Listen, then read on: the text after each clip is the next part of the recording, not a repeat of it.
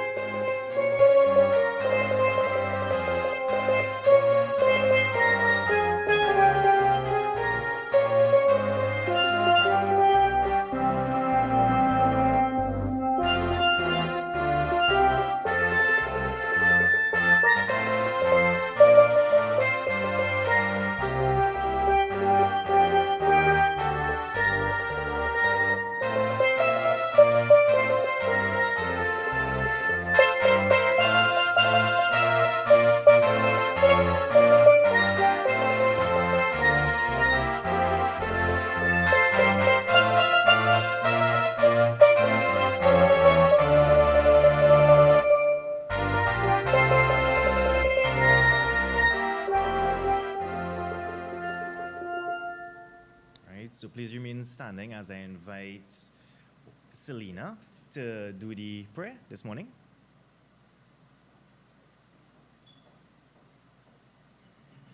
Thank you, and good morning, ladies and gentlemen. Thank you all for being here this morning, and thank you to Dr. Jerome Tilaksing and his team for having us here today. I will now lead us in a short word of prayer as we begin today's proceedings. So I invite you to join me now. We thank you, Lord God, for this wonderful day that you have granted us today to be here in Tobago, the beautiful island of Tobago, to see and meet with one another in this crucial and important topic of discussion under the leadership and guidance of Dr. Jerome Tilaksing. We ask that you go before us today and make the path clear so that we have clear conversations, clear networking, communication, and understanding across all different cultures and boundaries on issues impacting men, violence, and eliminating this gender bias in this issue globally, not just domestically or regionally. We thank you for the opportunity to be here and to have this discussion. I pray that you will guide us as we go forward into this and have a wonderful afternoon and enjoy our stay here today. In Jesus' name, amen. Thank you very much. You all may have your seats.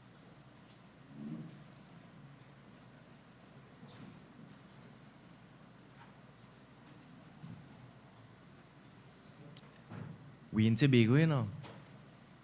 We in Tobago. So now, let me do these salutations kind of free-handedly. So we have with us here today His Excellency, the Mexican Ambassador, Mr. Victor Hugo Morales Melendez. We also have with us Dr. Varma Dial Singh. We also have with us, of course, Dr. Jerome Tilaksing.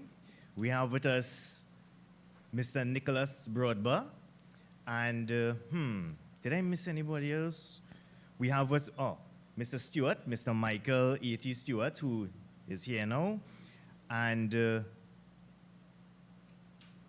yes, so that's, if I miss out anybody, I apologize, right? So now, I just want to jump straight into this program because you're already starting late this morning because we already had so much rain and all these kind of things, but we don't want this to be too much of a, we want it to be, yes, a serious discussion, conference, World Summit. Now, this is the first of its kind in Trinidad and Tobago. Actually, the first of its kind in the world. IDVAM, International Day for the Elimination of Violence Against Men and Boys. Right, so let me pull up this here. So I will just do the opening remarks, the welcome remarks at first, and then I'll hand you over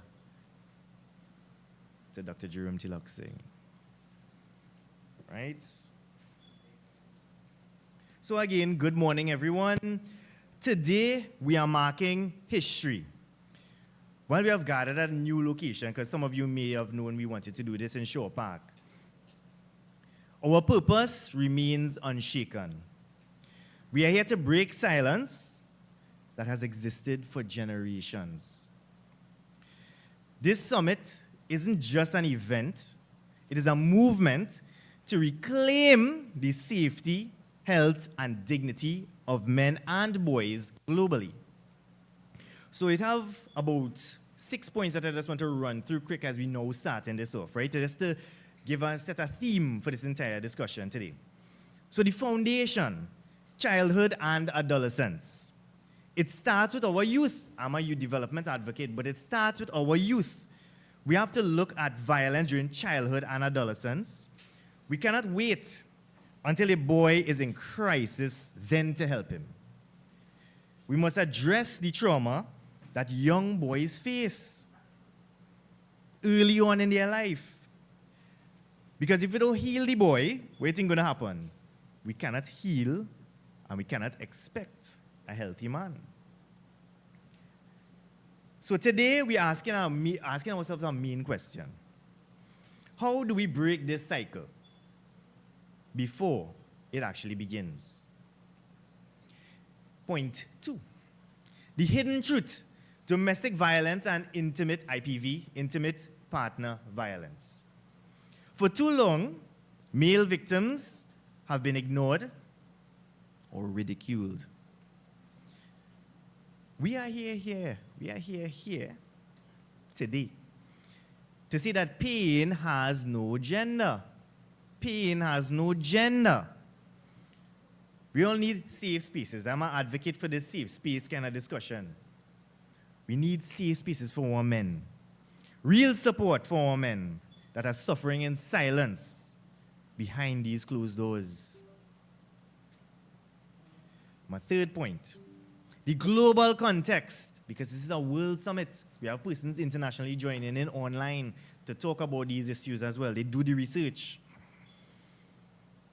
Our conversation also extends to conflict, civil unrest, and targeted violence. Men and boys are often the primary casualties of gang warfare and societal instability. Who are the ones dying most by gun violence and all of these things in the world? Who are the ones committing the acts? Strange. We must also acknowledge how racism and religious discrimination create a unique layer of danger for men of certain backgrounds. Safety must be a universal thing. Point 4. Systematic change. The justice system. The justice system. We all know. We are also turning our eyes towards this entire justice system because we need to address the abuse that happens within prisons and when they're doing their probation as well. Prison system, I have worked in the prisons, and it is chaotic. It is like you lock them up, throw away the key. And right? Our goal is reform, rehabilitation. But do we really do that? So we need to move from a system of punishment to one that understands trauma, because when they go into prison, they're coming back out to commit the same crime, and it has a high rate of recidivism in Trinidad and Tobago. Point 5, the silent crisis. Mental health. Mental health and suicide. When you look at these statistics way outweigh the women when it comes to suicide, women and girls. This is, for me, the most urgent pillar, male mental health. We are facing a suicide epidemic. The old mantra of manning up, being a man, quite literally is killing our men, internally and also externally, where they pick up a gun and they start to become violent to each other. Today, we advocate for trauma-informed care, informed care, and the right for men to be vulnerable. The right for men to be vulnerable. Some of the younger ones will be like, oh, is a man? I'm not supposed to be vulnerable in anything, right? I'm supposed to be a man. I'm not supposed to say anything. I can handle my stories, right? Point 6, my last point. Rewriting the story. Media and stigma. Finally, we must challenge the media and the harmful stigmas that they often portray. You would hear on the radio people calling in, and a man might call and say he's feeling depressed, and they go start to laugh. play a whole set of funny sounds and stuff like that on the radio. But if a woman calls and she's crying and she's weeping, they will try to get a lot of assistance. They will say, no, it have this, it have that. And the fact is, it does have many more resources available to women and girls as opposed to the men and boys. So men are not just called the aggressors. Men are fathers, sons, healers, and yes, they are survivors as well. It is a time for the media to reflect the full, complex truth of who we are, men and boys, who we are, not just the aggressors, the label of that. So in closing, my part here, as we start this summit, I want to thank you all for being the voices, because I have my perspective here, but each one of you are, I would say, legends in your own space. You all know what it is that you are about when it comes to this. You all here for a reason. It's a Friday morning. Why are you here? You take your time to be here through the rain to come here. And I really do appreciate that. I'm sure everybody here appreciates that, because we are all going to network here together as well today. You're present here, whether in person, and we have some online as well, joining in on the live stream. It proves that the world is ready to listen. It proves that. So let us begin this journey today with healing, justice, and change. I thank you. And I hand you over to Dr. Jerome Tilakse. Thank you very much, Richie. This special day is not on the United Nations calendar, but it is badly needed in our violent world.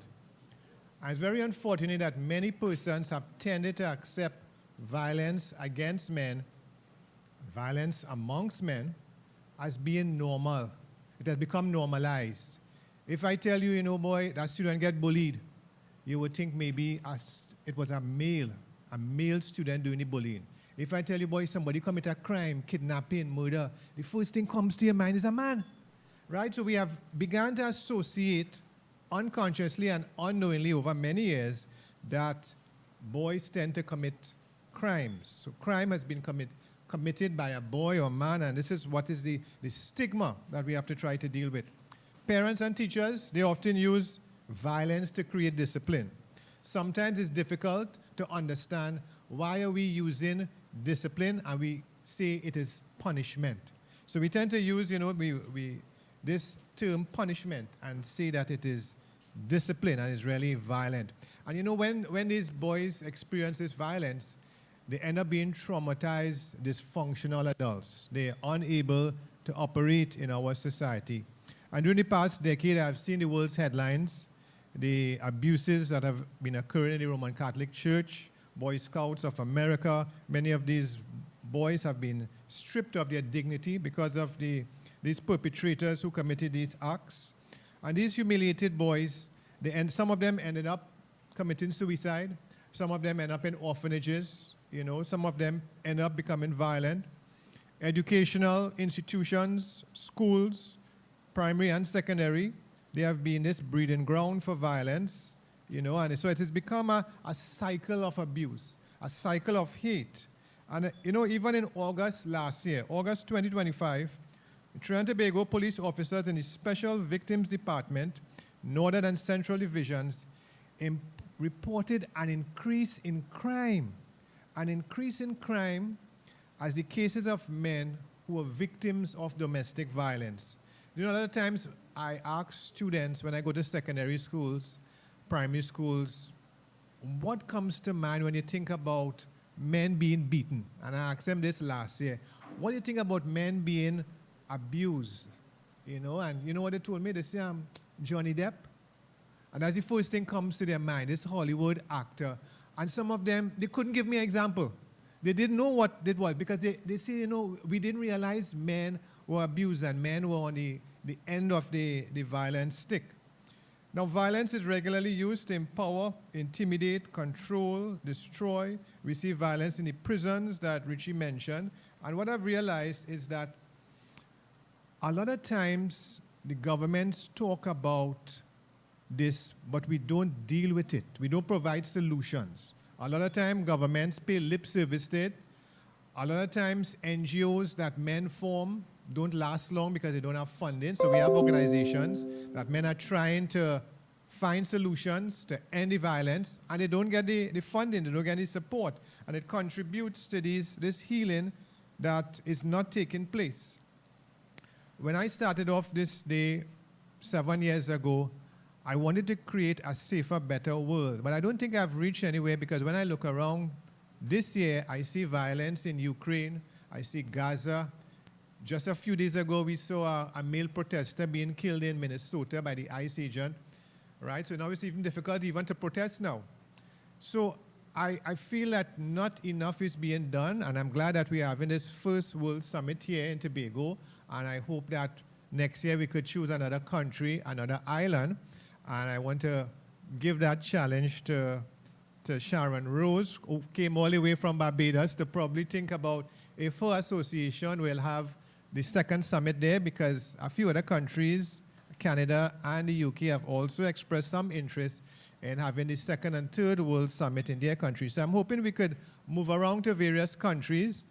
We experienced some hiccups. This event almost got canceled, but thanks to the kindness of Mr. Michael Stewart there, who offered this venue, and he said he'll get the equipment ready, and I said we'll go ahead, because I mean, people had already booked tickets. Some people came by boat and plane. So Mike, I really want to thank you for doing this for us, for the men and for the women. A lot of times, a lady called me last week, and she said she wants to come, and she wants to know if there'll be any women, if it's a men-only forum. I say, you know, we need a discussion that would include women. We need a discussion because women also have fathers and sons and brothers who are being abused. So it's not just something where we deal with in a vacuum. Even when I have International Men's Day and World Day of the Boy Child, I try to get a discussion that involves both men and women, so we would not just be having one gender speaking and have it sidelined, right? I want to thank everyone who made the effort. I know Richie mentioned it's a Friday and he mentioned the rain, but some of you all had to take time off from work. I want to recognize the students here who came down. You know, I want to recognize, you know, students who would be listening online too, right? Who took the sacrifice, who made the effort. And I have a good friend here, came from Trinidad. She just came in here, Nabila, a lawyer who made the trip all the way from Trinidad too, like a few of you all. So I want to thank you all. And I want to hope that we could deal with this crisis. We could create a new generation.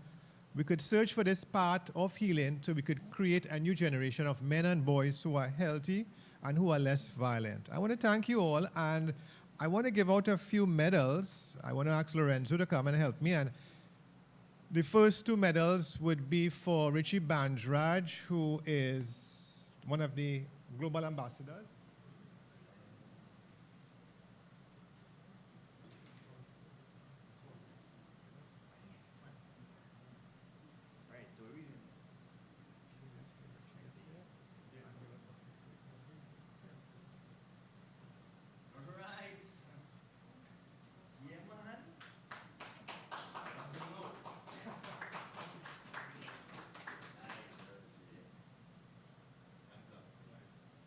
Just be doing all that work. I also want to tell you all that I've appointed just now.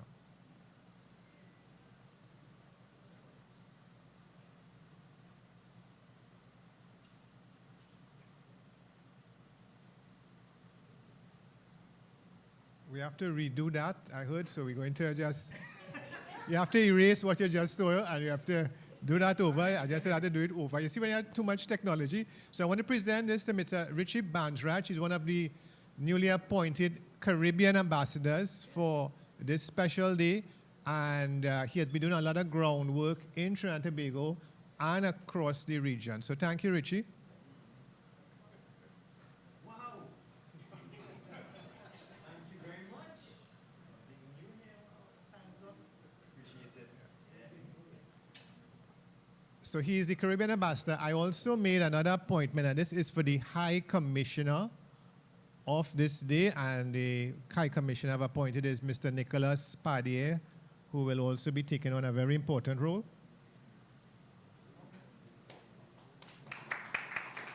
So I'll be giving him a medal and his appointment letter.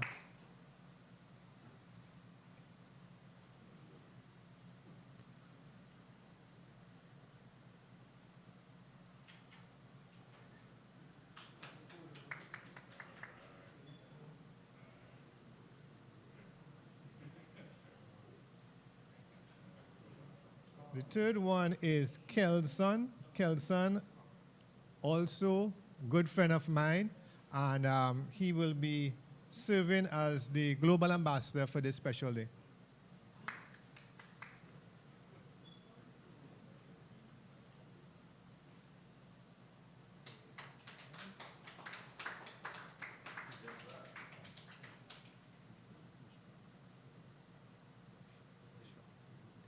Right, and the next one is for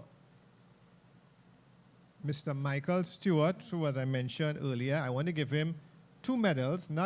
One of the medals is not for giving us this venue, but for all the good work that he has been doing. I want to thank Mike. He has been doing work, listen, not just for this day, World Day of the Boy Child and International Men's Day. He is the My Caribbean contact, all right? And I also want to tell you that he's also the president of the International Men's Day Committee.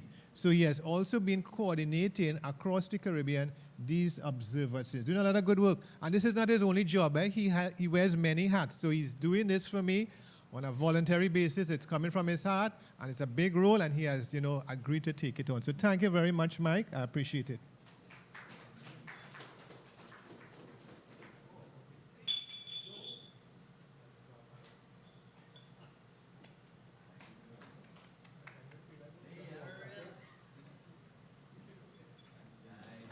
I just told Mike he must be feeling like Keyshawn Walcott. Mike, come up here for a handshake for PR purposes.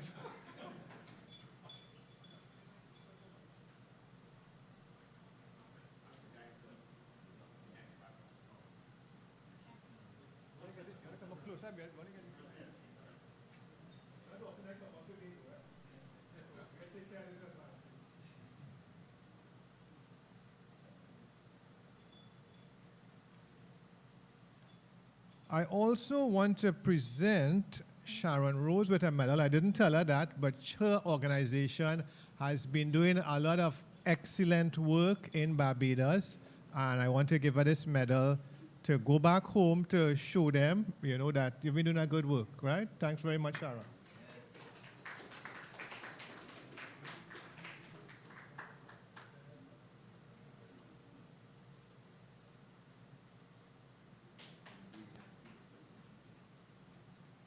Right.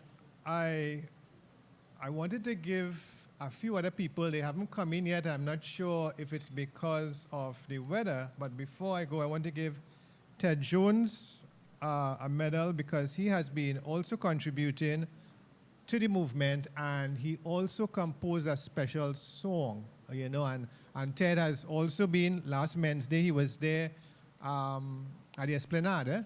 He was there, he had to go for another commitment, and he's also been working very close with Mr. Michael Stewart. So Ted, thank you very much.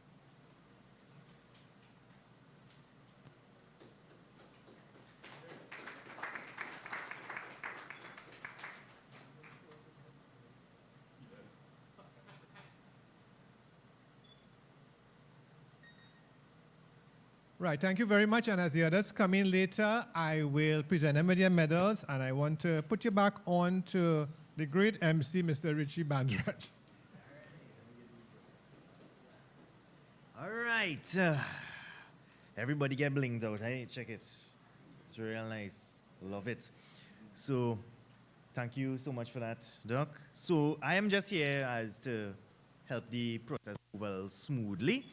So now, we have His Excellency, Mr. Victor Hugo Morales Melendez, the Mexican ambassador to Trinidad and Tobago, who will be making his remarks. So I invite you. Give him a round of applause.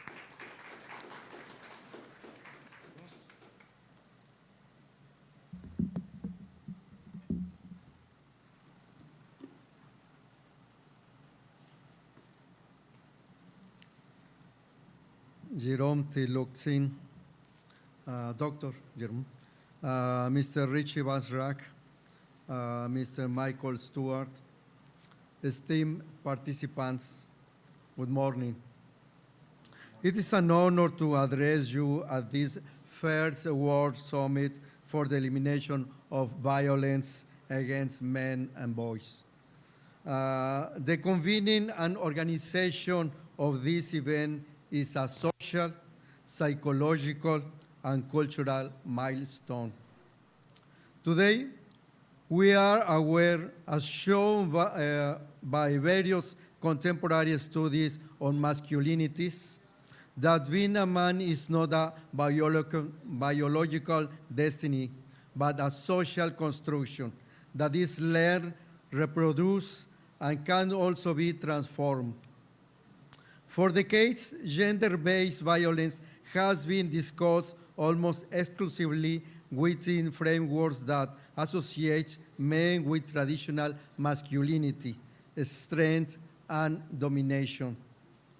This discussion has led to the invisibilization of men and boys who, far from being perpetrators, have been victims of different forms of violence. The starting point is a fundamental premise.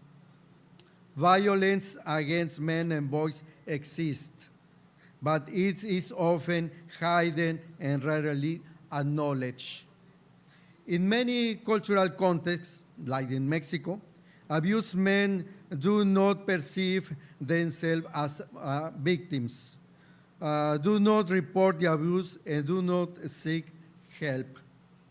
This occurs out of fear of what others might say, of social stigma, and of the feeling that they will suffer a double injury to their masculinity identity. Violence against men and boys thus becomes a twofold burden, both physical and psychological. The harm suffered and the silence socially imposed by stereotypes that chastise male vulnerability. Allow me to add that recognizing this reality does not imply diminishing the tragic and widespread violence suffered by women. On the contrary, it broadens our understanding of the phenomenon and reinforcing the idea that eradicating violence against any human being requires greater visibility of all its expressions, including those that affect men and boys. In this context, new masculinity acquires a profoundly human meaning. It concerns reshaping the lifestyle for men that make it possible to express emotion without fear, build relationships based on respect and communication, ask for help when necessary, practice physical and mental self-care, and reject the norms that force men to endure suffering in silence. These changes are not symbolic, they are transformative. As I mentioned previously, it is about social, psychological, and cultural changes. They are transformative because they improve men's mental and emotional health, strengthen family and community ties, and make it possible to break cycles of violence that are perpetuated precisely by the lack of safe space to speak and be heard. From a social perspective, the benefits are evident. More empathetic communities, healthier homes, and a greater willingness to report and prevent situations of abuse. From there, authorities can design better public policies related to health and well-being. As a result, this summit represents an opportunity from the Caribbean to rethink what it means to be a man and to free boys and men from the burden of having to prove a traditional identity through silence, toughness, and to denial of pain. The government of Mexico is committed to fight against gender-based violence and to the construction of new masculinities. For the Mexican government, the eradication of violence requires an inclusive, intersectional, and evidence-based approach that recognizes all people, women and men alike, deserving of rights, dignity, and protections. The government of Mexico promotes action that foster positive masculinities for life balance and institutional culture based on care and shared responsibility, thereby contributing to substantive equality and non-discrimination. At the Embassy of Mexico, we are fully willing to collaborate and cooperate with the national authorities of Trinidad and Tobago, as well as with the authorities of Tobago in the areas of training on substantive equality, not violence, care, and masculinities. Dear friends, I trust that the work of this summit will help replace models of silence with models of support and contribute to the design of public policies that recognize that no man and no voice should have to suffer alone in order to preserve a rigid idea of masculinity. May this gathering serve as a starting point to transform the narratives we pass on the new generations, to build societies in which dignity, empathy, and protection are shared values. Thank you so much.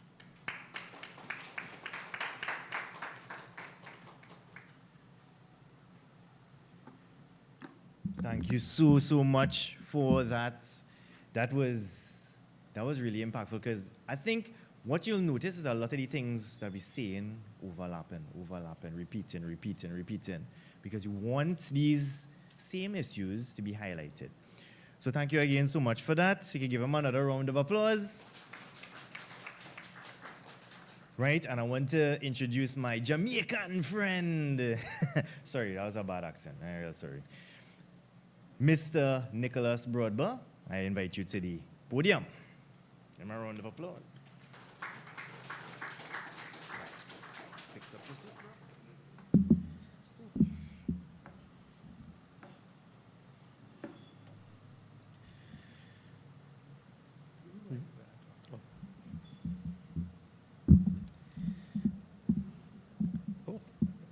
Thank you. All right. Dr. Jerome Tilok Singh, founder for International Day for the Elimination of Violence Against Men and Boys, IDEVAMB for short.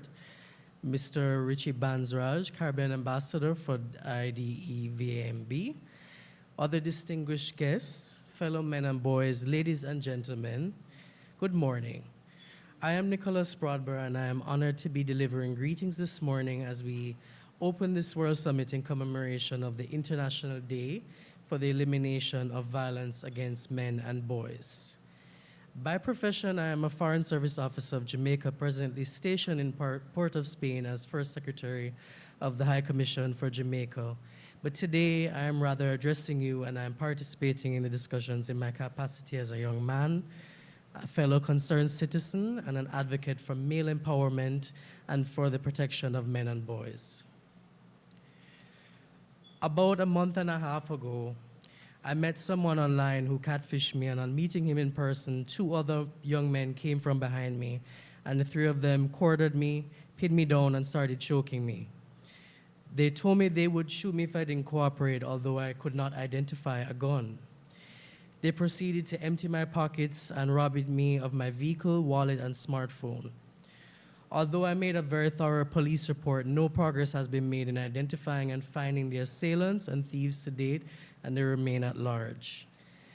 My trauma from this incident persists, even as I work every day to move on from it and to replace all the valuables taken from me. This personal experience, being a victim of a vicious, violent act, has certainly prompted me to care more deeply about the issues of crime and violence, and has served as a reminder and a wake-up call to never take the matter of personal safety for granted. Sadly, we live in a very dangerous world that only seems to become more sinister and threatening as time passes. According to the Global Study on Homicide 2023 conducted by the UN Office on Drugs and Crime, men account for about 81% of the victims of intentional homicide globally. This study also showed that men also account for 90% of the suspects of said homicides. These statistics illuminate the reality that the bulk of crime and violence taking place globally is in fact male on male. In this vein, it is evident that there is something inherently wrong in how men are being socialized, in how they are taught and conditioned to relate to and interact with other men. We must address the problem of toxic masculinity, therefore, by addressing approaches to the household upbringing and societal education of our men and boys. This call to action must also be matched by fixing the gaps in the justice system to catch, arrest, and convict more perpetrators as a deterrent from criminal acts, as well as to improve rehabilitation practices in the prison system, particularly for men. Today, I am pleased to join all of you in a space filled with men and boys of varying backgrounds where we will engage in discussions around these issues that are timely, grounded in real lived experiences, evidence-based, and forward-looking. I also noticed that we have a few women in our presence, and we'd gladly welcome their contributions to the issue as it affects them as well. Today presents an opportunity to not only expand our understanding and awareness of trends in violence against men and boys, but also to come together to contemplate concrete solutions and chart actionable steps and commitments towards implementation of these solutions. I extend sincere thanks to Dr. Tilak Singh and Mr. Bansraj for organizing such a momentous critical forum and for inviting me. And I also convey appreciation to all the participants for taking time from your daily lives and personal schedules to prioritize taking part in this initiative. Your presence here today speaks volumes to your passion and concern for the welfare of men and boys and to your willingness to actively contribute to the movement against crime and violence. I look forward to the presentations to be made, to listening to your voices and experiences, and most of all, for the opportunity to learn from each other. I thank you so much.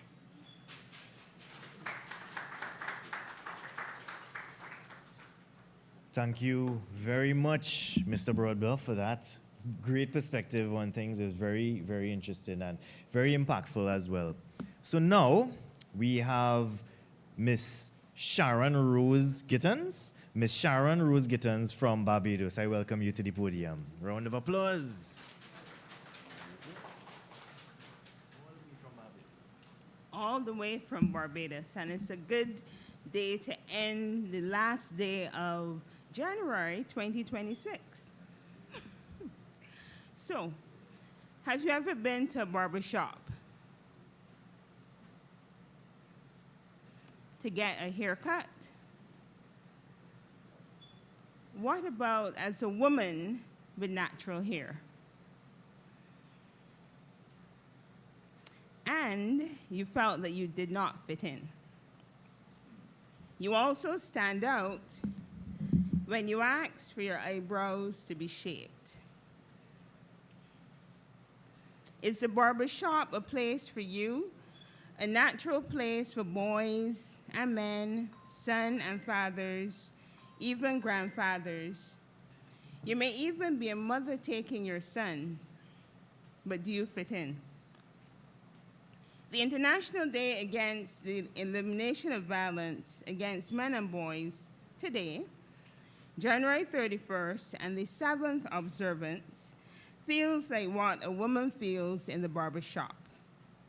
Among all the celebrated and recognized international days observed throughout the year, focusing on the International Day Against Gender-Based Violence, with 12 days of activism, November the 25th is better known than today.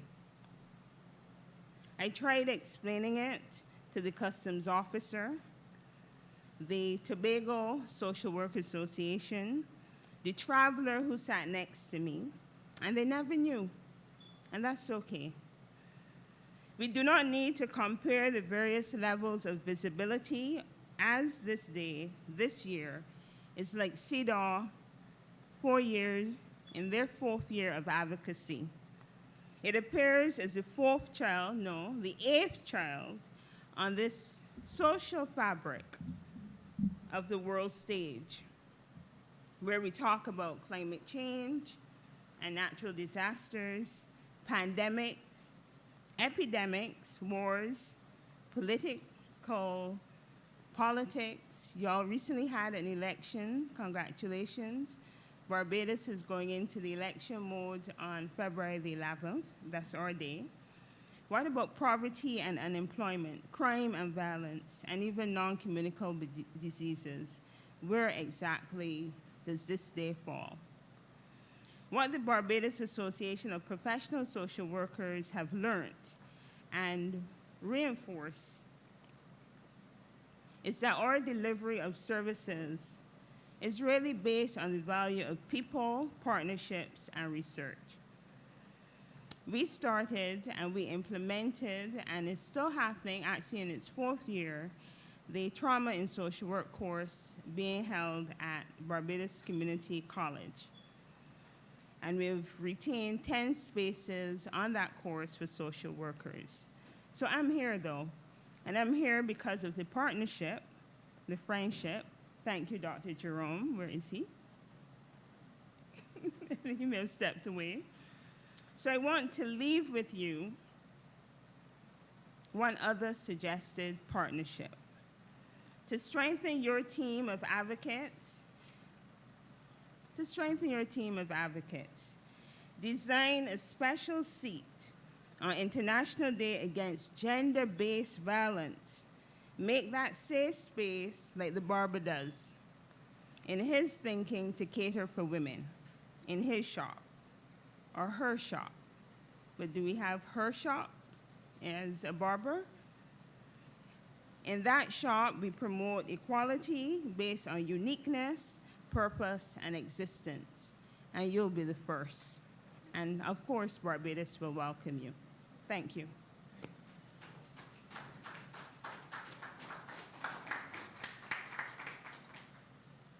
Thank you very much for that, and very concise, but very impactful as well. And thank you again for coming all the way from Barbados to here for this important day, this important World Summit. Next up on the agenda is Ambassador Mr. Michael A.T. Stewart. I welcome you to the podium, sir. A round of applause. Thank you very much, Mr. Richie Banjwaj, our Master of Ceremonies for today. I want to recognize Dr. Jerome Tilok Singh, who has been our mentor and the visionary behind International Men's Day, and even this subject of the International Day where we move against violence against men and boys, which is quite critical. All of our specially invited guests, ladies and gentlemen, and also the media. I am to bring greetings, and in bringing greetings to this distinguished audience, I want to also recognize that there are some matters that we need to address very frontally.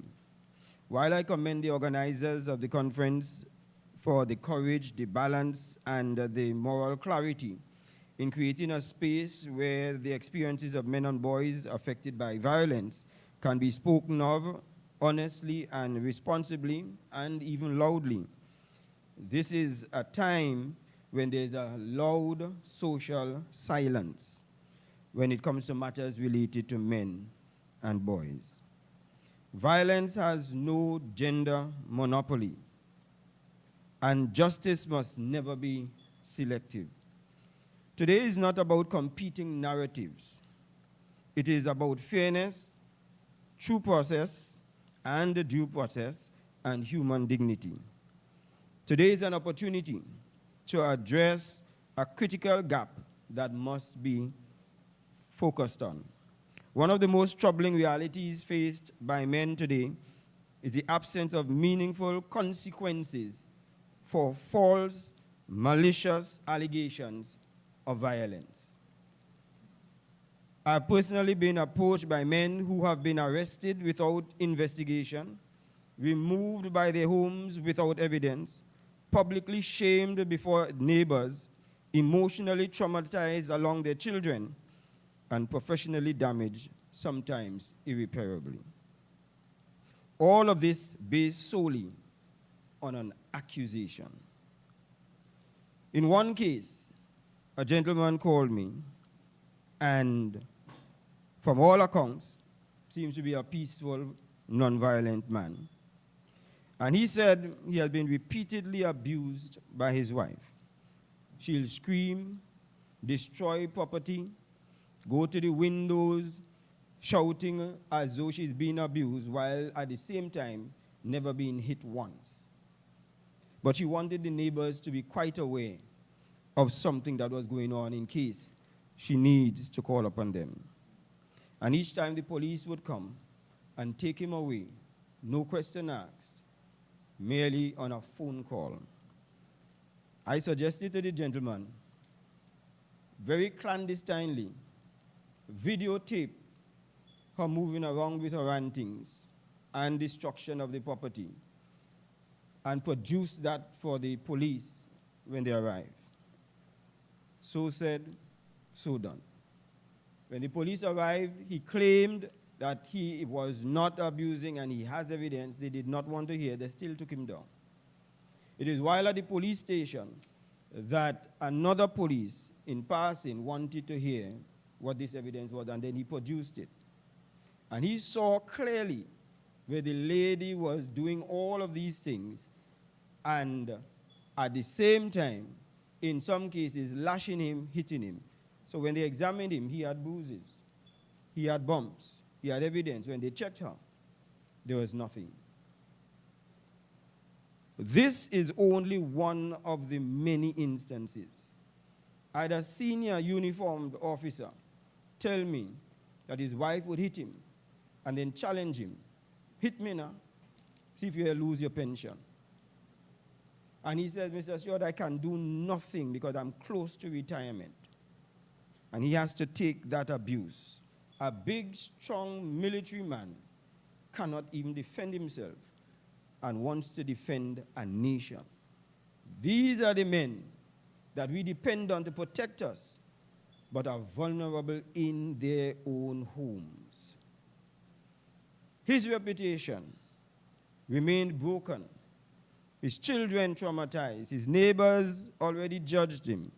His workplace have already noticed those people who go through this. And there's no consequence whatsoever followed by the false accuser that they must suffer. Justice delayed may be injustice, but justice denied is injustice outright. Coercion through threat of allegations. Equally concerning is another silent form of violence, where men in respectable positions have to also experience what I've just explained. So the threat of public accusation, job loss, pension forfeiture, social exile, not seeing your children, losing your retirement benefits, one that leaves men trapped, silent, and afraid to seek help. That too is violence. So I have a few recommendations. Today I want to respectfully submit the following recommendations for serious consideration. 1, parity in accountability. False accusation of violence must carry clear legal consequences, just as genuine violence rightly does. Justice must protect the innocent as vigorously as it prosecutes the guilty. 2, evidence-based policing. Arrest should not be the default response to an accusation. Police protocols must require initial assessment, basic evidence review, physical verification where possible, and documented statements from both parties. Due process is not an obstacle to justice, it is justice. 3, recognition of male victims. Men and boys must be formally recognized in law, policy, public messaging as potential victims of domestic and interpersonal violence. And when we say that we are talking about domestic violence, many times it is considered violence only against women, including psychological and emotional and reputational abuse must be considered. And 4, there must be safeguards against weaponized allegations. Systems must be put in place to detect patterns of repeated false reporting, retaliatory accusations, and coercive threats, particularly where children and livelihoods are affected. There must be support for men. In one particular island that I've been visiting a prison for a number of years, 3 years straight, a gentleman, I've been going there, and I met one gentleman in particular. He was in there for child support, maintenance. And more than once I've gone there, and he's there. And the one time I went there, and he said, "Mr. Stewart, the next time you visit, I won't be here. I'll be out, with time coming to an end." When I did visit the next time, he was there. I said, "What happened?" He said, "Well, the day that I was supposed to leave here, they came and said that the arrears accumulated while he was in prison. So he was back in there again." If there is such a thing as a nonsensical situation, that has to be it. You incarcerate a man, pay $30,000 almost a day, I understand, to keep one of them inside a prison. Feed him, take care of him, when he could have been out and possibly his punishment be community service, doing some of the things that people out there doing, and garnish his salary in order to be able to pay for the child. You're keeping him there, and some of them owe $5,000 and $10,000, and you're paying $30,000 a day. Makes no sense. But who's listening? Because it's a man. That is what we struggle with. So we have chosen courage over comfort by having today's summit. And I thank Dr. Jerome Tiloxing for that. We've chosen truth over trend, justice over convenience. And by standing for all victims, we elevate the cause of human dignity, not just men's dignity, but justice itself. May today mark not just awareness, but action. Not just sympathy, but systematic reform. On behalf of BMEN, Be Male Examples Now, and the International Men's Day, I bring greetings and thank you for standing where too many are afraid to stand. God bless you.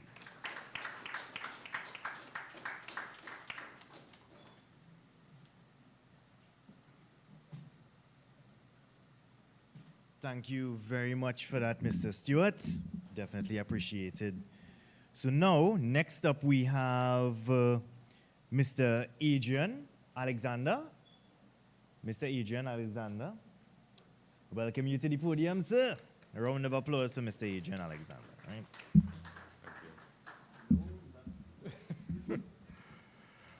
Morning, everyone. Protocols have been established, so I'll flow with those. It's a pleasure for me to be here connecting again with Jerome. We met quite a number of years ago, working in similar spaces. At that time, I was representing an organization called CURB, Caribbean Umbrella Body for Restorative Behavior. And we were doing programs in prisons and looking at issues of preventing gender-based violence, looking at the definition of it, and recognizing that it is actually the behavior that we need to be focusing on, regardless of who is perpetrating the behavior or against whom it is perpetrated. The behavior mentioned in that definition is totally unacceptable. So how can we then transition from that to where I know Jerome now, which is the organization Free the Slaves. This is an organization based in headquarters, rather, in the US, but with a presence around the world. And our focus, as the name suggests, is addressing modern forms of slavery. In the Caribbean, in Central America, most of the identified victims of trafficking in persons are women and girls, because most of the forms of trafficking in that region really are sex trafficking. However, what is really shaping itself now is how we're seeing a return to the rise of forced labor. So the 2024 UNODC Global Trafficking in Persons report reports that for the first time since the year 2000, for the first time, we're seeing an increase in identified labor trafficking victims than sex trafficking victims. That is on a global scale. And most of those are men and boys. In our region, Central America and the Caribbean, we still have the preponderance of sex trafficking, where most of the victims are women and girls. So it's about like 85% of sex trafficking victims are women and girls. What the data is also showing, however, is that we need to pay closer attention to non-traditional forms of trafficking in persons. Things that we call by another name because they're written into the criminal code, such as criminal acts of young men. So looking below the surface, not just saying, okay, it's a male, he's committing a crime, let's lock him up, but understanding why he is allegedly committing that crime, they're seeing the same evidence of the indicators of trafficking. So we have a lot of our boys being arrested, being put through the criminal justice system for, let's say, selling narcotics or engaging in acts of violence. But when you scratch the surface and you realize that their engagement with certain people is not necessarily voluntary, they're being recruited into criminal gangs, and you do not say no. That is the clear understanding. So that is not a voluntary participation. It is force, it is coercion. And it is for the purpose of forced criminality, whether it is the little boys sneaking through the burglar proof to open the door for the big men, whether it is the jumping on somebody else and beating them up, whether it's the breaking into cars, whether it's the selling of drugs, whether it's the commission of homicides. Forced criminality, because as far as you know, if you say no, you will be the victim. These are all indicators of trafficking in persons. And therefore, I see the similarities of what has been discussed already this morning and what will be discussed as far as the agenda indicates with what Free the Slaves is doing. I'm pleased to know that Mrs. Gittins is here. I had the pleasure of meeting her through a social worker who lectures in Barbados at Cave University. And we've been actually approaching social workers across the Caribbean because they matter. They have a heart, they have compassion, they have credibility in communities. And they work with men, boys, women, girls, families for transformation to take place. So we've approached them and we've been training them in our Community Liberation Initiative Toolkit, helping empower them to add to their own toolkit so that they can reach men, boys, women, girls, families, and communities. And breaking it down to understand why things are taking place, not just what is taking place. And getting to the root cause analysis so that in our limited time, resources of finance and human resources, we're not expending too much energy on addressing symptoms, but we are really addressing root causes. Yeah? So greetings from Free the Slaves, and I really look forward to continuing to work with Jerome. He's a great guy, and really, congrats to each and every one of you for taking the time to see this for what it really is, one of the most critical social challenges that we're facing in our nation and world today. Thank you.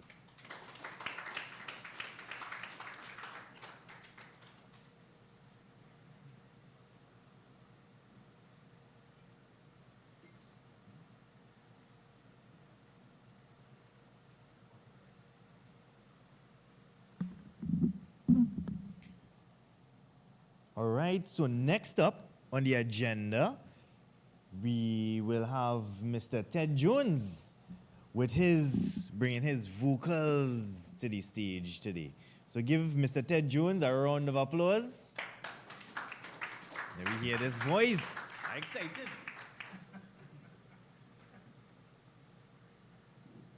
Good morning, everyone. Let me see if I could unclip this a little bit. Well, actually, I'm really just honored to be here. I'm honored to be a part of anything that can change the world. And if one thing can change the world, it's getting our young men, our men and our young men to know their potential and what can in fact happen. I want to, at the same time, greet the members of the head table, or chairman for the day, and our mighty, mighty man indeed, Dr. Jerome Tillotson. I would tell you that I heard of him before I actually met him. And because I heard of him and I heard of his exploits, I sincerely thought he was a bigger man than that. You know? You know, he is in fact a diminutive figure, but mighty, mighty indeed. I'm thinking that, you know, I still find myself looking up to him in a sense, like he's still huger, you know. I don't know how, and I really want to thank God for your commitment, for your obedience, and what you're doing. And I'm telling you that in as much as sometimes it does feel like if we're hitting a stone, a brick wall, I'm telling you that internally it is crumbling. And as a result of that, the entire mountain that is before us will in fact crumble. Amen? One of the things that I just want to say before I start is this song, Learn Me, is actually a song that came about 3 or so years ago when we had our very first International Men's Day that was held in Grenada, the International Men's Day Regional Conference.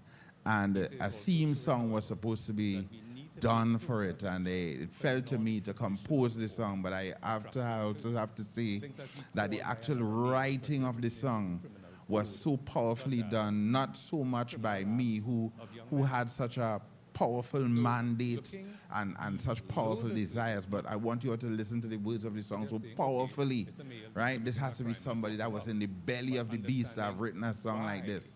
But I also just wanted to also know that the person who wrote that song is in fact a woman. That shows that, and we are not surprised. Michael Stewart and I, we are not surprised, because we have seen wherever we went, right, how our women, so as we ask them, why are you so passionate about this? And they said, because we have sons we love. We have sons we love, and we see what the injustice is doing. You know, it causes me to be a little bit emotional, right? So the song is Learn Me, right? And, well, hope you enjoy a little bit. So that is not a voluntary.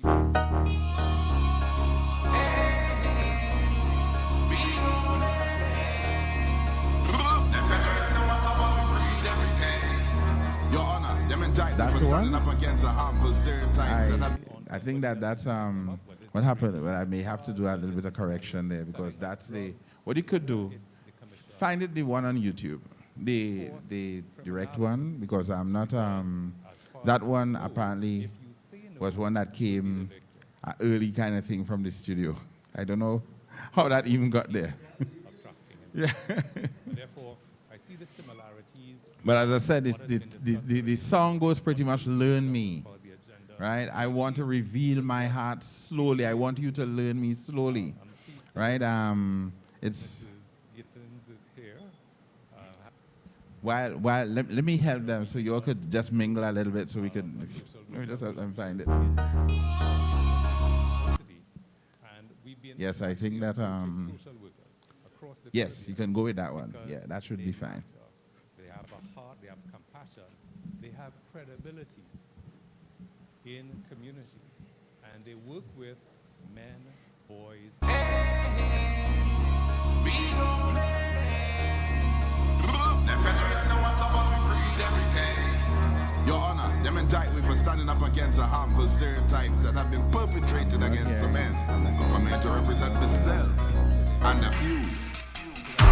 We're living in a country where we're living online. That's not it. I don't know what's going on there. Just a sec. I mean, we may have to actually do this when it's set, when it's brought up properly. But taking place, not just what is taking place. this one, And getting to the root play cause them and here. analysis You play it from so that there. in our limited time, resources, We gonna pay reviews, we don't get reviews. All right, so We get DJ, spending too much energy on addressing while he sorts that out, we'll have a presentation that will be done by. yeah? So Let me make sure I get your name correctly here. Mr. Reginald Vidal. Give him a round of applause. I invite you to the podium, sir. see this for what it really is, one of the most critical social challenges that we're facing in our nation and world today. Thank you. Thanks a lot.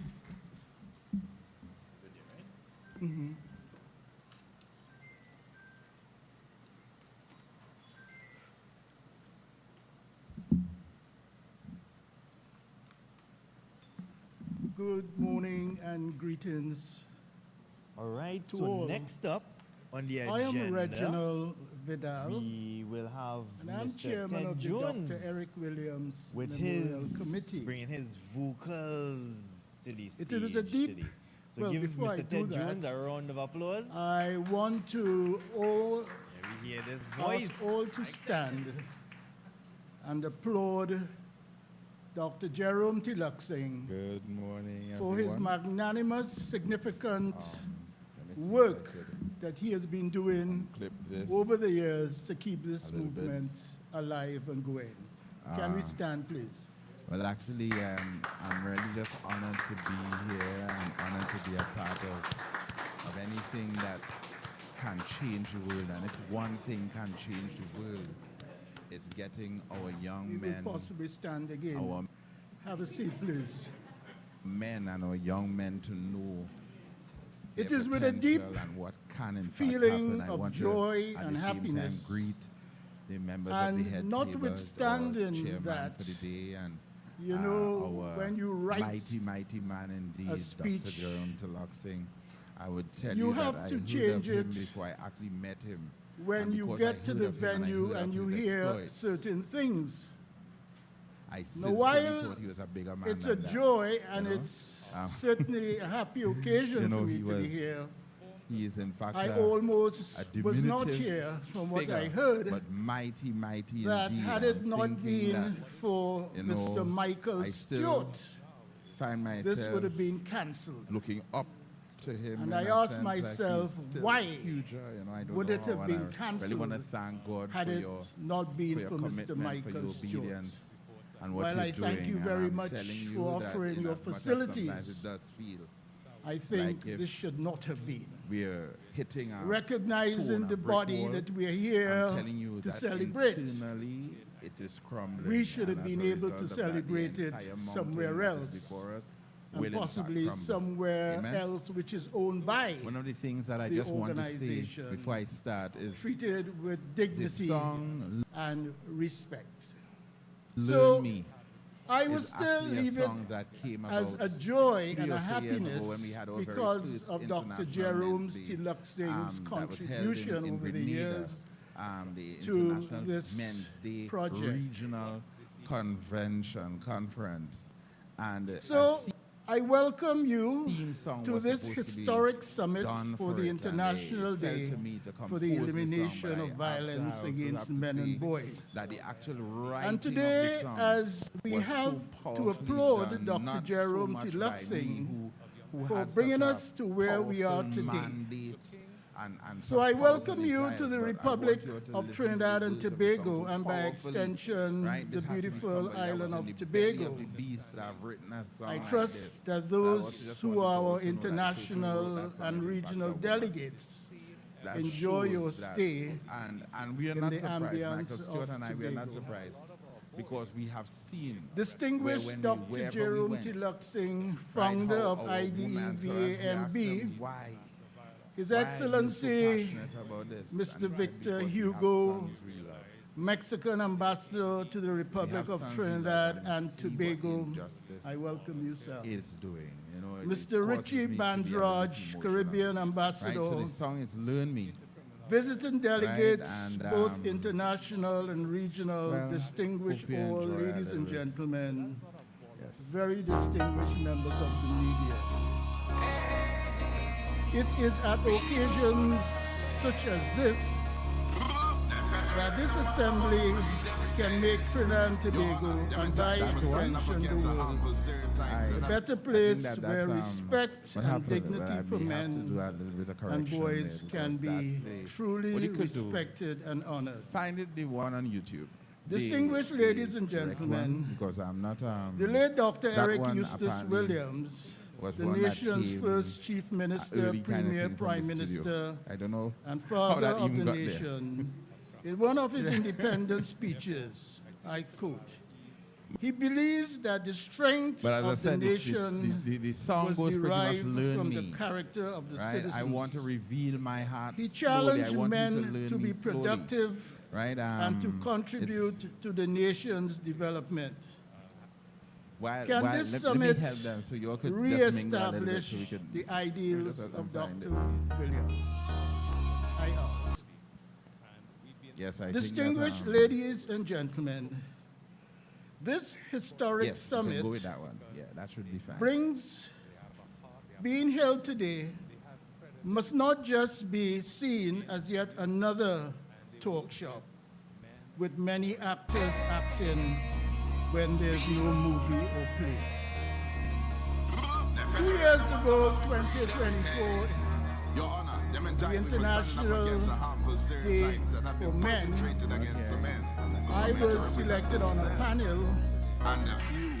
to discuss the relevance of the country where we're living on lies. That's not it. I think I did What's going on there? justice to Just a it.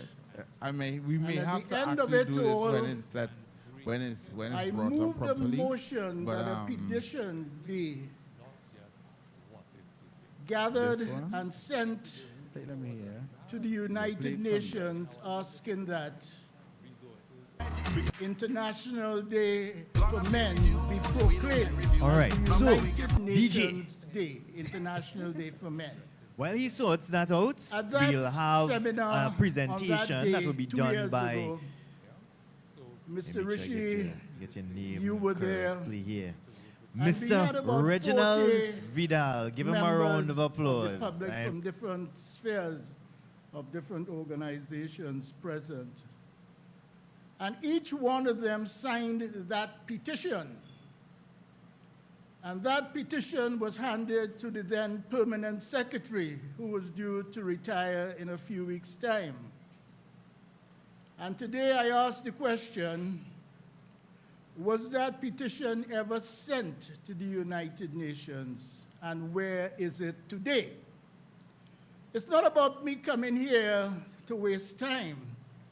It's about me coming here to see progress in so far as where this body and this organization is fitting itself within the sphere of the international body.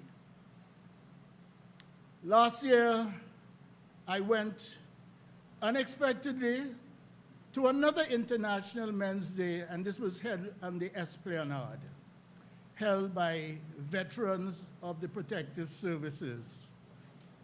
And I brought it up again. And I was told by those who were there that they thought it was a good idea, and they all signed their names again to the petition and said that they are going to send it. What is going to come out of today?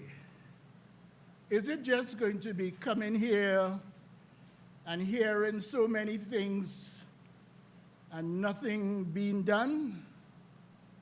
I care not that that will be the case.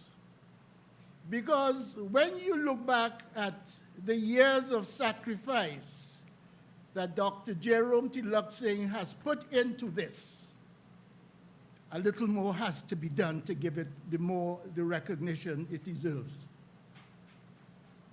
Where is the funding for it? How do you expect to have a Mr. Stewart around at all times to say, you can have my property. I would lend it to you because it's a good cause. When the organizations in charge and those who are in charge would see it fit to grant subventions to this organization so its work can be done. When is that going to happen? You hear about Ambassador. Mr. Rishi Bandraj is an ambassador. I was asked to be an ambassador at a point in time, and I responded, how can I be an ambassador?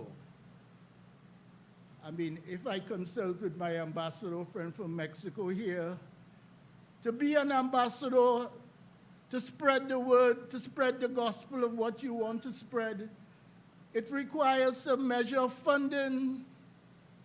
Even though you have to serve water or something of the kind, you need funding. You can't be just dependent on the goodwill of people. I'm not in support of that. So I am going to move another motion here today, that we petition the United Nations to recognize the International Day for Men and Boys and recognize it in a true way, and also to recognize the work that Dr. Jerome Tiluxing has been doing. I heard a lot said this morning, plenty said, but we have to challenge the authorities who are in charge of ensuring that men and boys are protected. We have to look at our judicial system and processes. That is where the protection of our men and boys is going to come from. What we have as men to do is to protect the dignity and the respect of men. We have to make sure that there are homes that our men can go into. We must have hospitals and places where our men who have served our country must be able to go and get service. Yes, you would tell me that the hospitals. I am saying a little more. There are too many of our men friends and men folks out there who are suffering, and men are not looking after them or not looking for them. Does that not defeat the purpose of what we are here about? We have to protect their dignity. We have to protect and ensure that their contributions are respected, even though they have passed their time. Are we doing that? All of us here in this room this morning, men and women, and more so in particular the men, we can say that we are okay. We are in jobs. Things are, and I trust that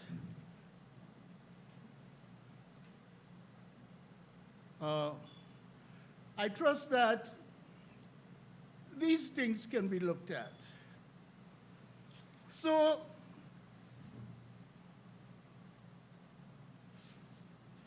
distinguished ladies and gentlemen, this historic summit today is welcomed because I believe that there will be resolutions in the interest of all men, all boys, from all respective spheres of endeavors.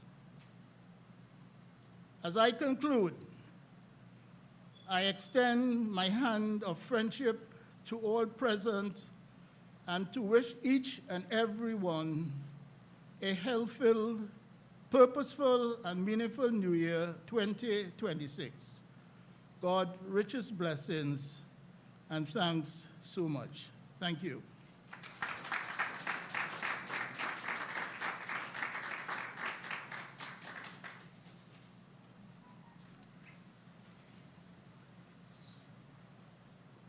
Thank you so much for that impactful speech. It was not just a speech. It was you speaking your heart. Because I was there, I was there with that whole UN petition signing thing, and what happened? I don't know. I really don't know. Funding. Where funding? It didn't sound like that. But where the funding is coming from? Where is the funding coming from for things like this? That's a good question. We didn't get any, right? So now I will hand you over to the DJ and then the singing by Mr. Ted Jones. Give him a round of applause again. Let me go.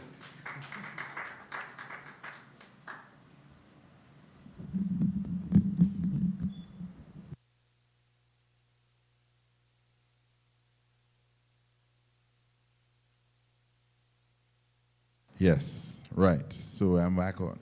Okay, so we have decided, so I think we understood what the problem is. It's still an issue. So what is happening is that when they play there, obviously I won't be able to hear it here properly to be able to sing with the song track, right? So what I'm going to do is that when we have the break, we will introduce the song during the break to many of us so that we'll be able to turn it up. The mics wouldn't be on, so it wouldn't have the feedback and all that. But, you know, I'm here, and I love ministry. I believe that what we are doing with our men and our boys in terms of protecting society, seeing to their needs, is in fact ministry, right? I am unapologetically Christian, and as a result of that, I work very, very hard in the vineyard as far as that is concerned. And there was a song that I'm just going to do. I'm going to do it a cappella as best as I can. Don't laugh, it is a song that's being written right now, so if I forget a few words, you know, that's how it goes. We are brothers here. I know a few sisters inside, but let's see how it goes, right? And basically this came one morning because, and I'm sure this came from a place like that many of us are familiar with. One morning I'm praying, and there's so many things that I'm dealing with, so many issues that I'm fighting with, so many issues that I'm struggling with. And I don't know if you ever reach that place where where even if you took one move, if you made one particular move, it still seems as if nothing is going to happen. I don't know if that ever happened to anybody here. It's just me alone, right? But it's just that place where you're just realizing that no move at all is the right move, right? And that's the time when you really humble yourself and you go before God and you say, God, I need your help. I need your guidance. So the name of this particular one is called Guidance, all right? And I hope that it blesses you in one way or the other, okay? And it starts like, and the path of the just is like a shining light that grows brighter. Lord, I ask you for your guidance, for all the things that life may throw my way. Here I'm standing at my crossroads, Lord, I depend on you. Anything you want me to. It's always by faith, never by sight. You can cut it. I'll do it a cappella. It's always by faith, never by sight. That is how the Teddy going to get through tonight. Feeling all the strength of God in my life. I'm gonna lay at his feet. Yes, I'm gonna fight, but never alone. I am backed by my Father's throne. I'm gonna win it. I'm gonna win it. Yeah, this way. Lord, I ask you for your guidance, yeah. For all the things that life may throw my way. Here I'm standing at my crossroads, yeah. Lord, I depend on you. Anything you want me to do, I'll do. I'll do. In the valley of decision, man, not short of advice. Every man walk come tell you one slice. Someone gain foothold in your life. Because you're a star, go figure. But mama says to test every spirit. You got to know if purpose there in it. My youth, your destiny is wrapped up in the arms of the Almighty. And Lord, I ask you for your guidance, yeah, for all the things that life may throw my way. Here I'm standing at my crossroads, yeah. Lord, I depend on you. Anything you want me to, I'll do. I'll do. Though I walk through the valley of the shadow of stress, Jehovah God, you're my GPS. And though I walk and I wallow and I struggle in my mess, you remain the best. Though I walk through the valley and the shadow of stress, Jehovah God, you're my GPS. You never guide me wrong. Lord, you never guide me wrong. Lord, I ask you for your guidance, yeah, for all the things that life may throw my way. Here I'm standing at my crossroads, yeah. Lord, I depend on you.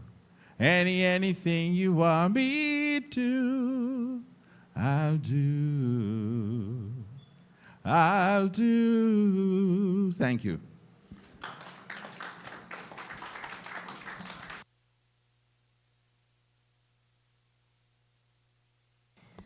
Thank you very, very much. Give him another round of applause. That was good. And I think the fact that you sing it without the background music from DJ was better because we get to hear the lyrics a little more better, and it was very impactful. It was very, very impactful. So thank you again for that wonderful song. So now we have the break. However, we want to make sure that you also register. So make sure and sign your names as well as your phone numbers and possibly your email addresses with Miss Chanel Martin there. And she will be in the back. And also there are refreshments in the side there that we will have someone distribute as well, right? So a little cake, a little pastry, something just to keep you up until lunchtime. If we continue moving this pace, we should be able to finish a little sooner, but we can't rush the importance of this entire discussion. So thank you all for being here, and you could proceed to get registered by Ms. Chanel right there in the back registration table, and then we could proceed to get your refreshments right in the corner there, right?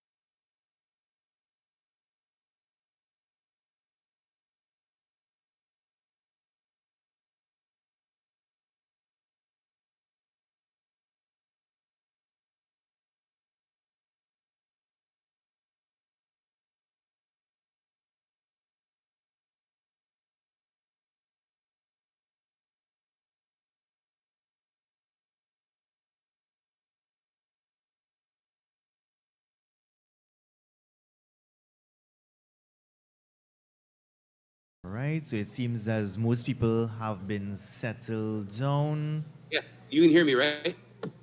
Right. We're doing some tests with the online presentations. So in the interim, we'll have Dr. Varma Diyal Singh do his presentations. So, well, I see them sorting out some stuff with juice and thing. Right. Doc, you ready? You're ready. All right, so I'm inviting Dr. Varma Diyal Singh, who's a psychiatrist, to give his perspective on men and boys. So give him a round of applause.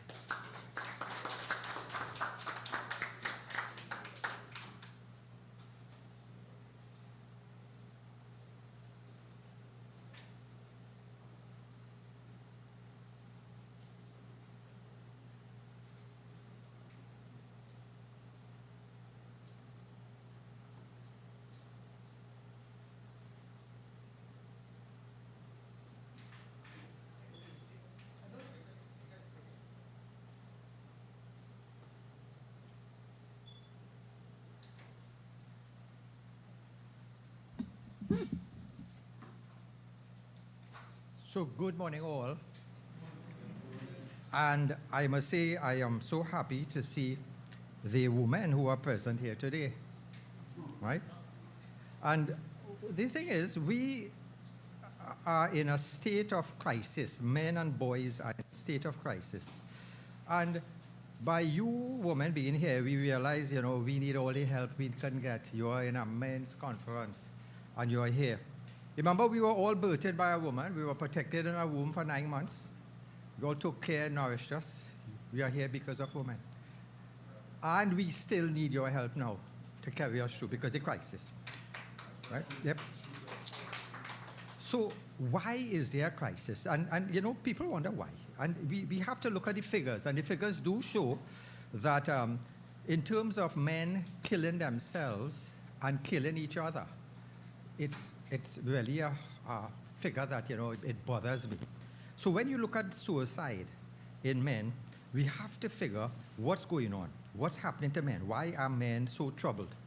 So men are dying more by suicide and homicide. So let's look at some of the figures. So in 2020 to 2023, approximately 83% of all suicides were men.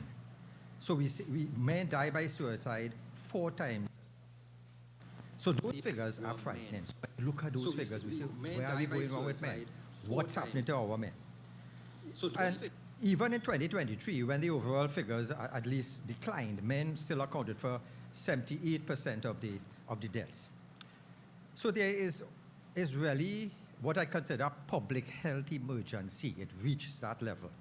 And let's look at the ages now. So we try to analyze as psychiatrists what's going on. We found that it showed peaks among men aged 25 to 34 and 56 to 64. So we got those peaks. And what's happening now, we saw that, and the highest numbers of deaths occurred in men, you know, like over 60, followed by closely men in their late 30s. So we have to see what's going on with those demographics. Now, what we've now been seeing is younger persons now are attempting this. So if you look at the suicide rates among 15 to 29-year-olds, that's the 4th highest cause of death is suicide. So we have to look for our young ones. We have to look at our children, our brothers. What's going on is why do they choose this option? So let's look. I had a 17-year-old boy from an affluent home. He came to me, the parents brought him to me. He attempted to harm himself. When I spoke to him, he told me he's bored. He has nothing to look forward to in life. He went Disneyland 5 times already. Parents carried him, England, UK. So he saw everything. He had no goals. So it's like at that age, he doesn't have a stimulus again. Hey, I want to go to see a certain place. I want to do certain things. He was bored with life. So he's bored. So it's not just the affluent home. There was a 16-year-old boy who grew up in one of our hotspot areas. When he came to me, he said, Doc, the young fellas in my area, those in gangs, they die early. 23 years old age for us, 27 years old age for us. I see all my neighbors, the young sons gone. So I don't care to live old. And old people, I don't like how old people look and how they're sick. And I don't mind going young. So he now would take up a gun and he would have a high-risk behavior because he thought now this is the way of life. So we see that all sorts of demographics. So now when you look at the fact that you look at the older men, and this is a case I had where this police officer, he's 69 years old. When he was young, he was a Casanova. He used to be, all the women love him. So he used to go in the banks, he used to talk to girls, he used to have his outside persons, and he was powerful, well-built. He got old. He walks with a cane.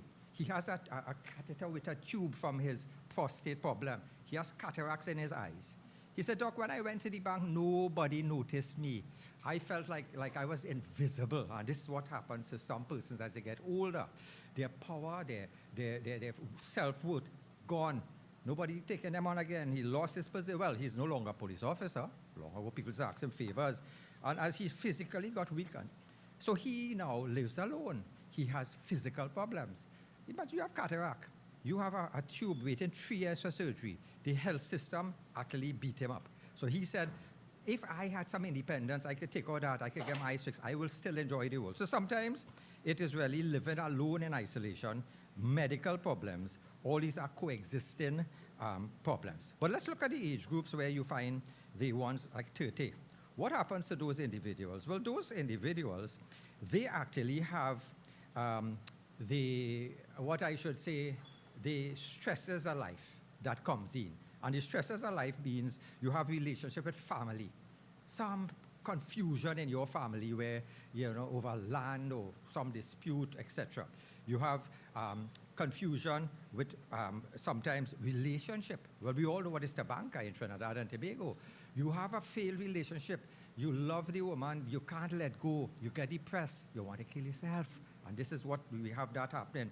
Then, and you see, financial unemployment. Right now, with the economy, we're going to expect more problems with finance. If I can't take care of my home and feed my children, that could get me depressed. I don't want my children to suffer. I could harm them, harm myself. So all these are factors that comes in there, what we call the social determinants of health. So unemployment, poverty, unmet goals. I had a young guy, he thought when he was 30, he would have had a home, a car, a boat. That was his dream. It never materialized. He is now unhappy because of what he put in material things. He didn't know how to have another goal, plan A, plan B. And this was the problem we are seeing now, people not flexible in that. So we have the age population, we have the population, the 25-year-old population, and we need to know now that sometimes suicide is really not the problem, no, it is the symptom. The real issue is despair, disconnection, loss of purpose. So we have seen now the changing roles of men in society is something that has caused a problem with us. And what we looked at, men were actually seen as providers, protectors, producers. That was our role. It was in clear black and white. You go to work, the woman was home, seeing about the home, seeing about the children, you come home, you felt that empowerment. Now the roles are no longer there. It's gray. And you see, not a lot of men were prepared for this. So you are in a state of confusion. In psychiatric literature, we have something called an adjustment disorder, where if there's a certain change and it brings stress, we have that problem. So I think it's a global adjustment problems to the new roles of women, to the loss of role within one's family. When you are the boss, you are the one in charge. And then sometimes the loss of status on the job. You in market, competing with women for jobs. And so a depressed man came to me. He said, he feels less important. He's even made to feel useless by others. And sometimes his wife, who is now working, who was getting more money than him, belittles him in front of the children. So when he comes at home now, he's at home, he's in that state of mind, wife is outside, but when she comes out, she tells him, when he's trying to make talk, you don't know what you're talking about. You can't give the children correct advice. You keep quiet. You're always out of timing. And when she tells him that he doesn't understand the children, he just goes into a shell. It's like he has no say. Not even in his home, he could now say that. And there was an old song, I don't know, who knows about a group called Supertramp? Anybody? Nobody? Jeremy, you know Supertramp, a group? Okay, well, Supertramp was a group at one stage, and there's a song called Take the Long Way Home. the husband said that when he goes home, the wife treats him as part of the furniture. So he will take that long way home, because he doesn't want to come home. So if a man is not happy in his home, if he feels belittled, he may not have anything to hold on to. So therefore now, so you all don't know about music. You all don't know Supertramp. Anybody know somebody called John Lennon? All right, John Lennon. So at least you're with some my music now, right? Good. So John Lennon, at the height of his career, he stayed home for 5 years to mind his son called Sean. His wife, Yoko Ono, went and did real estate. So he became a house husband, and he was quite contented with it. So now and I use him as an example, but men are not prepared to be house husbands, you know. So he actually, as I'm saying, is an example where he adjusted to that role because he wanted to stay home with his son, Sean. Now, the thing is, we have to understand, if I am now in a changing world, I have to say, well, if I have to stay home, I have to learn to cook. Some of the best cooks, the best chefs are men, you know. So I tell them when you stay home, experiment. So with the cooking, but we have to adjust our mindset. Now, so talk about music. Anybody know about Harry Belafonte? Well, you could sing his song. You know his song, Brongskin Girl. Brongskin girl, stay home and mind baby. Brongskin girl, stay home and mind baby. Old calypso, right? You could sing it much better than me, I'm sure. However, that concept is no longer, those days are no longer. Men have to know that they have to fit into whatever new rules they have to adjust, they have to adapt. And some men feel ashamed and they feel that they are forced to stay home and do women's work. No, it's not women's work. All of you all are a team together. So you all could flex. So that's one aspect where men feel, emasculated to stay home. Now, another thing too, we found insecurity. My wife was always home and sheltered, going to work with men who are going to try and sexually harass her. He feels insecure now, so he's uncomfortable. Once you have that emotion, you don't trust your wife, or you figure out there are men going to try on your wife, you now will start to fester these thoughts. That now leads to toxicity. It leads to accusation. It leads to toxic home. It leads to decrease in mental health. So we have to now understand that when men start to feel like that, sometimes they don't realize they are going through depression. Depression in males could come with back pain. 60% of men who are depressed, they might go by a general practitioner and they say, well, listen, that back pain not going, there's no causes, MRI, etc. It is muscle spasm due to depression. So you find that some men don't even know. So they may now have problems sleeping, they may have irritability, anger, risk-taking behavior, and all these could be signs of depression. And men now, sometimes they don't, and I was speaking to one of the participants, and Miss Charles told me that men don't talk, and that is true. Men talk, you know who men talk with? Johnny Walker, and all these, they go in the bar, and So the thing is, men sometimes, they go in a bar and they talk to the bartender, no problem. Fellas go in the bar talk, the wife, oh, she getting on there, she's the boss, this. But those guys who go and drink alone, and who just drinking and festival and not speaking and not venting, because talking could vent, they are the ones who we worry about, because they are the ones who could now have these unhealthy thoughts. So now, the other thing we have to look at, alcohol itself. You shouldn't have to go and cope with a substance like weed or alcohol to help you calm your nerves. Exercise, proper diet, socializing. So those aged gentlemen who I see, I tell them, go and form a group, a retiree group. Go and join TAP, the Retirement Association. If you get that togetherness, you will feel better. So therefore now, with the fact that men use alcohol, alcohol is also a depressant. So if you are depressed and you use alcohol, you could further push yourself into suicide. Alcohol disinhibits you. So if you're now thinking your wife is going to be unfaithful, you could go and lash out at her and hit her. So these are the dangers we have to see. So men do not die by suicide because they suffer less than women, but because they seek help less and they often use more lethal means. Now, we heard mention from the Jamaican counterpart about homicide. And males also make up approximately 90% of the victims, as well as, males are more perpetrators. So again, men are killing themselves more. And the life expectancy expectancy, if you look at life expectancy, on the average, men die at 73 years, while women die around 80 years. So there's a 7-year sort of gap. So women outlive men. Is it they nag us so much that we just want to fall away and die? I don't know. Some men would think that, but yeah. So all these are facts that we are looking at. Men die less, they kill themselves more. They've been now. What happened now? We have seen now men are being in education. They are underachieving. So if I'm not achieving well compared to a female, I may feel, something is wrong with me. All them girls brighter than me. So therefore now, beginning in 1970 and 1970s and 1980s, the women's movement came around, where the women's liberation, feminists, they actually had tried to get increased rights and opportunities for women. All that is commendable, because what it did really, it was necessary for women to have those rights, because women were now able to challenge the patriarchal system to improve educational opportunities and jobs. So while the barriers were removed, women performed fantastic. So women now who were below men in getting into the universities, so there was like what we would call like a 13% gap of women trying to get into some university program, they now equalized.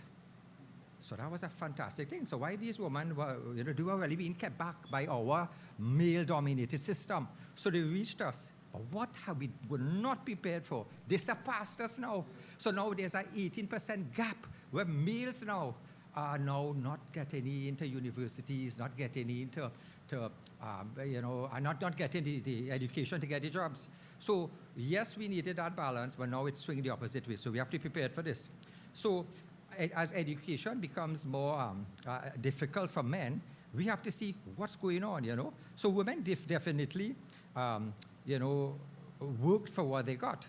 And they got what they had, but now the world has to see now what is the fallout of that. So now, what we also saw there now, that if we looked at even the GAP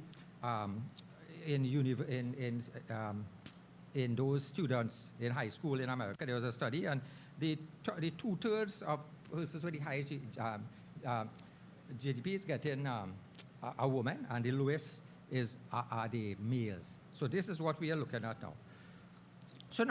So we now know, if globally, we see that women have about 30% more likely than men to hold a college degree. So this is something we have to see now, that with every social transformation, it has some consequences that we need to study.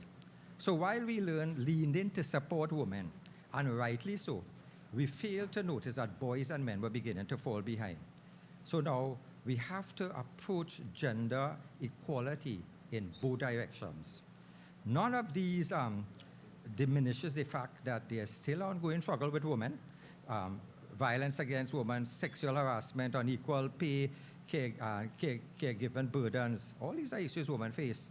But we also have to understand that as a society, we have to look at failing boys and men in their health, education, emotional well-being. So men face these problems in educational system, and we need to address that. Now, when we try to figure what's going on really, what's happening to our education system that is keeping men back? Well, girls mature earlier than boys, right? And when the girls mature earlier than boys, there's a part of our brain called the prefrontal cortex, and that develops 1 to 2 years before boys. So girls not only are getting puberty earlier, but their brains are developing, and the prefrontal cortex, that is responsible for reasoning, it's like the CEO of the brain telling you have to do something, this is important, how to restrain ourselves, how to curb tendencies. So that's very, very important. So then males are that instance where you're same age, you're entering school, but the female has the advantage because they now know the importance of studying. They know the importance of setting down. Their brains are more developed. So what do we do? This is something, a challenge for educators now. What do we do? Do we keep boys back, bring them 2 years? Do we make a system where the first 2 years in school could be just playing and sports, etc.? So we have to now look how we can bring these guys in. And some of the boys envy the girls. some of the boys think that they, because of their greater strength, they want to tap up the girls, they want to boss around the girls because that is now where men gain their strength. So yeah, the dominance. So you see, and then others now just disrupt the class. So if I learning and next girl next to me, all the girls excelling, and I can't take it in, I'm going to make fun and disrupt the class, and they always say those boys, they're too hardened, right? But male teachers understand boys, and we are lacking male teachers. So we have to get the male teachers, because male teachers know how boys learn. They know how boys may have a tendency to be more active. So the educational system now does not account for the biological and developmental differences that exist. So therefore, what we need to do now is we have to now look at the fact that boys may not be neurologically ready to do things. So instead of trying to fix schools, we are now, in America, they're trying to fix the boys. So what they do now, if a boy cannot sit still, they now label him as having attention deficit hyperactivity disorder. They know, so in the United States, the CDC's data show that 23% of school-age boys are diagnosed with either ADHD or a learning disability. Twice the rate of girls, twice the rate of girls. You're giving boys a diagnosis now. Let the boys play, let the boys run, let the boys go in sports, let them do what they're supposed to do. Don't put them in a classroom. Don't expect them to sit still like a girl, because they are different, and this is what we have to appreciate. So therefore now, so this is something we have to know. How are we going to bring in this jump and play, etc. in class? So now, the other pull we have besides this pull is the digital world is causing problems. We have noticed a phenomenon called brain rot. Now, it's not a medical diagnosis, but it was in Oxford University declared it the word of the year in 2024 because there's more usage. How I first noticed it was when a 17-year-old boy came to me. His parents sent him to me because they found this boy was not performing in school. This boy didn't have the attention. He was lacking the attention. He wasn't able to sit still. So they were worried that something wrong with him. He's withdrawn, quiet. He's not even wanting to go to school, etc. He doesn't want to be to. So when they brought him into me, I found no evidence of depression, no evidence. What I did find, though, was this boy who should be full of vitality and vigor was just tired. And he now was unable to focus on interested in the outside world. He complains of waking up feeling groggy. We did thyroid tests, we did screening for depression. And the only thing I found was he couldn't concentrate, he couldn't organize his work. And what I found really, he was on a social media marathon. The minute he gets up, that phone is there. He's in the toilet, that phone is there. He's eating, that phone is there, continuously. So this TikTok is just moving quickly. So he doesn't get time to concentrate, and this is a learning problem they're having now. So if I just skim through something and then next skim through another thing and skim, my concentration span for deep reading is not there. We are losing deep reading capabilities. So how we could have probably opened a book and read even Hardy Boys. These people can't do it. After the first page, they're bored. Their mind now rewire differently. And even Sweden now is looking at the whole system, changing it where people go back to books rather than just having all these devices. So therefore now, that chap, what I was worried about is that he couldn't really organize his brain. He couldn't sit still. And if he just kept looking at these videos and mindless, just moving into one to the other. He came to me and telling me he did research and he wants Ritalin and things for ADHD. Those drugs are amphetamines, are uppers. You can get addicted to it. I said, no, put down that phone. You will be in our withdrawal, and let me give you things to read, little bit of things to read to see if we can get you through there. And gradually we're getting him to come to this. So now you find out boys on the whole, as I say, if they are younger, they struggle with planning, organization, and delayed gratification. They have something called, delayed gratification, what you call non-cognitive skills. So girls are more organized. And how I realized that, one day, my child, he was 15, and my niece was 15, and I had their bags, and I was going to empty it and clean it. The girl's bag everything organized in files. The pens and pencils are nice little case, little stickers all over.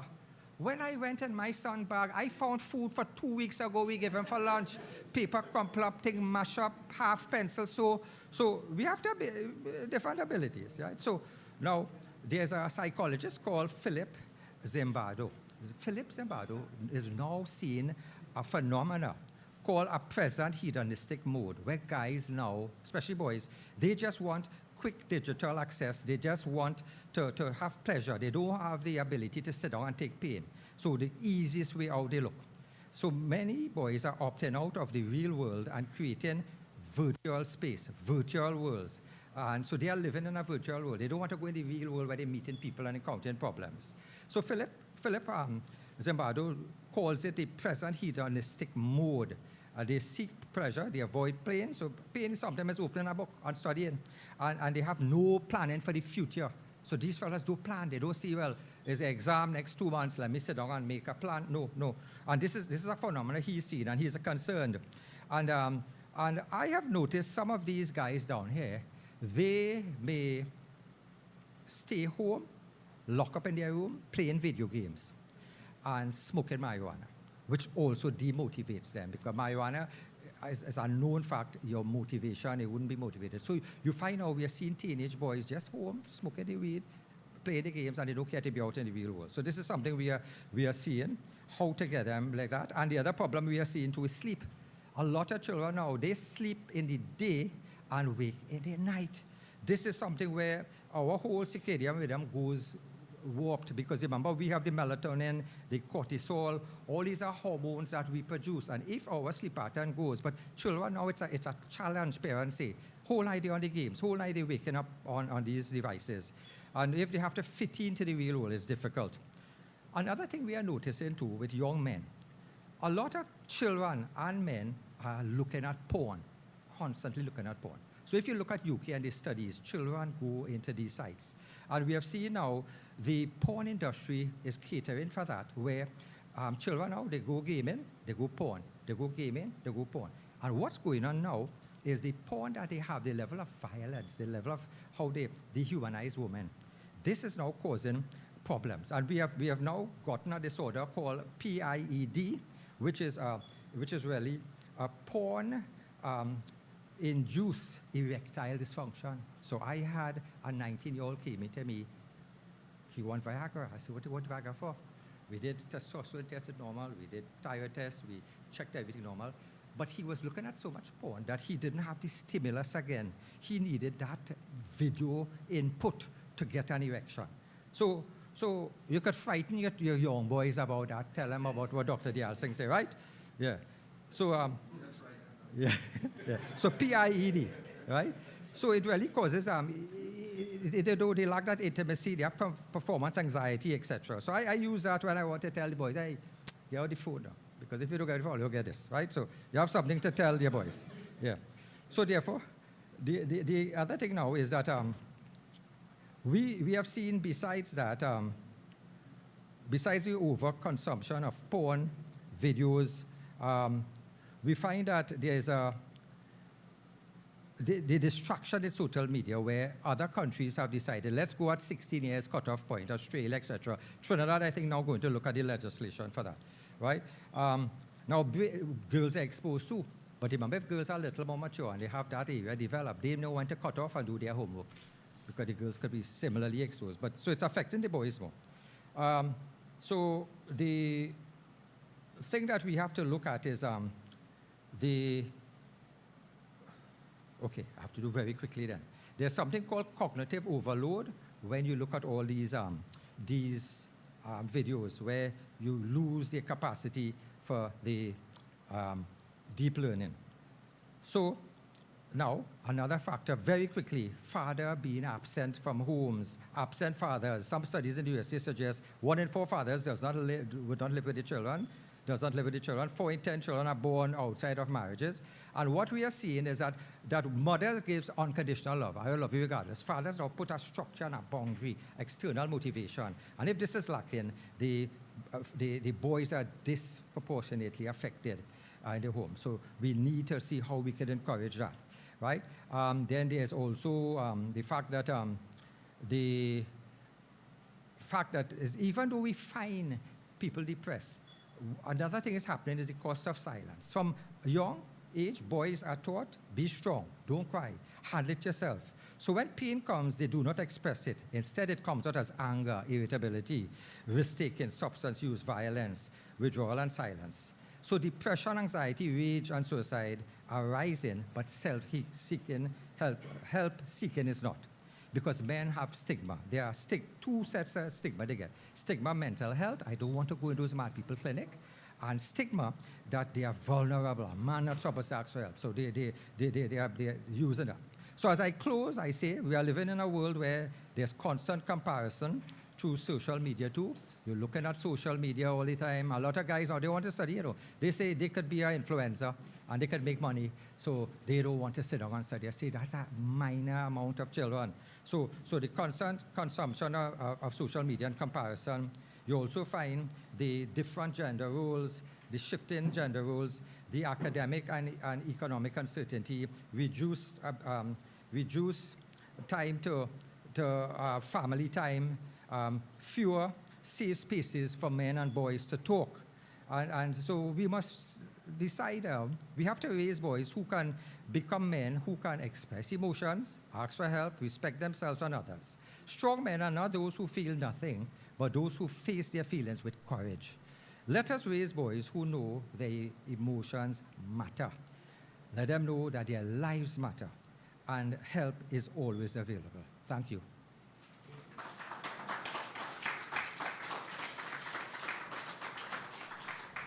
Amazing presentation. Give him another round of applause. That was really good, really, really good. I always like your presentation style, So now we have other presenters that are going to be presenting online, and I will have Miss Chanel Martin that will come and do their bios. So I welcome you to the podium.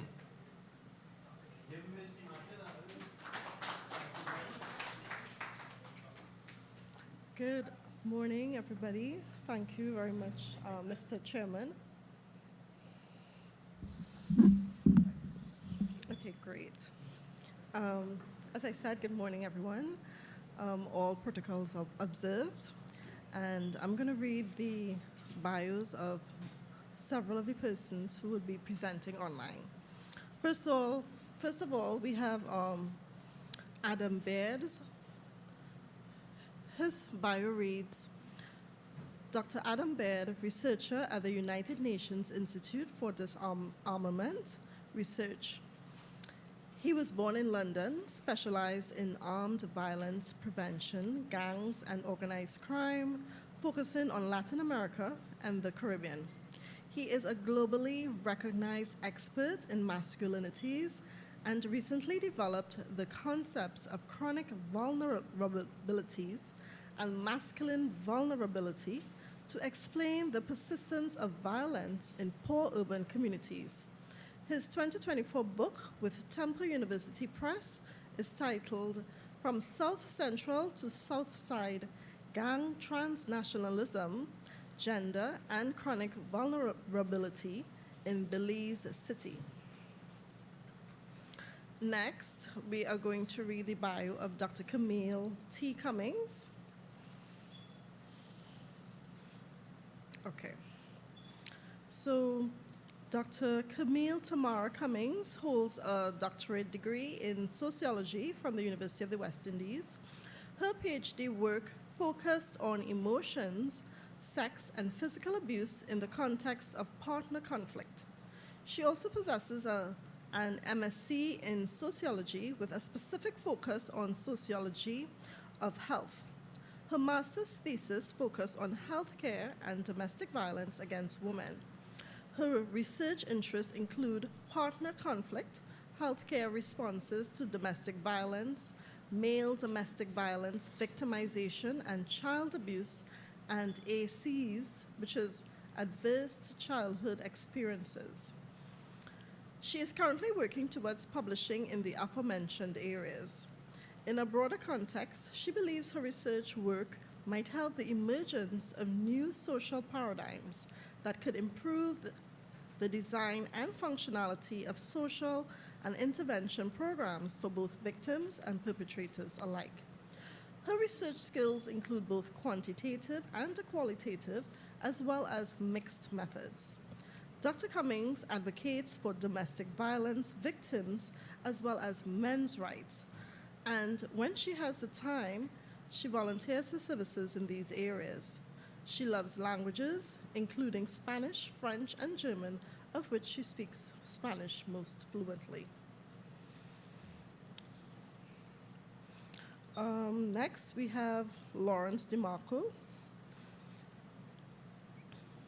So Lawrence DeMarco, LLM Bio, Executive Manager for the International Council for Men and Boys. He is the Executive Manager of International Council for Men and Boys, a non-governmental organization working to advance gender equality for men and to address 12 areas of disadvantage worldwide, 12 areas of male disadvantage worldwide. His work focuses on evidence-informed policy and public communication on issues affecting men and boys, including parenting and family law, education, health and suicide prevention, legal equity, homelessness, and support for victims of partner abuse. He has contributed to ICMB's policy initiatives that emphasize practical, cost-efficient reforms grounded in research and tested practices, and he engages with civil society and decision makers to encourage balanced, inclusive approaches to gender equality. Through speaking and advocacy, he promotes solutions that strengthens families, improve outcomes for boys and men, and benefit society as a whole. Role of the media, the negative portrayal of men and boys and the need for change. A brief introduction about ICMB, a book summary related to negative media bias against men, media and male identity, the making and remaking of men by J.R. McNamara, a landmark year 2025, positive gains for men and boys. Number 4, what still needs to be done and how the public can support these initiatives. And the fourth bio I'm going to read is Michael Stewart. Michael A.T. Stewart is married for 40 years and blessed with 4 wonderful children, 4 grandchildren, and 2 more on the way. So far, 3 of them are boys, and 3 of them men. Mr. Stewart holds a bachelor degree in psychology, a diploma with honors in mass communications from the University of the West Indies, Mona, Jamaica, and a certificate in conflict management from the University of Trinidad and Tobago, a board-certified mediator, and a published author of 12 books. Mr. Stewart was acknowledged by the Van Leer Foundation for his role in promoting fatherhood through his radio and television programs. Dr. Jerome Tiloxing, who is the founder of International Men's Day, appointed Mr. Michael A.T. Stewart to be the Caribbean ambassador for the World Day of the Boy Child and International Men's Day. He is a certified speaker and coach with the John C. Maxwell team and Les Brown, who is reputed to be the 5th most accomplished motivational speakers in the world. Mr. Stewart is a certified positive intelligence coach and promotes personal development programs for couples, families, and individuals. Mr. Stewart is a motivational speaker, leadership trainer, and coach. He is the past president of Tobago Professional Speakers Toastmasters. Mr. Stewart is the founder of the following organizations. 1, Boys Polishing Camp, designed to assist boys through adolescence to manhood. 2, Host of Mike at Night, which discusses relationship issues and promotes solutions. 3, Communication Consultant Tobago Limited, Executive Director, Training and Private Counseling Services. 4, Be Men, Be Male Examples Now, a male advocacy group. 5, Association of Gender and Support Group, combined groups of women and men's groups advocating gender issues together. And these are the 4 bios of the online speakers. All right, so now we're going to work on the technical aspect of this to get it on this display here so you all could see the presentations, right? So first, a few minutes as we work that out there, right?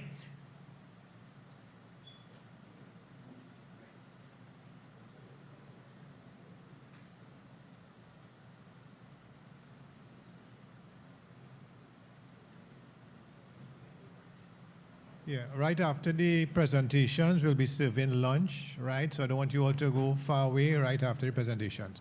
So, Richie, anytime you're ready, we're ready. Online, you ready for the online? Okay. Maybe I can give us some certificates in the meantime? First? Okay, right, let's do that first, yeah.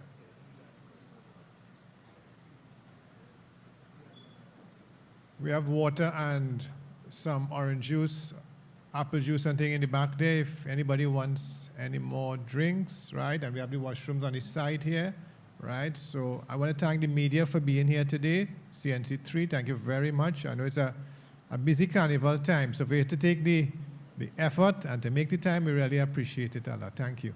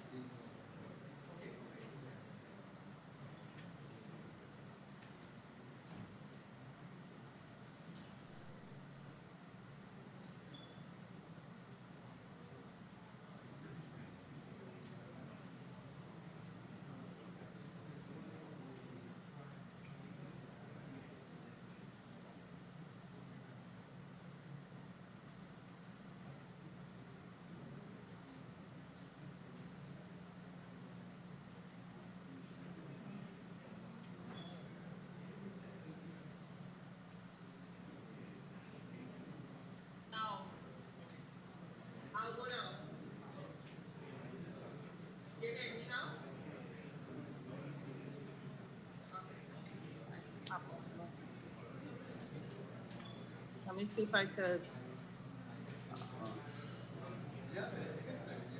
share screen. Okay, so that means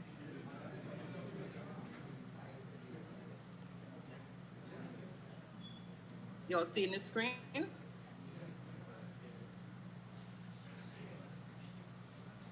Are you all seeing the screen?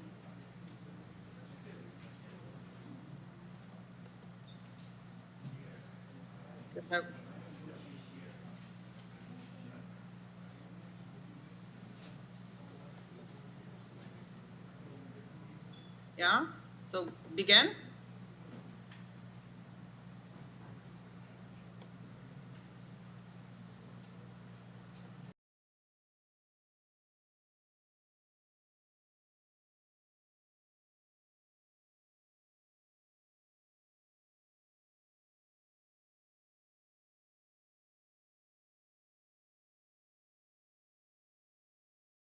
And thank you for inviting me to be here. I'm happy to share my presentation titled A Sociological Perspective of Men's Underreporting of Domestic Violence and a Lack of Appropriate Interventions in the Caribbean. Now, this is a title that is from the book Domestic Violence in the Anglophone Caribbean by Professor Anne-Marie Professor. So this presentation, I aim to do two things. I want to talk about the background and literature, and of course provide a sociological perspective on men's underreporting of DV, as well as the lack of equitable and appropriate services for them. And also highlight recommendations, to foster change in this area. Men are not okay. This we know, but societal perceptions of men always having to be okay is a reason why men fall through the cracks, and we do not really observe what is going on with them, nor do we design interventions and support systems to ensure that their unique needs are met. So two common assumptions held about men in the Caribbean are, one, they're not as exposed to domestic violence as women, and Smith 2012 talks about this, that men's experience of domestic violence as victims is considerably less documented than women's experience. Also, domestic violence against men is not considered significant or critical enough compared to other groups of society. Men's unique experience with DV, if you look in the literature, has remained under-theorized and underrepresented in statistics and the literature. So if we're designing intervention and services, we do not even have sufficient data that would give us the critical empirical knowledge where we can actually tailor to suit those needs.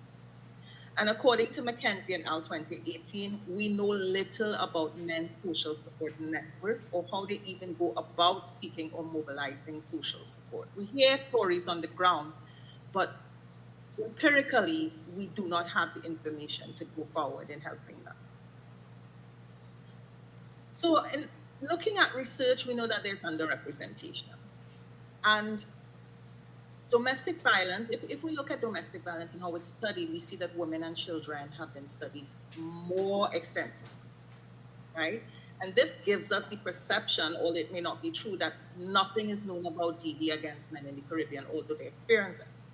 And I highlighted two UNODC studies about gender-related homicide that were done in 2018 and then previously 2013 that looked at domestic violence against women and girls. So the first one looked at Guyana, and you saw the statistics are high there, 85% of women, right? This was documented. But then when you look at the 2013 report, you're seeing 12% of men.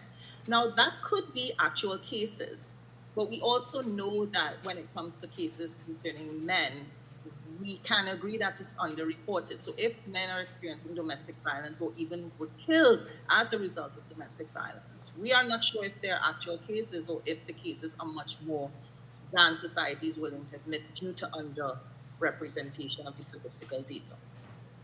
So due to the lack of empirical studies on male domestic violence victimization in the region, there's that inaccurate perception that the phenomenon mostly affects women and children in the Caribbean studies when this is not the case, especially within the last 5 years. So what I really, would like to put out there is that Caribbean societies have not addressed in a comprehensive way the issue of domestic violence facing men. So there's a lot more to do. Not that there aren't things being done, but it's much at a slower pace than we see being done for women and girls. So let's look at what the literature says. Now, the literature says, and there are people like Trevelyan et al. 2012, researchers who are doing systematic reviews and meta-analysis. And when you look at some of the results, one, there's a higher risk of experiencing adult lifetime partner violence among women with depressive disorders and PTSD. So there's information on that.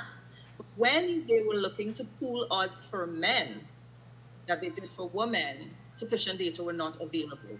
So you see the gender disparity right there in terms of data. And Bates 2020 found that the attitudes towards male victims of domestic violence impacted their help-seeking behavior. Therefore, societal attitudes towards male victimization have had a significant impact on men's underreporting as victims of domestic violence. So it's the societal attitudes. And I was really happy when the ambassador of Mexico talked about the social, the psychological, and the structural, and even the previous speakers who were talking about that social, that need to address domestic violence at the social level.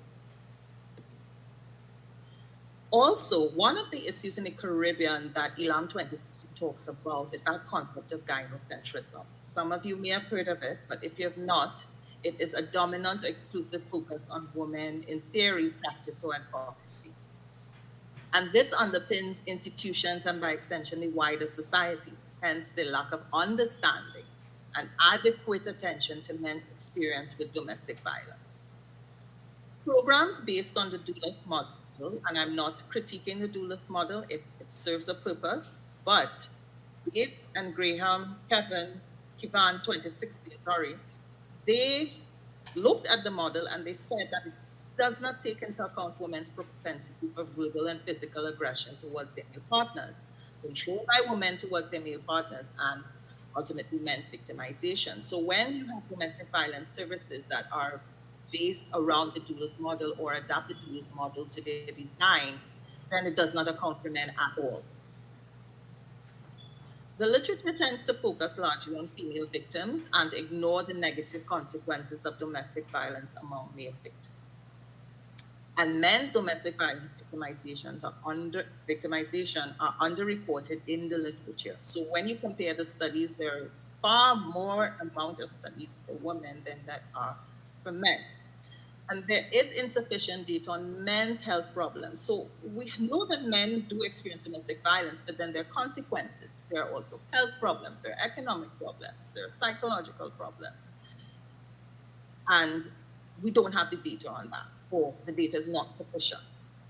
The needs of female victims of domestic violence, as well as the consequences of their victimization, are put ahead of males due to this concept of gynocentrism that was mentioned in the previous slide in interventions and services. So basically what I'm advocating for based on this is that we need to put the needs of male victims as well as their victimization. We need to put them at the forefront of our policies, our interventions, our services, our research, just as we do for women. So why a sociological perspective? Not just because I come from sociology, but sociology has been applied to the study of domestic violence. And if we go back to Michael Johnson's work beginning in the 80s, we would see how pivotal this discipline is. Not that other disciplines are not, because we heard from our psychiatrists, we hear from law enforcement. So the interdisciplinary approach is necessary, but I also want to highlight sociology because it helps us to understand the specifics of interpersonal violence, particularly in intimate relationships. But what sociology does is provide that balance between causes and meanings. We need to know what is causing male victimization, but not just their victimization, why they're not being helped. And the importance of sociological research, theory, and praxis in understanding and addressing men's experiences with DV as a sensitive but social issue. So we're not just keeping it at the individual level, we're not keeping it at the micro level. This is a macro issue, and it's a social issue. It helps us to recognize and respond to men as a diverse group among those impacted by domestic violence. Because domestic violence is an umbrella term, within domestic violence, you have things like elderly abuse, child abuse, sibling abuse, spousal abuse, etc. And of course, within the setting, elderly persons are a group, children are a group, women are a group, but also men are a group. So just as how we focus on women and girls, men and boys are a diverse group that we need to focus on. And it provides an important opportunity to consider the implications sociological knowledge has for mainstream services, as well as the policies and practices that we design specifically to domestic violence, but also that which are faced by men. So why men do not report domestic violence victimization? Because of traditional assumptions regarding gender and DV. And when we look at that, we also look at things like masculinity. So Javier 2017, I found explained it clearly. Male DV victims embody what we look at, or what we would term subordinate masculinities, because we do not associate victimhood with masculinity. And once they present victimhood, they are usually marginalized and stigmatized as abnormal or deviant. And they're classified as other for challenging and contradicting hegemonic masculinity. Right? So in other words, a man complaining about being hit by his wife, a female, that challenges hegemonic masculinity. Now, men's attitude towards seeking help are strongly associated with adherence to social norms and ideologies surrounding masculinity. So how do we change social norms? How do we change ideologies surrounding masculinity when they're so culturally embedded? Self-perception and societal perception of masculinity are also important factors, because when men are engaging in help seeking, the appropriate interventions to provide specific support for male victims are not either non-existent or not easily accessible. And the nature and manner in which help is offered to victims of domestic violence may even influence their openness to seek help. So I've spoken to men who attempted to report domestic violence victimization and were literally ridiculed by officers who ran out of the station. But if we have sufficient data on this, we can actually provide a study, but it does not mean that it is not happening.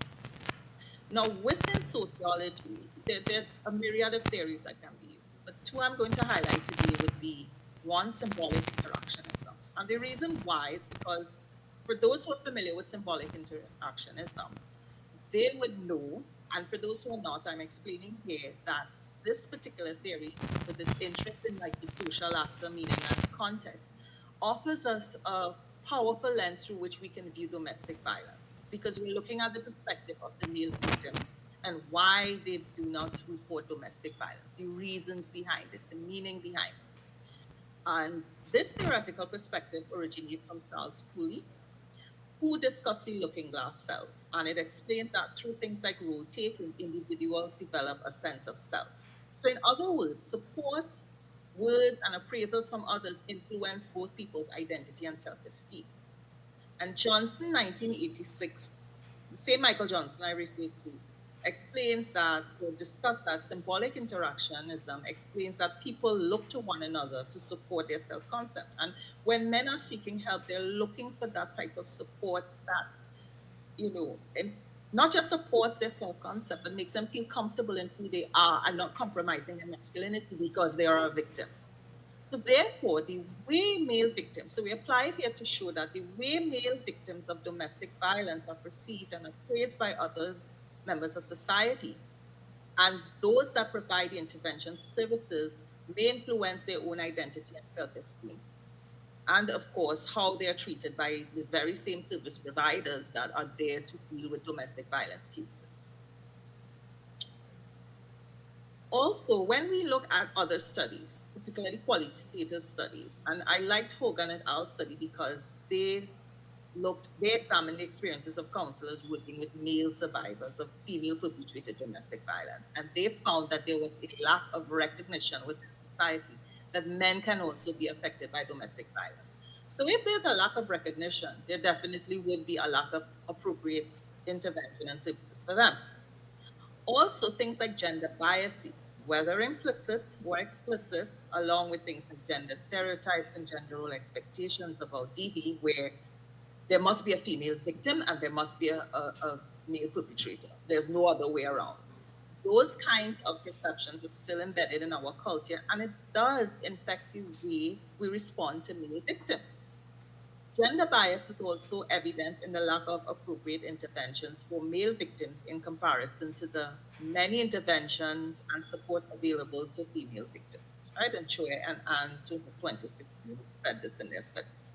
So there are few data available to describe the experiences of male domestic violence victims, particularly in the Caribbean.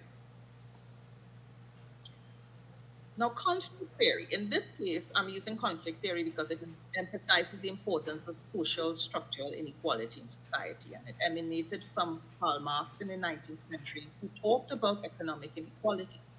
But when we use it here, we are looking at that structural inequality between women as a group and men as a group. And the inequality comes when men are not getting access to the same services and interventions and resources as women. So using a conflict perspective, we examine the inequality inherent in our society, where there's unequal access to intervention services faced by male DV victims. Restricted access to domestic violence services is further exacerbated by preconceived gender attributions to the merit of individual cases. Also, the unequal distribution of services by gender, the advocacy, the funding, even the infrastructure. You would see that they're more evident from women and girls than they are for men and boys.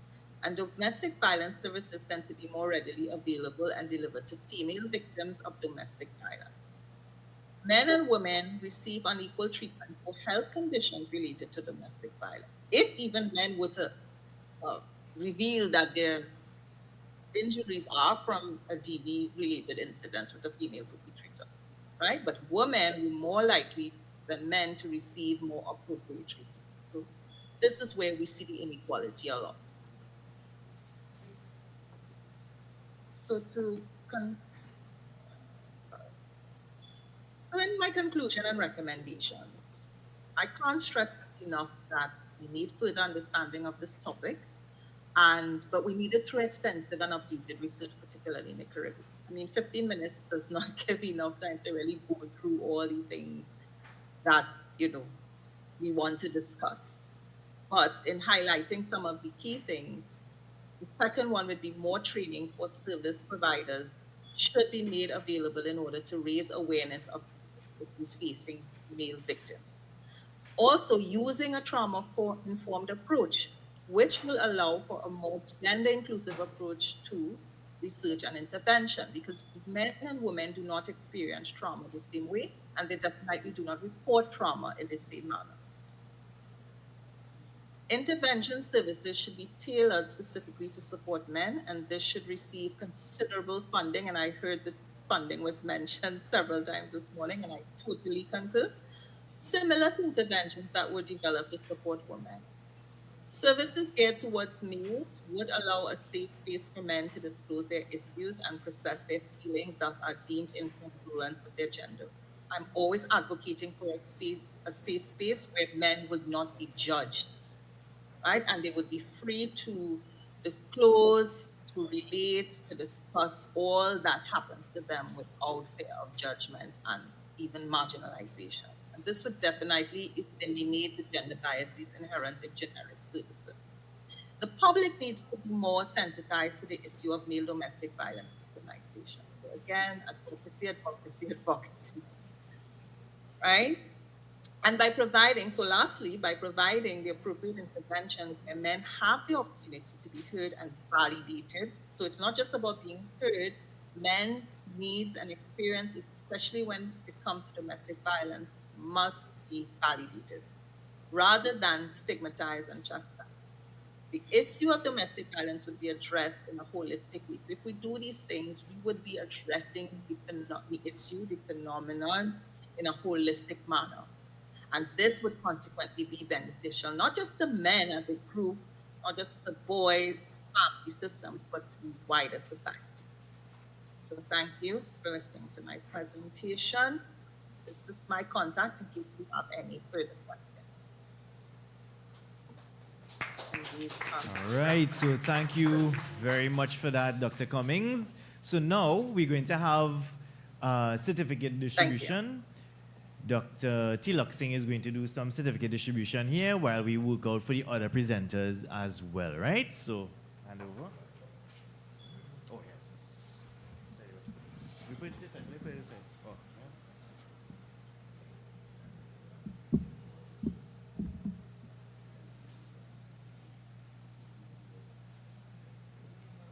Right, I just want to call up Nabila to assist me with distributing the certificates. We want to give a few certificates to a few persons here. The first one is the ambassador, newly appointed ambassador Kelson.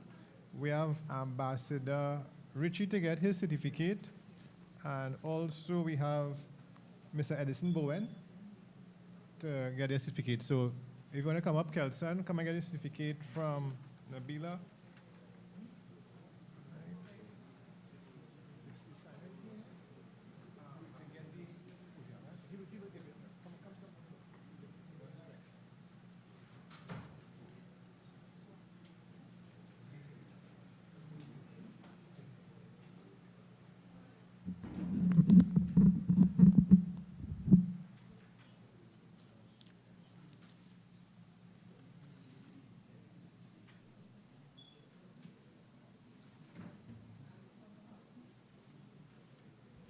We have Sharon Rose Gittins, who will be taking two certificates, one for her and one for her association, right?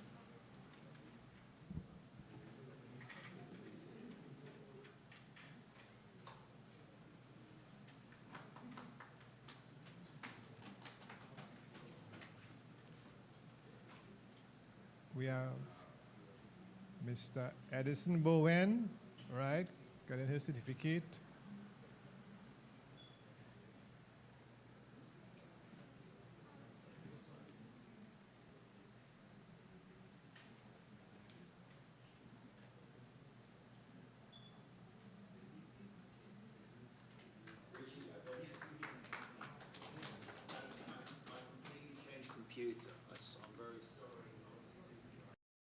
Dominic Guy, you could accept it on his behalf. And Jaden Lewis, accept it on his behalf too? Right, so these two on behalf of.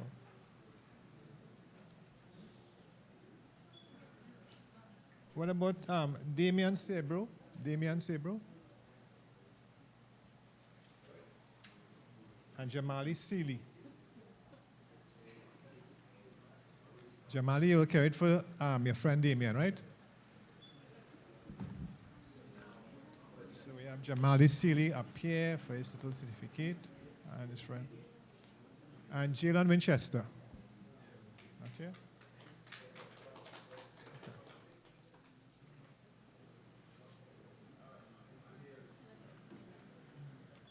And you will carry this for Jalen Winchester. I think was supposed to come to, right?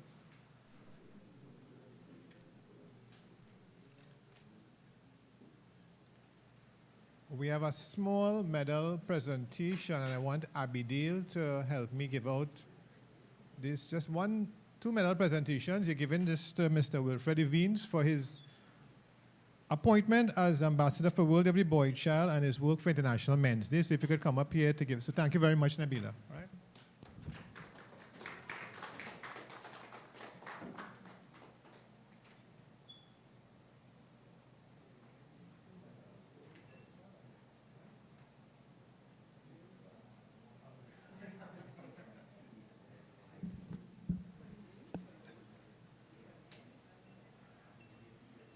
So thank you very much, Mr. Devines, for, it's also known as teacher, doing a lot of good work in Tobago for the last few years.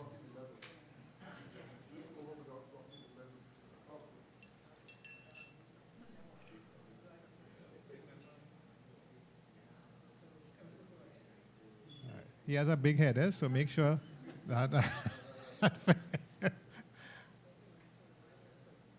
right, very good. And I want to call on the newly appointed High Commissioner to give a medal to Dr. Oscar Ocho, who just came in here. You'll be hearing from him later on.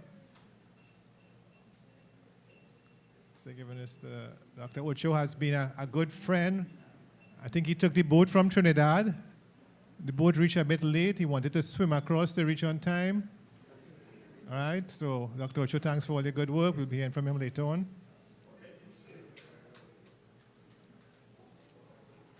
And Richie, if Richie is here, Richie, we have one certificate for you if you want to come up here. All right? Look like they want to give him one time.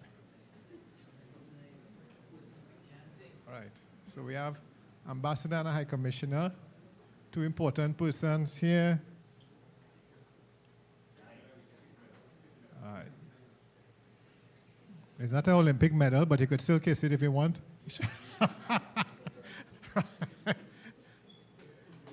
Good, thank you very much.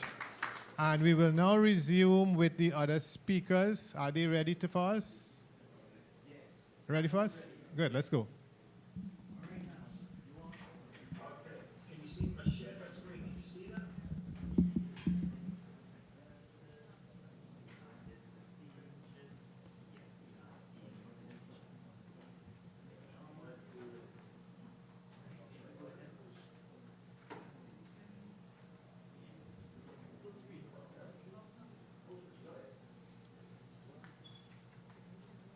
Okay. Good. I can also hear my voice. Hi everybody. My name is Adam Baird. I'm an academic. I also work for the United Nations. Apologies. I think I was due on a little bit earlier, but I had some technical issues. But now I'm back, and it's great to be here. I've spent a bit of time in Trinidad myself, so I've done some research there. So a shame I can't be in Port of Spain with you today. I'm based in the UK at the moment, so I'm presenting from there.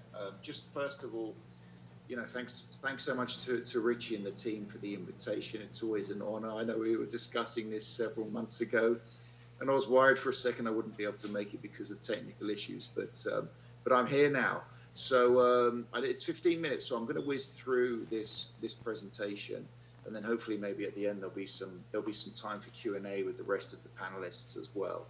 So I'm a gang researcher, and I work a lot with masculinities and urban violence. And this presentation is going to put forward some basic statistics and a few ideas and concepts that I hope are going to help people with their thinking, their own research, and perhaps their own interventions into reducing male violence and also men being victims of a range of violences. So first of all, there's going to be a few stats, and then I'm going to talk about my research across the region and where I've worked and what I see are good comparative elements and things some violent neighborhoods have in common. Then a few conceptual ideas around chronic vulnerability and violence, and then perhaps a little bit sort of a thought-provoking final slide about what we can do about it. So, just a few statistics, and sorry I missed the earlier presentation, so you may have heard some of these statistics already or something similar, but I think it's interesting to note the gendered nature of violent deaths across the planet, right? And so 80% of intentional violent deaths, that would include homicides and warfare deaths, etc., and also those outside of armed conflicts are men, right? So that's an important statistic, which often gets hidden. 90% of homicide suspects and 84% of homicide victims, it's according to the UN, are also men. So, already with the statistics, we're seeing the centrality of men in both victimization, but also being victims of this violence. And I raise that because it's not always obvious, when we read the press and we look in the news, we don't see this gendered male analysis of what's going on. Of course, women are victims of violence as well, but of homicidal violence, it's 16% of victims, so far less than men. However, they do suffer disproportionately a whole range of other violences, sexual and gender-based violences, domestic violences, etc. But just in terms of the pure homicide statistics, they're underrepresented compared to men. And also, 91% of gun-related deaths are committed by men, so men are the ones using guns. And so what essentially these statistics tell us is that we have a very high level of man-on-man violence, right? And we don't really, in general terms, consider, homicide and murder. When we see it in the news, we don't consider it man-on-man. We don't really consider that gendered element of what's going on. Although there have been some really good gender analyses of man-on-women violence and femicide and these sorts of things, this man-on-man violence, it doesn't really have a label or a similar name that we can use when we're talking about it in public. It's quite invisible, right?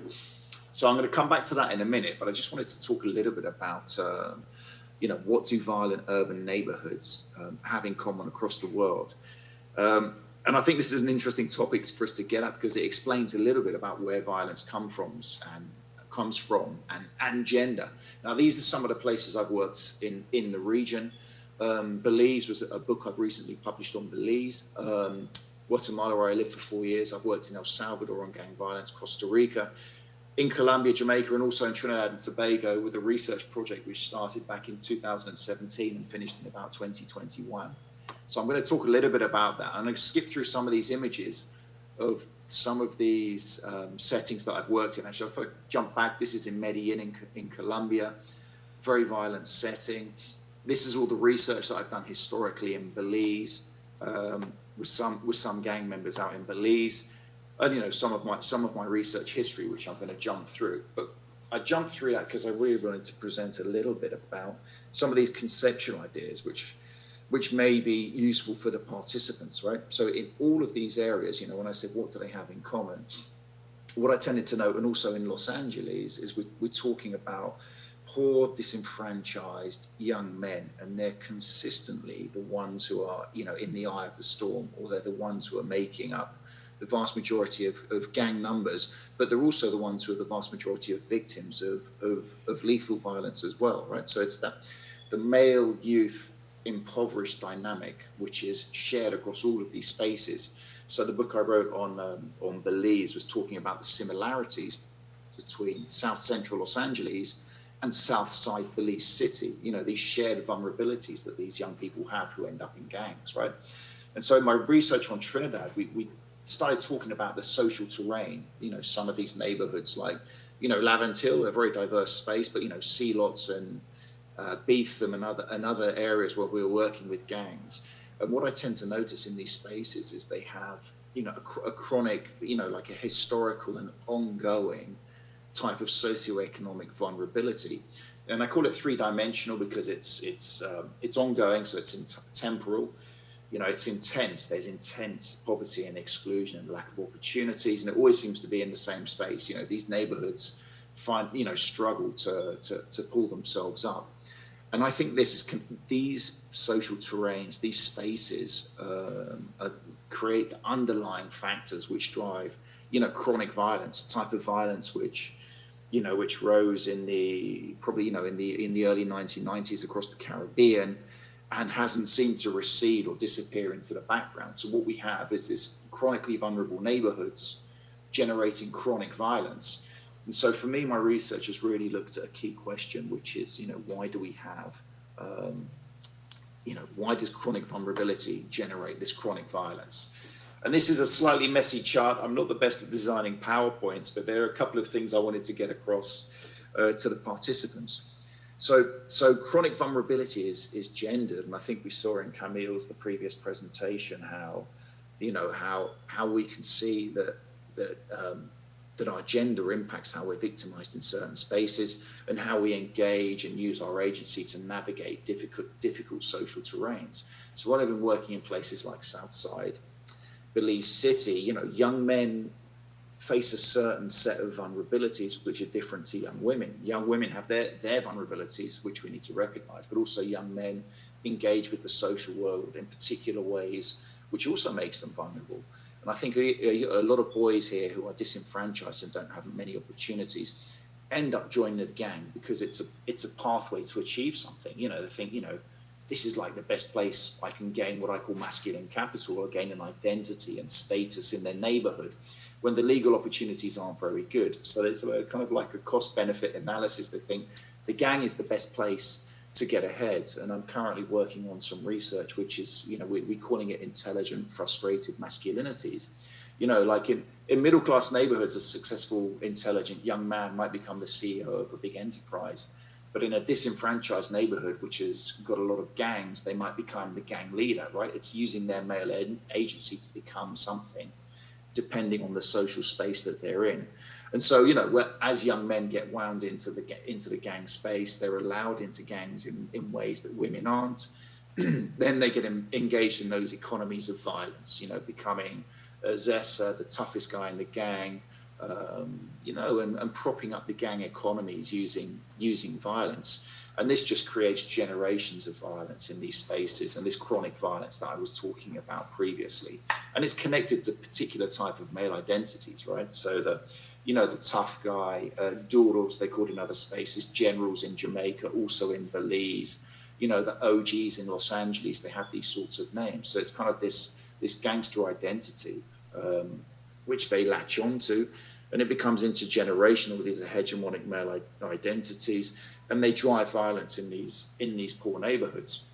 So that's a little bit of a bit of conceptual stuff. And I'm not saying that women don't engage with gangs. Of course they do, but they often have slightly different relationships with gangs, and they have different vulnerabilities. Young men may end up in prison, disabled because of gunshot wounds or dead, you know, unfortunately.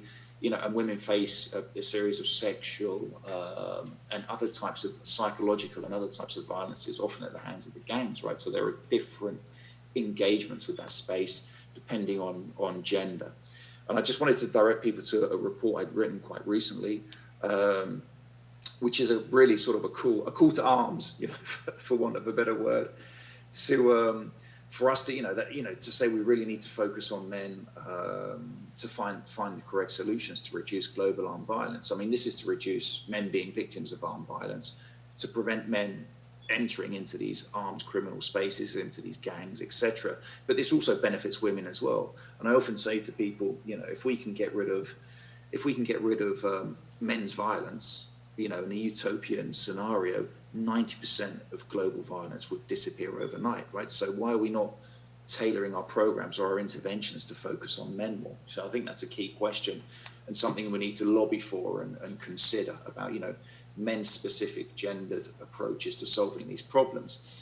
And I put up a simple equation in this report, you know, which is written really thinking about policymakers. So although those ideas about, you know, disenfranchised poor young men and their agency and where are they going to go, where are they going to use their frustration, their intelligence, that sort of masculine vulnerability in those spaces, you know, when there's fluid access to sort of gang life, small arms and weapons and ammunition, then you have, you know, a high probability or a chance of there being homicide booms, you know, this all armed violence epidemics. And this was like one of these research outputs from the study of the Trinidadian case, when increased weapons flows came through the country, that combined with masculine vulnerability in those settings, you know, these young men trying to achieve something, was a potent cocktail which, you know, in part contributed or significantly contributed to the homicide boom that we saw in Trinidad back in the day. And I'm conscious of time, so I just wanted to say a little something about now what, you know, and then just some quick fire conclusions to throw out there for people to consider and maybe engage with. You know, so violence is plural, deeply gendered, and we need a masculinities oriented solution. So when we're talking about gender and violence, the policy world automatically thinks about just about women, but we need to think about how we're engaging men. You know, there's, you know, men killing women is femicide, but there's also like this male on male fratricidal violence, you know, and in Belize and in Medellin, people talk to me about lost generations, entire generations of men who have exterminated each other, but somehow homicide is still genderless. So I think we have like this discursive challenge in front of us to talk about this from a men and masculinities, you know, perspective. In gang intervention projects that I've designed, we've thought very carefully about how we can try and channel, you know, young men's frustration, agency, and intelligence into positive spaces. So how can we take that male agency and frustration and put it into opportunities which are going to be socially positive? And those sorts of things which you need the local community to work with to become effective. And then some, ongoing questions which I'll put out there, and I address this in that UN report as well. It's like, why are we not focusing on this? With all those statistics, 90% of men committing violence, but being victims of lethal homicidal violence in Latin America and the Caribbean region. But why aren't we speaking about this? I mean, we are, right? But it's not really part of the overall discourse around security in the region. It's when young men are violent, they're a threat and they need to be thrown in jail is kind of the dominant discourse. So I think maybe there's a challenge for us to build the evidence about working effectively with men, gender programs that work with men's violence, providing men opportunities, etc., to create better societies, because those societies, they're not competing against women's gender programs. It's getting, if we make men better and give them better opportunities, the evidence suggests from Southern Africa that violence against women goes down, and women always do better if the men are doing better. So we need these men and masculinities approaches to lift everybody up. And so that is what I would encourage, practitioners especially to think about. Right, I've probably run over, I'm not sure. I can't quite see. Well, I was on the full screen there, so when I was clicking over from the slides, but I'm going to hand back to the room. And thank you all very much for your time.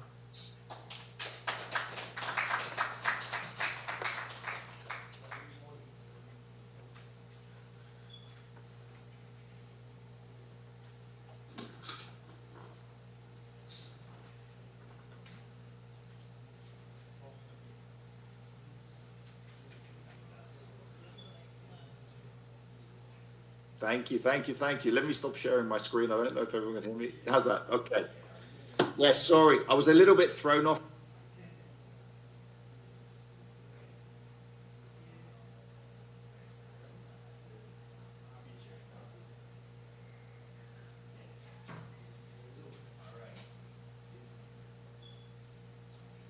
Hello. Right.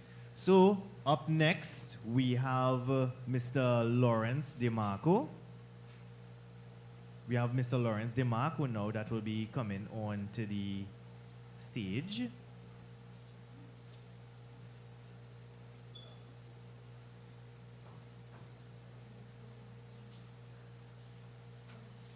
Can you hear me okay? Wonderful.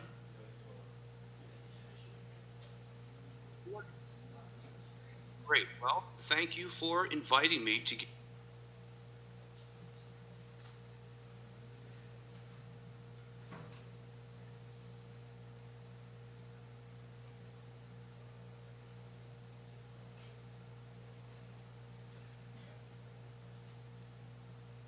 effect on intimate partner violence against males.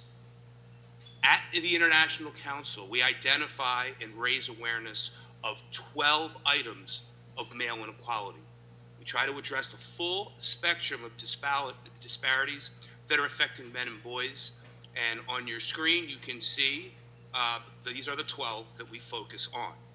If you go to our website, menandboys.net, each of these items, this is actually a replica of our homepage. If you scroll down a little bit, if you get there, they have a clickable link with supporting data, giving evidence supporting each item of male disadvantage, and we also propose solutions for addressing each one. Every fact we allege is supported by respected studies, statistics, and is science-based. For my topic and our topic today, these are 4 of the 12 which are most directly related to violence against men. I'll just discuss them briefly. One is fear, and this is the 4th item. I'm just giving you the item numbers that we have on our page. Fear of false allegations and how men recognize them as a weapon can perpetuate a man tolerating physical and domestic abuse, even when men are physically stronger and can protect themselves. According to studies, men are disproportionately affected by false allegations, especially in domestic violence cases. And surveys in 8 countries support that, indicate men self-report that they experience the majority of false allegations in contrast to women. So violence against men, which was the topic of our previous speaker, is, as we consider separate from intimate partner abuse, and the statistics are harsh, as you just saw, and often overlooked.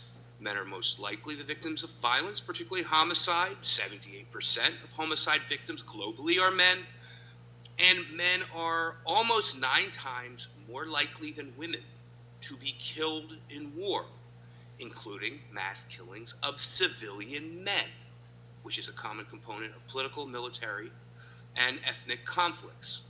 And also another one that I take from work injury, a different item of inequality, men face 15 times workplace deaths in contrast to women, and for work injuries, generally nearly double the injuries of women. So partner abuse, which is a big focus today, male victims of partner abuse receive far less support in society than female victims, despite being equally likely statistically to be victims. And there's fewer resources available to them, almost none in some areas. And in the area of the Me Too movement, although men have greater physical strength and frames, women and men both know that the legal world is dramatically favorable to women in this area. And that bias, that again, it comes from a media bias, bleeds into the legal field and perpetuates male victimization. So another big topic today is media bias. This image on your screen. How do we stop this kid from becoming a monster? This actually gets me emotional. This is from a real newspaper in Australia. Think of the impact of society reading this headline. Meaning, if we don't intervene and intercede, men from the age of this little innocent 9-year-old sweet child is going to, the probability he's going to turn into a monster. We need to stop men and masculinity. So that's in support, that's our poster for the item of male disadvantage of media bias. And when I first started working for the International Council, one of my first projects were to do research on this and to do a book summary. But media often portrays men in a negative light. We might see that in a newspaper article like that, but statistically, this next author actually did a study on the number and the quality, of negative portrayals. So the book summary is, the book is written by J.R. McNamara, entitled How Mass Media Shapes Male Identity. And he analyzed how media often distorts or marginalizes men, causing psychological and societal harm. So this is critical. To raise awareness based upon this portrayal of men and boys is critical because the media strongly influences perception and laws, policy, and of course male self-identity. And it underscores the urgent need to correct these harmful narratives and promote a balanced representation. His methodology was to sample, just to show that this is scientifically based. He sampled 650 newspaper articles, over 100 magazines, and over 330 hours of television, commercials, and shows in Australia, the United States, the United Kingdom, and Europe. He calculated that this reach of the sample that he took is over 30 million people, and he gave both a quantitative and qualitative analysis to assess the tone, themes, and impact. So he's the one who found that 69% of portrayals are negative and only 12% are positive. Men are often shown as violent, emotionally inexpressive, or irresponsible. And think of examples, at least in modern TV, different shows, popular shows. Critical roles like fatherhood, mentorship, and male mental health are minimized. So we know this anecdotally, but he gave the statistic support for this perception. And I want to just let you know, you can find our report of the summary on menandboys.net, an item of inequality 12. But that's menandboys.net/media is where you can find the report that I'm discussing right here, a more detailed look if you're interested. So these negative portrayals worsen male health, reinforce false stereotypes, and cause harmful public policies. And that was his conclusion in this study. And it leads to other bad things like poor educational outcomes, suicide, homelessness, and legal bias. So ICMB expose these portrayals and resulting harm through our press releases. We actively call out media outlets, UN organizations, and government leaders for unfair laws, portrayals, their biased statements, and unfair policies. And we send these press releases out to really the entire world. It's every media outlet that covers the topic, and every lawmaker in over 60 countries. And the call to action is to support ethics and educational reform, to teach media to be fair to both sexes, and advocate for positive media depictions of men as caregivers, thinkers, and leaders. And when we post on social media, we always use the hashtag gender equality for men. So there is hope. You know, this is it can be considered extremely depressing when we consider that phrase toxic masculinity, which also makes me emotional that men have to face such labeling. But there is good news, and we do notice at ICMB and just in world news positive change, especially at the end of 2024 and 2025. So I want to briefly highlight these developments. The 2024 presidential election revealed that men became a new power dynamic in voting. The exit polling showed that men and boys are standing up, they're voting and supporting leaders who speak out in favor of men issues. Bipartisan voices in both political parties, from Barack Obama, J.D. Vance, and President Trump, began acknowledging that boys and men have been left behind in important policies throughout government. We have a statement page on our website with a compilation of international world leaders expressing support for men and boys, and you can find that on menandboys.net/statements for a more optimistic take on this negative topic. So in 2025, academia got in the act in raising awareness of men as victims, not just perpetrators. A handbook written or collected by Denise Hines provides academic support for all our efforts here and at ICMB. She compiled the Rutledge Handbook of Men's Victimization in Intimate Relationships with over 30 international scholars who all contributed to the study. And the book noted that intimate partner violence is often bidirectional, not one-sided, contrary to the popular narrative that it's male toxicity or male-sided. Male victims, it also concluded or showed data that male victims are ignored and disbelieved, and the media bias, false allegation, and stigma, which therefore silences victims, creates huge injustice. Key findings in the handbook are that men in every region globally report partner abuse of all kinds, verbal, emotional, and physical. Barriers for men seeking help include shame, lack of services, disbelief that men can be abused, and the courts and welfare systems fail to protect male victims.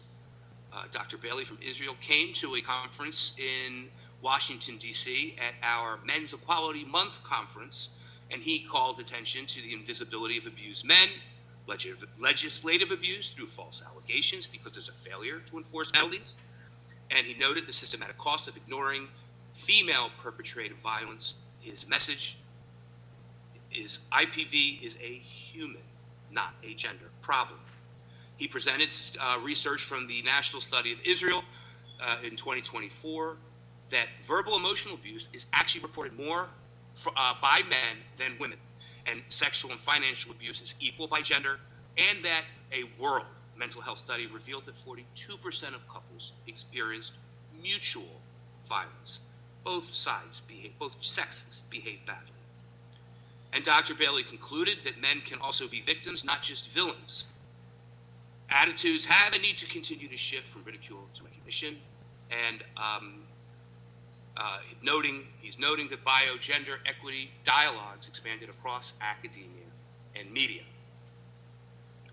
So more good news in 2025. Lawmakers are speaking out. Around the world, officials are recognizing male challenges.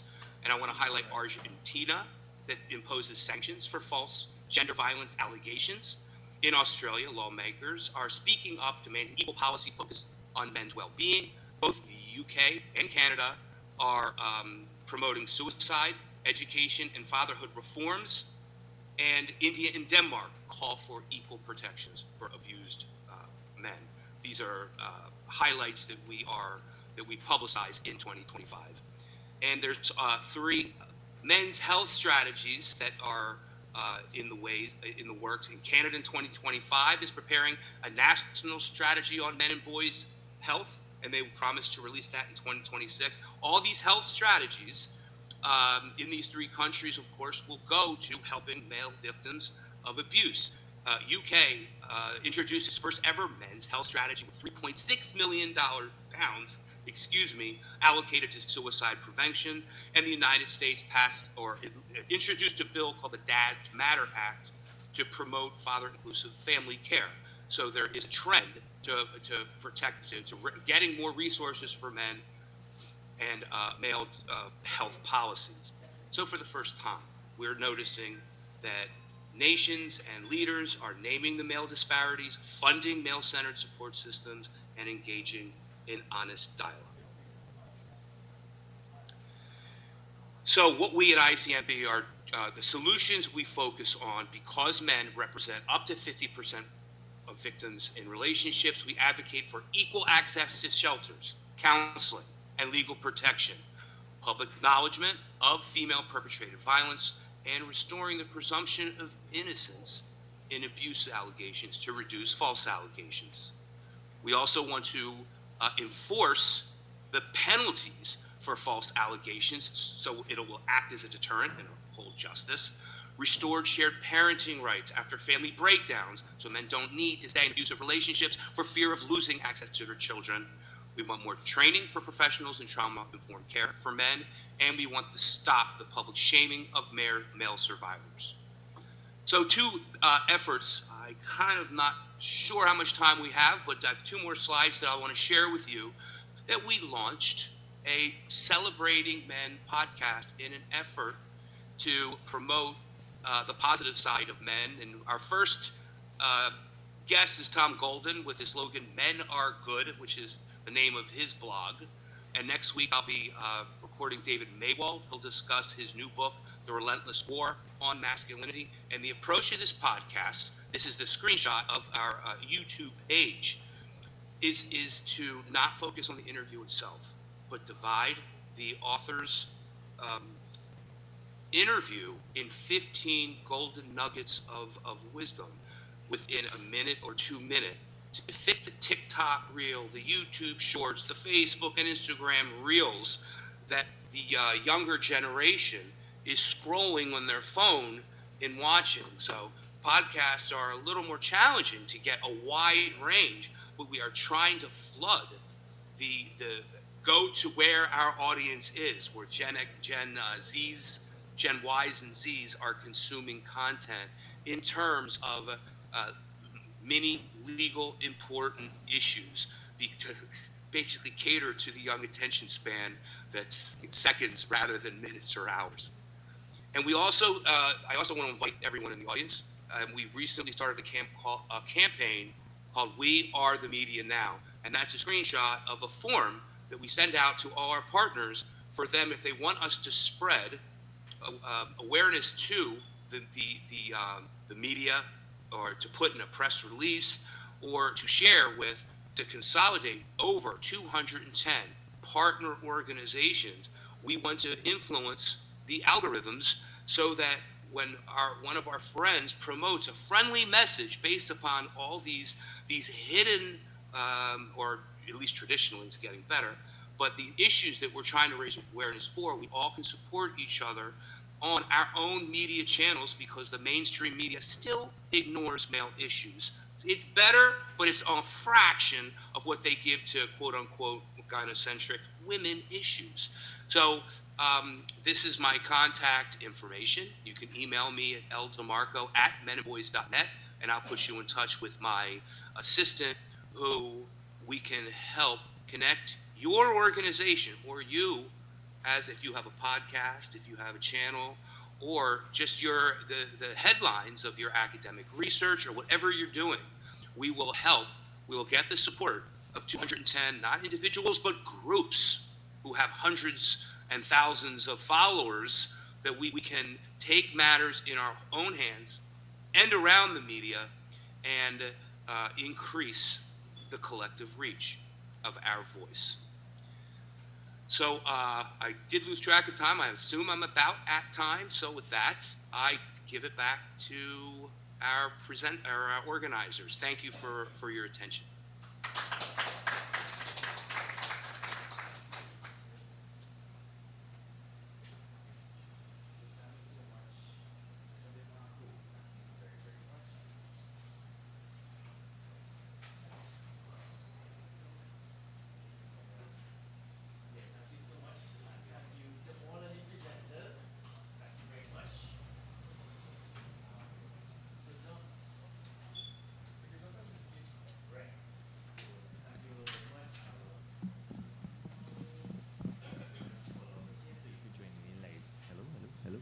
Test, right. So I'm going to end this stream here, this live stream. So thanks again. Give our presenters another round of applause, please. Right, so thank you all again. And now we are going to do some more certificate distribution, and then we'll head into the lunch period. All right, thank you very much. I want to call Nicholas Brodba from Jamaica to assist with us. Steve Small.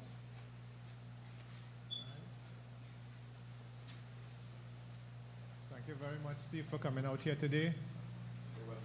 All right, we had McDougall, Twain McDougall. We have any McDougall here today? Right.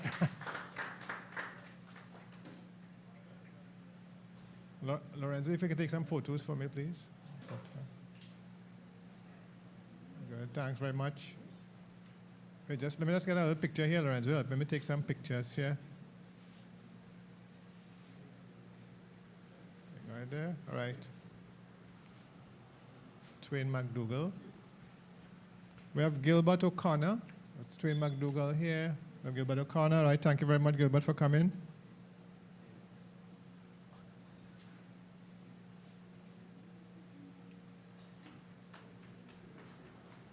Right. We have Luster Trim. So after McDougall, we have, and Luster Trim is here, right? Okay. And Luster is from the Military Association, and I represent the Military Association. They took part in the National Men's Day Walk, doing a lot of excellent work. I want to also highlight the members of the military. We have 2 military members here. Luster Trim, thank you very much, my brother, for being here today.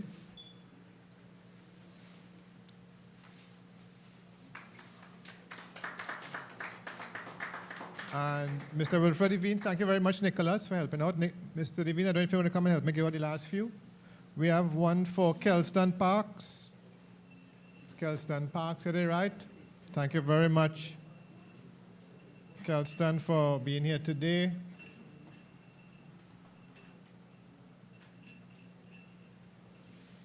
Kelston has been providing security for us, in-house security.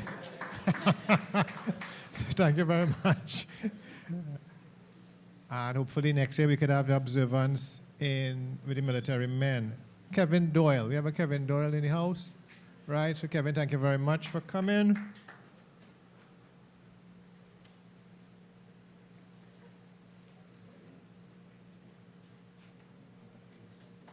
And the last certificate, thank you very much, Mr. Devine. The last certificate, I don't know if Pastor Tony Mapp wants to come and help me. We have Anthony Niles.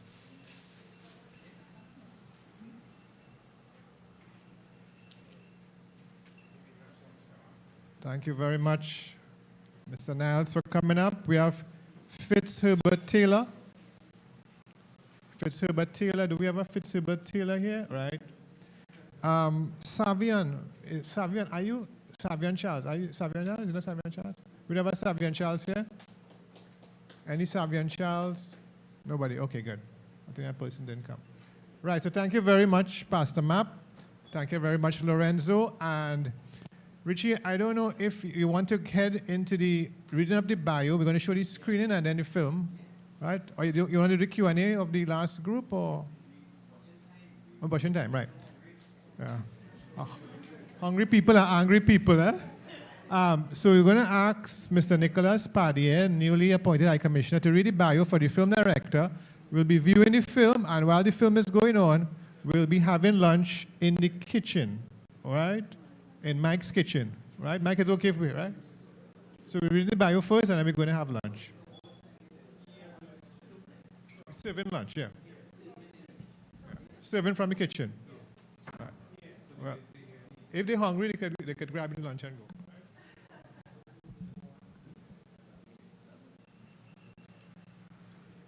All right.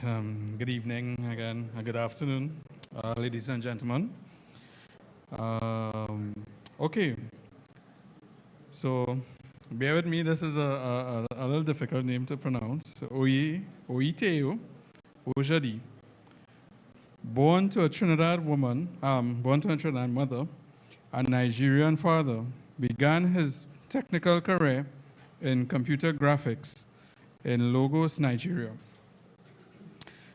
His interest in still art and photography sparked a Bachelor's of Technology degree in industrial design from Abu Bakr Tafawa Balewa University, led him to moving pictures and film. He pursued a Bachelor of Arts in film at the University of the West Indies, St. Augustine campus, excelling in editing, photography, cinematography, and documentary making. Teo, as his colleagues will call him, worked as a network support technician in the film program at UWI, then lectured videography at the College Science and Technology and Applied Arts of Trinidad and Tobago, COSTAT, from 2015 to 2023. He has directed and produced 5 short films and 5 featured films, including documentaries like The Americans, My Skin, My Tears, and The Hidden Crime, Violence Against Men. His work explores social and cultural heritage driven by his cross-cultural background. Teo seeks to preserve this heritage through audiovisual means. He now runs his own content creation business in Nigeria, focusing on documentary making. Thank you.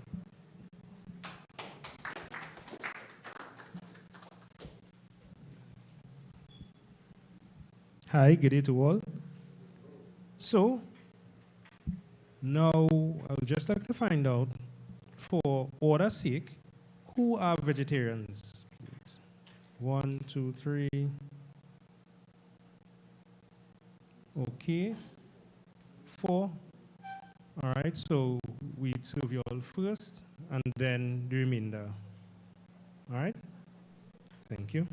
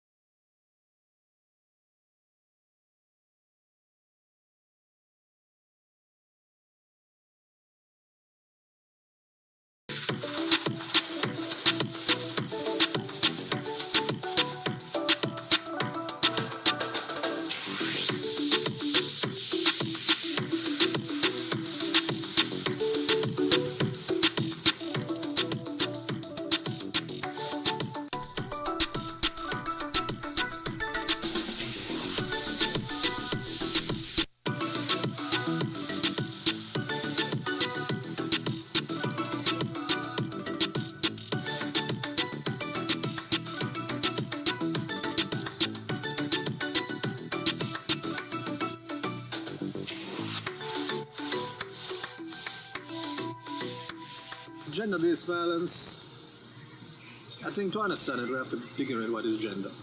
You know, gender is what the society says men should behave like and women should behave like and how they should interact. It's a set of rules. And different countries, different cultures agree with aspects of those rules, and then things change over time. So like, for example, men would never have worn earrings a couple decades ago.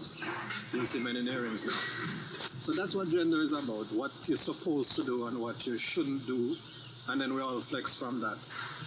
Gender-based violence is unfortunately a natural outcome of how society has taught men and women they are supposed to behave and the roles that they are supposed to play. What are men supposed to do in a situation? They live with a woman. The woman has been abusive. They can't raise their hands against her because if the police come, they are going to get the blame. The woman is beating on them, and they have to take that. They have to tolerate that. Because our society believes that, and our police service and our court system, they believe that a man shouldn't report abuse against him. This is wrong on all counts. If we say, as a society, we are going to fight gender-based abuse. In our culture and in many cultures, but I'll speak to the Caribbean culture, men are programmed to see themselves as the powerful one. So men are supposed to be in power at the top of the pyramid. You know, men, women and children, animals, plants, everything is down the bottom. The problem with that is that, of course, that message has then taught us that we must not be vulnerable. We must not show any weakness. We're supposed to be the provider, protector, the problem solver, all of those P words, procreator. But we're not supposed to be at all passive or seem to be weak or seem to have any issues. And so, unfortunately, we men have internalized that. And so we don't identify or even very often understand what we are feeling and how stress is affecting us. We don't articulate it. We don't talk to anybody because we don't want to look weak. We don't seek professional help, whether it is from a medical doctor, a pastor, a psychologist. We try to man it up and do it ourselves. And as a result, we get more unhealthy, and we display our ill health in many different ways, including in our relationships. Unfortunately, a lot of the times, men feel unable to speak. They're unable even to speak to their friends. That's why we end up in the bars. Because we could at least drink it out and probably have a positive conversation, or maybe the start of a positive conversation. But by the end of it, we're drunk. So any gains have been lost, right? And there are not those, or not enough of those public spaces for men to engage. And so we are reluctant to even engage privately, even with our best friends. Right? And in the Caribbean, we don't have a culture of going for therapy and these kind of things. So we're not doing it. What we're doing it for people to laugh at us, right? And I know because I experienced this in wanting to be a father to my sons. You understand? And sometimes men and women let me know, what are you doing crying about this? Men shouldn't cry. The woman is to raise the child. I've seen people laugh at me when I'm holding my son baby in my arms and laughing, right? Because man not supposed to do that. Man not supposed to go and cook unless he's a chef. We have a kind of exception for professional chefs, right? So why would a man do that? And as you ask, where are the spaces for men to engage? in terms of what sometimes we would call as safe space for a meal. And by safe meaning safe to talk. Because naturally and physically, we would normally feel more safe than women just walking around. But in terms of us to really talk about what's going on inside that we holding in and giving us ulcers and making us die faster, it do exist, right? So, but there are different NGOs and public spaces now that would allow this to happen. National Family Services, Families in Action.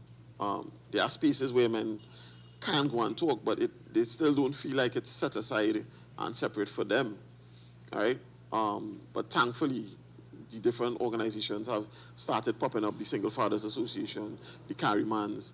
On Facebook, there's mentions now where they literally have every week a positive story about a man on their page, so that men could see that at least other men could care about them as brothers and help them to be men.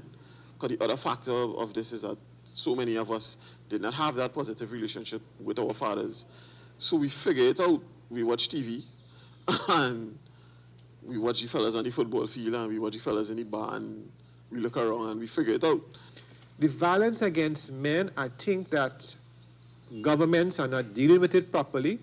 I think NGOs are not addressing it because we are not seeing the long-term issues of this violence against men. And I'm telling you something. If you look for statistics, you will find zero because it's not documented. Nobody's going around there taking any surveys. Nobody's taking polls. Everybody wants to do political polls these days.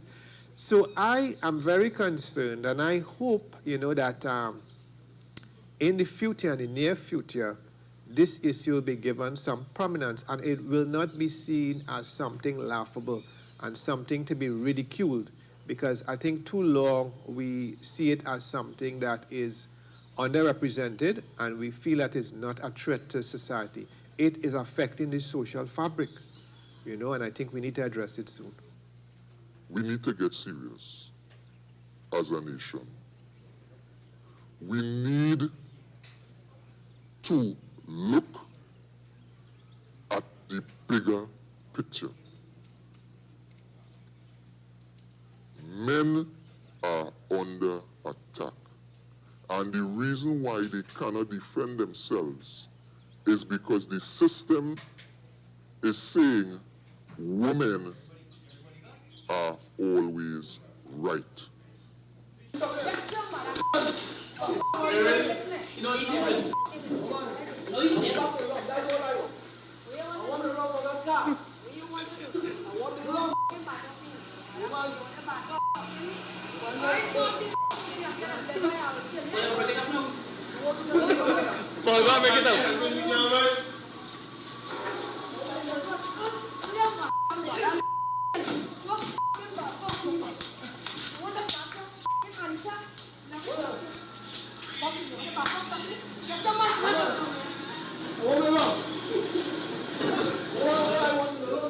I think society has to have more community workshops.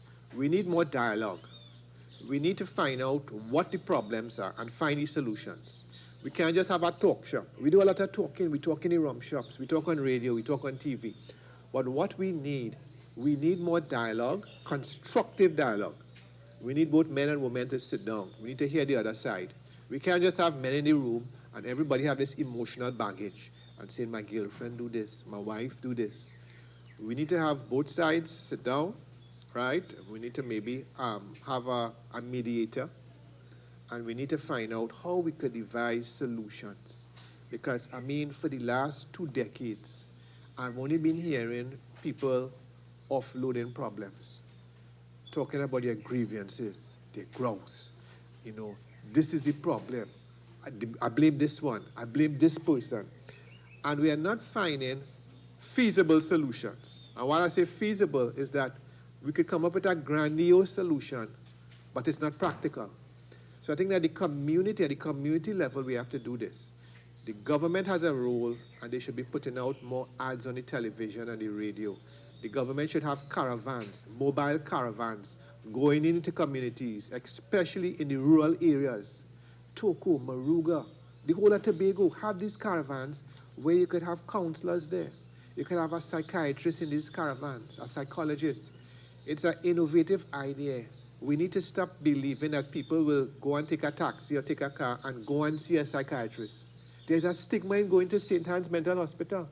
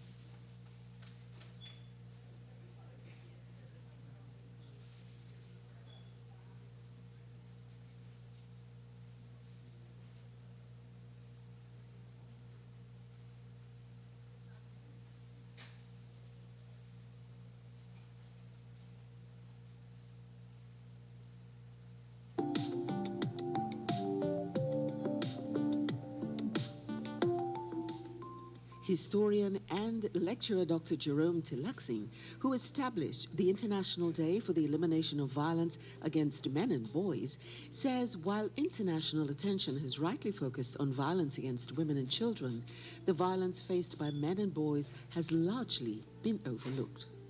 He points to high murder rates in Trinidad and Tobago, across the Caribbean, and globally, noting that many male victims carry deep trauma from violence experienced in their homes, schools, workplaces, and communities. I was seeing the high level of murders in Trinidad and Tobago, the high level of crime in other Caribbean countries and across the world, you know, not just dealing with murders, but even violence with weapons. And in the military. So I felt there was a need to try to focus on how we could find solutions to this problem. According to Dr. Tilaksing, one of the biggest barriers preventing men and boys from speaking out is a social shame. I believe that it's a stigma attached to this violence. Sometimes the society, one of the main barriers is that the society believes that men and violence go together. He explains that many males fear being mocked, embarrassed, or seen as weak if they report abuse. As a result, violence often goes unreported, with trauma building over time and sometimes resurfacing later as aggression, withdrawal, or self-harm. This year's theme, Breaking the Stigma, Reporting Violence Against Males, calls for safer spaces for men and boys to come forward. You know, we often have safe houses for women and children, safe houses for women who are victims of domestic violence. We have safe houses sometimes for witnesses who have to testify in an important case, but we don't have safe houses for men who are victims of violence. He also highlights the role of the media, urging more balanced coverage that humanizes men and showcases positive male role models. Dr. Tilaksing says that warning signs of abuse in boys and men can include sudden withdrawal, violent language, loss of interest in activities, or thoughts of suicide, signals that loved ones should never ignore. Ultimately, he says, addressing violence against men and boys requires education. I believe that there's a need for an education program, a comprehensive education program, not just in the primary schools or secondary schools, but even at the kindergarten level. For Dr. Tilaksing, the message is clear. Violence is not a male issue or a female issue. It is a societal problem that must be confronted openly if lasting change is to be achieved.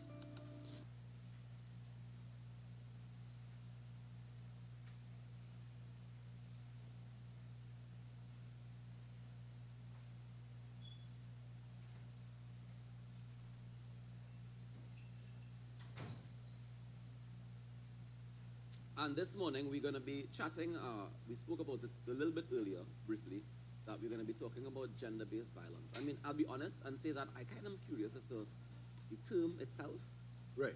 Gender-based violence, because I know, I mean, it's obvious what it means, right? Right. But like, I'm always curious about how we got there, how we got to laying it out like that, and how can we deal with and fix the problems that generate and perpetuate gender-based violence, because it works in both ways, you know. For both, It really does. It really genders. does. Yeah. And to help us discuss that a little bit more, I want to welcome this morning artist, activist, and academic Amilcar Sanatan. Good morning to you, Amilcar. Good morning. Good morning. Good morning. And also Shanice Webb, who is the president of Trinidad Youth Council. Good morning, Shanice. Good morning. And Shanice is joining us by phone. Now, this morning, Amilcar, I want to start with defining what gender-based violence is.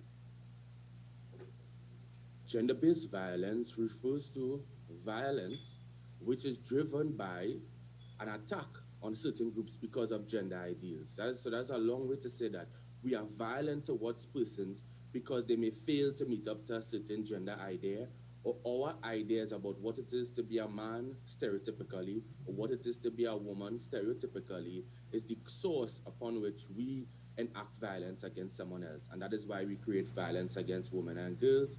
We have violence against certain men, which is also a form of gender-based violence, and even violence against children. All right, so Shanice, can you tell me, how do we begin to uncover the need for gender equality? How do we get there? Shanice, can you hear me? Hello, is the question supposed to me? Yeah, the question was, how do we uncover the need for gender equality? Or how do we uncover gender equality? How do we get there? Well, I think we need to look at the situation when it comes to gender-based violence and how it impacts both sides. Because at the end of the day, gender-based violence isn't specifically a woman's issue, but it is a citizen security issue, and it affects both men and women, and it can affect them in different ways. So most times women are generally the victims, while men tend to often be the perpetrator, but can also be victims, right? So we need to look at the root causes of violence, looking back at the home persons who may have seen that growing up. You know, so it's an issue that affects both genders, and it's important that we create space, as Amilcar spoke about, in terms of what gender looks like, so that a man doesn't have to be bogged down to one representation or one image of what manhood looks like, but we can have a wide spectrum of how we express ourselves as men and women. All right, so Amilcar, man to man, tell me, what does being a man mean? What does it mean? Unfortunately, that is a question that could even produce violence, right, where men receive certain definitions of what manhood is and seek to live up to it. The reality is most men fail to live up to men. And we don't have to look far. We could look into a boys' school to see how boys produce competition, produce what we say in culture, the alpha male, the Dan, right, the Don Dada. And what happens is most boys cannot occupy that status. And even biologically, you cannot be the Don. You cannot be the dominant man. When you have STDs, you become disabled, which is a club we all can join for all sorts of reasons. You can't be the dominant man. So that definition of a man, we need to let go and realize we need to be human and expand different cultural meanings of our humanity, which may have a certain resonance in the idea of maleness, but the idea of a man or a real man needs to be done away with and abolished. All right, so then as men, though, don't we have responsibilities? What are the responsibilities of a man? Most definitely, our fundamental responsibility as men is that we understand ourselves as a social category, a social group in society, a part of the world where issues like gender-based violence is not a woman's issue, but as Shanice put forward, is a citizen security issue, but it's also to protect women's rights. Women's rights does not take away the well-being of men. We have daughters, we have sisters, But we are also empowered by women's rights because it is labor rights. It is about rights about our environments to make sure we all can enjoy safety. So men are better off with women's rights because that is defending their human rights, and men also have human rights that should be enshrined. You see, this topic can get very, very touchy very quickly because I know that everybody's affected, or at least they should be, by what we've been seeing going on in our community and around. Janice, do you think we hold boys, men, accountable enough or at all? I think that's a difficult question, and I think most times we don't, right? I think it's important to understand the root cause of why someone will perpetrate an act of violence, right? It's important to understand why, but accountability is important. We cannot neglect the level of accountability, but we also live in a society where a lot of times when something happens, people say, oh, well, if that was me, I would have done this and I would have done Y. And, speaking to intimate partner relationships and even issues of infidelity, we have excused certain forms of violence against women. So I think accountability tends to be lacking. And also we need to make sure that we have systems whereby persons are held accountable through the judicial systems and victims are kept safe. Amilcar, do you know if any of those systems are in place currently? Yes, a number are, and this is why the civil society work historically has been important of working with communities, working with parent-teachers networks, working with schools and teachers unions to support this type of work, doing sensitization with Trinidad and Tobago Police Service, who have welcomed this, probably not to the extent that we would like, but they have welcomed it. For example, I've done work with the communications department where they create even champions to speak out against gender-based violence and do their media comms. So this work happens. We have the gender-based violence unit in Trinidad and Tobago that was established this year. But the issue that policy-wise, we focus a lot on the survivor. We have yet to really make a turn in a policy shift to focus on the perpetrator, not just in terms of getting them into the justice system, but to think about men's responsibility who are disproportionately perpetrators of gender-based violence, fundamentally violence against women, but also violence against men.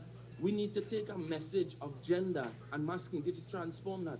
When we think about the risk migrant women face, they face in terms of violence against sometimes their own partners, migrant men, but also local men here with their values of gender. So these are the types of conversations we have to render justice in our society and a sense of safety. Doesn't it feel overwhelming sometimes? Can you repeat the question? Sorry. I was just asking if it doesn't feel overwhelming sometimes. Like how do we channel and focus to have this conversation and get resolve out of it?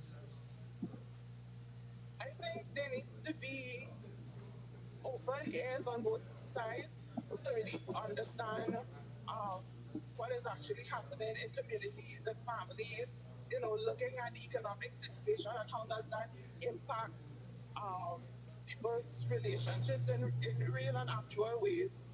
So I think it's important that we have open and direct conversations, but also persons who have the power to make changes, policy changes, institutional changes, need to come to the table as well and understand what's happening, but also make the corrections where possible.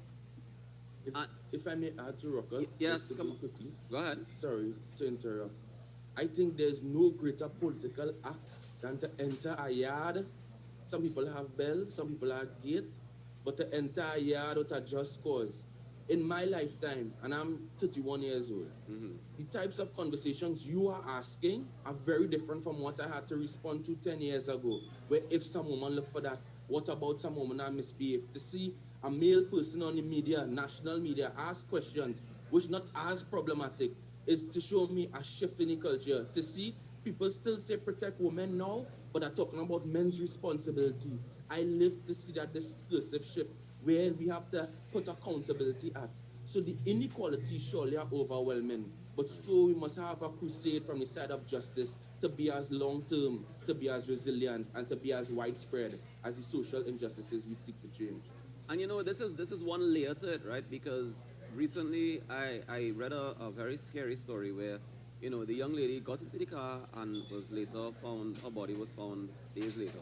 And the neighborhood, as in the community, came out saying, well, yeah, we know that that car does interfere with girls, so nobody doesn't take that car. How do we get it to trickle down from policy level? Because we can create policy, but if the community that's supposed to protect its residents isn't doing that, how do we go forward? I feel like there's a block somewhere, and it's not just policy. I think it's also us as people. Amilka, you can feel free to. Also, yeah, go ahead, Shanice. yeah, I think that the reality is that we do live in a small country, and a lot of times people feel fear to report someone or to be seen as someone that is, you know, quote unquote, snitching on somebody. So I think being able to address those sort of social norms whereby we kind of normalize certain levels of violence, but we seek to, you know, really seek true justice just for victims or potential victims, to make sure that persons that are committing violence or maybe seen as committing violence are held accountable, and make sure that the police are able to properly execute their job, but also beyond that, persons are able to remain safe. Do you think having something like a sex offenders registry would help, or would hurt, or would affect it in any way? It most certainly would be able to help in certain instances, right, where people are living in different communities, to ensure that communities remain safe and people are aware of what's actually happening. I think that is something that's important that we need to be able to discuss. Shanice, I have a question for you again. The Youth Council, the Trinidad Youth Council, how do you guys approach dealing with gender-based violence? So we see it as a really key and critical issue, and it's one of the things that are part of our mandates going forward. And we are going to be working on a project, a part of the UN Women Spotlight, where we'll be seeking to address issues of gender-based violence amongst young people, being able to do an advocacy training program so that young people are able to take back that knowledge to their different groups and their communities and share what is really required to address gender-based violence and understand what a world of free and help young people to imagine a world free of violence and how we can really shape that world. Anamilka, you're a man on the ground. You're talking to people every day, dealing. You're an activist, right? Activist, academic, and what was the other one we had written? Artist. An artist. Doubles man too. Right. Doubles connoisseur. And you've been talking to people. You engage with people, and you mentioned earlier, you know, that mentality of wanting to be the don, that takes prevalence in schools, in society in general, when men meet across the board. But do you think that there's something else deeper than that, like something else because not everybody will be the don, right? And there's going to be one man who's going to be, let me say, the man who's the man, right? But there are other men. Is it that they are trying to be the don as well, or is it that they just want to feel like part of the crew? Does that happen? Is peer pressure a factor in this? Of course, and it happens on a spectrum, that on the opposite end of feeling extremely powerful and confident and dominant is persons who feel extremely powerless, shameful, right, and weak. And to assert their power, which they can't do over men sometimes, they do it over women, children, and the environment. And that is why violence is so diffuse in our life. I live to see this, and that's the only way I could understand later why it is we used to kick crapo in a circle of 12. It couldn't be to exercise alone. It couldn't be that dominance over stoning birds, killing the crapo. And then I just want to get a quick story. You know, but ask me, Amilka, why it is you always around gender state? Because I understood how no one stood up and no one spoke up, right?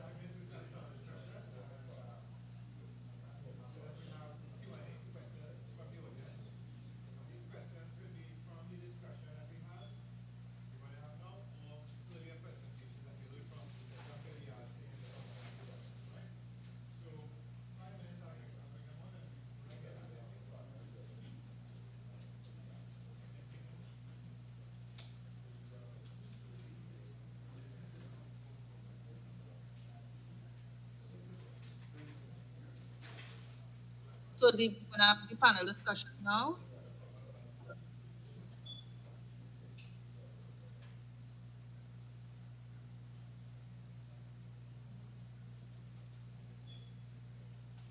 Okay.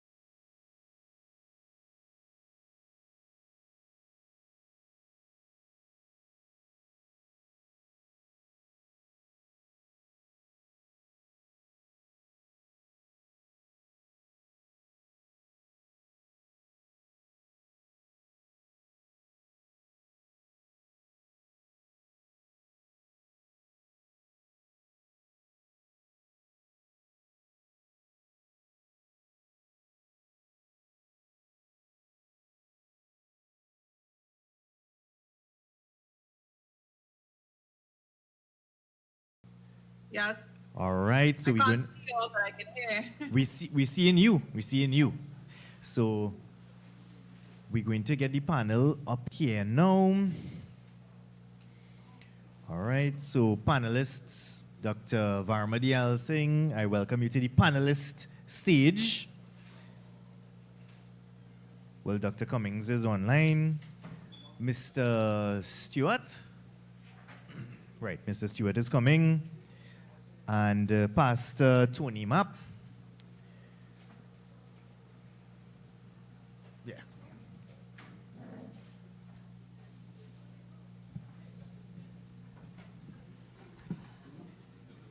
Make yourselves comfortable. Ready for these questions?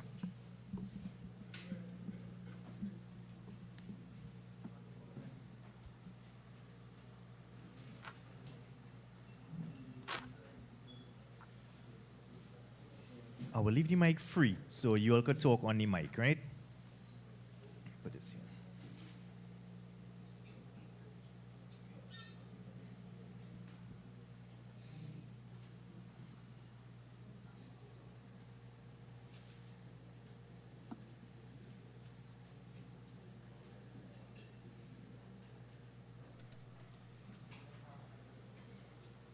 All right.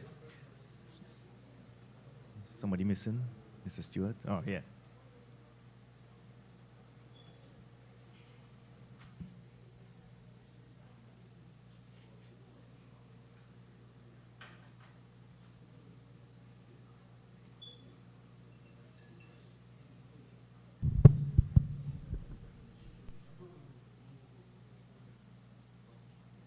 All right, so, all right, you'll have a mic.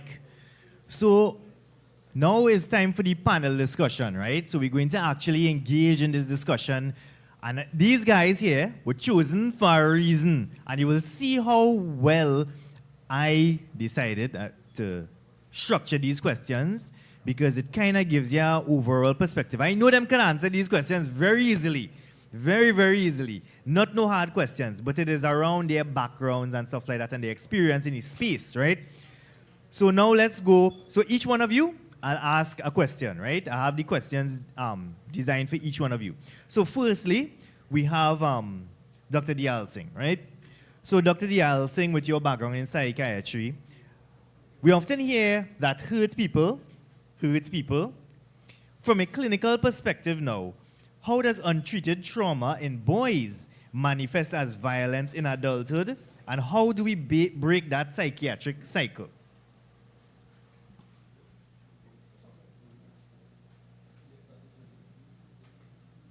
Hurt people hurt people. Yes, you're right. Hurt people hurt people. So therefore, we have to know, looking at a child, what hurts a child. A simple thing of bad parenting could traumatize a child. So you have a certain parenting style where you may beat that child, you may neglect that child, and all that could, even you abandon a child. So all that is a sort of trauma a child could get. Going in school, bullying in school, a child exposed to violence, a child exposed to any sort of a crime. Those emotions, if you don't sort of process it, you will undergo a sort of a problem where you may carry that on to adulthood. And you may look at the world as a place that didn't help you with that trauma. You may look at the world as a place where you have to get back at lash back.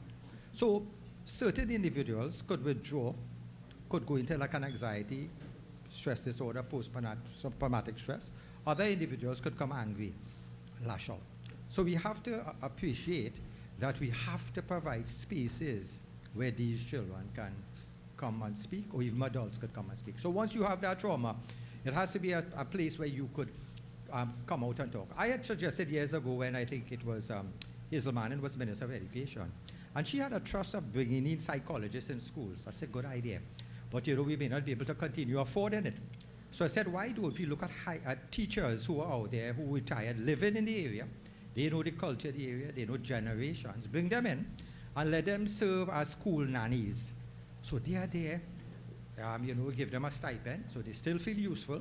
They come there. So any child who has bullying, trauma, issues at home could come to these trusted individuals in society who may be able to lend a hand, you know. And so we have to start giving spaces for children to speak, adults to speak. Even our clinics has to be in a way that it is in such a way that persons may want to come clinic. You know, you come clinic, you don't have to wait long, you don't have to feel there's a privacy issue, and you come clinic and you're willing to come because I have a problem, I want to come and talk, you know. And this is where we have a challenge now to get those clinics in a safe place, as a place also where people will want to come. They say, I went there, I felt better. And that was very good. Round of applause for that contribution. You start with the childhood, and so giving licks is not necessarily, right, a functional feature, right, of childhood. Then you want to talk about, you said you also talked about rewarding the persons for coming. Well, making it easy for them to come for to the doctor, go for psychiatric evaluation, these kind of things. Now, men does only go to the doctor when they're ready to dead, right? So we need to do our health checks, do your blood pressure checks, and so on, right? So very good contribution. Now I have one for Dr. Cummings, who's online, right? So Dr. Cummings, you hear me, right? Yeah. Nice. So your question with your sociological background, by the way, which I'm biased to because I too am a sociologist, right? But there we go. So what do you think? No. Research highlights the underreporting of domestic violence by men. Why is the Caribbean social structure so resistant to acknowledging male victims? And what is one policy change do we need to see? What is one policy change do you think we need to see? The first part, why Caribbean social structure is so resistant, Yeah. if I heard correctly. Yeah. I would say it goes back to slavery. But I don't want to always rely on the plantation legacy simply because we have moved, we're centuries forward. But I do acknowledge the historical aspects regarding the Caribbean social structure, which emanated out of plantation slavery. Yeah. And part of it is the deeply rooted patriarchal value system that came out of that historical legacy of slavery. And part of it is the violence, the normalization of abuse, inadequate institutional responses that would have developed over time. So despite because there have been legal reforms, there was a whole domestic violence act that came about in the 90s, starting in the 90s. But again, because it's so, from a sociological point of view, because it's so often entrenched in culture and history, there's still the high levels of tolerance to domestic violence against males, and then the underreporting that we discussed earlier on. One of the policy changes I would like to see must be geared towards institutional response. Yes, there's historical legacy. Yes, there is entrenched culture, but I do believe that we have to start looking at the institutional response. And part of the institutional response is to address the issue of normalizing or the normalization of violence. We cannot change our historical legacy regarding the plantation system that have also, helped to shape modern masculine identities and how men handle conflict or report conflict even against themselves. But we can develop our policy to target ineffective institutional and legal support. So while we have legislation to criminalize domestic violence, I do believe that from a sociological perspective, we need to change the norms around those kinds of things. And hopefully it will, allow for more reporting by men. And of course, it will add to the research if we get the data because of the increase in reporting of men and their reporting by men of their domestic violence victimization. Sorry. Yeah, very, very good response. Now, I could have said more, but I'm looking at. No. I want to ask you one thing. So, for us that are not sociologists here, I know what you mean by institutions. So, what do you mean by institutions? Give us some examples, and it don't have to be real examples. It can be things that you really projected that might happen or so on. Okay, what is an institution? Well, okay. Yeah. So we could understand all that. Organized system of, I know us, I'm trying not to be jargon free here. When we look at institution in sociology, it's an established organized system of social behavior, right? And that including your norms, but also the interactions designed to meet fundamental societal needs, right? And for the, I'm trying to make it as simple as I can for the non-sociologists because it will be fair to them. So that will include looking at our patterns such as family, education, religion, government, and the economy. And these are what we call social institutions because they have been developed by society to provide stability, regulate behavior, transmit societal values, etc. And that happens, of course, across generations and the lifespan. Yes, so the family is one of the main, the fundamental institution that we are introduced to at the start. Primary So great contribution to the institutional change, but we all know that's something that will take time. It will take time, but it is a great contribution.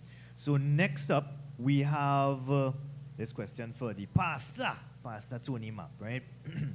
Given your background with the faith and the community. So, Pastor Mapp, the church and community leaders are often the first point of contact for men in crisis. Get some feedback. For men in crisis. How can the faith-based community shift the tough guy narrative to encourage men to seek help before they reach that breaking point?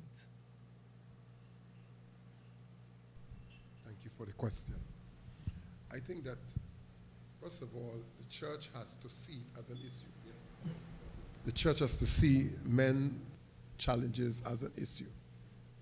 And we have to begin to see how that issue is best sorted when we address boys. Because we cannot wait, as you say, until it's too late. And the church has to create that kind of environment for that to happen. As a church, we have a lot of men's programs every year. And we have those programs not just on the whole community level, but on the specific community level of the church itself and its environs. So we target men to make sure they understand manhood and to make sure they understand sexuality, make sure they understand issues of violence. We also have this program in the church called End It Now, where we drive the idea of ending violence. Oftentimes, the focus is on women. And so the church has to make sure that there's a greater intentionality towards men, because even as I sat looking at the video earlier, I said to myself, wow, there's so much happening around us where men are being abused and men are being affected, even in terms of legal dimensions, you know, and the need to address that. And we have to become more sharp in terms of meeting with them and giving them voice. You know, in fact, we are saying this, and I have a meeting with about 15 men from my church on Saturday night, you know, young boys on Saturday night, and they say, we will come in, we're going to ask you any question, Pastor. We want to enjoy ourselves. So I did tell them that I have the menu, I have the venue, and they have the menu. So they're going to be with me on Saturday night. So I think that's what we have to do. Create the space for the conversation and not be afraid of the questions they would ask. And we have to help them to shape that mindset to see manhood different from how it has been projected. And that's my goal.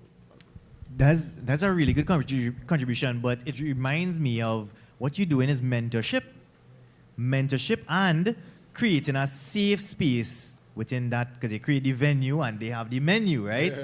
They create their menu. So that entire safe space they create there is sometimes things that they do not have at home or anywhere else. That's right. So they reach out to you as the first point of contact, as the question would have asked. Right. And you are that one. So without you in the community, things might crumble, you know. You are fundamental in the community. So thank you very much for that answer.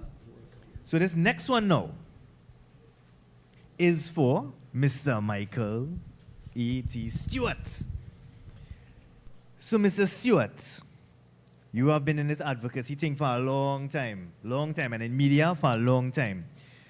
So you've seen how the media often portrays men through a lens of toxic masculinity.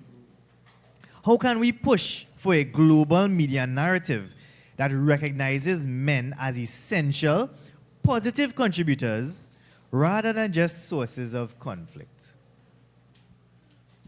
Thank you very much. I think one of the things that we need to address is the languaging before we deal with the narrative. The narrative is the story.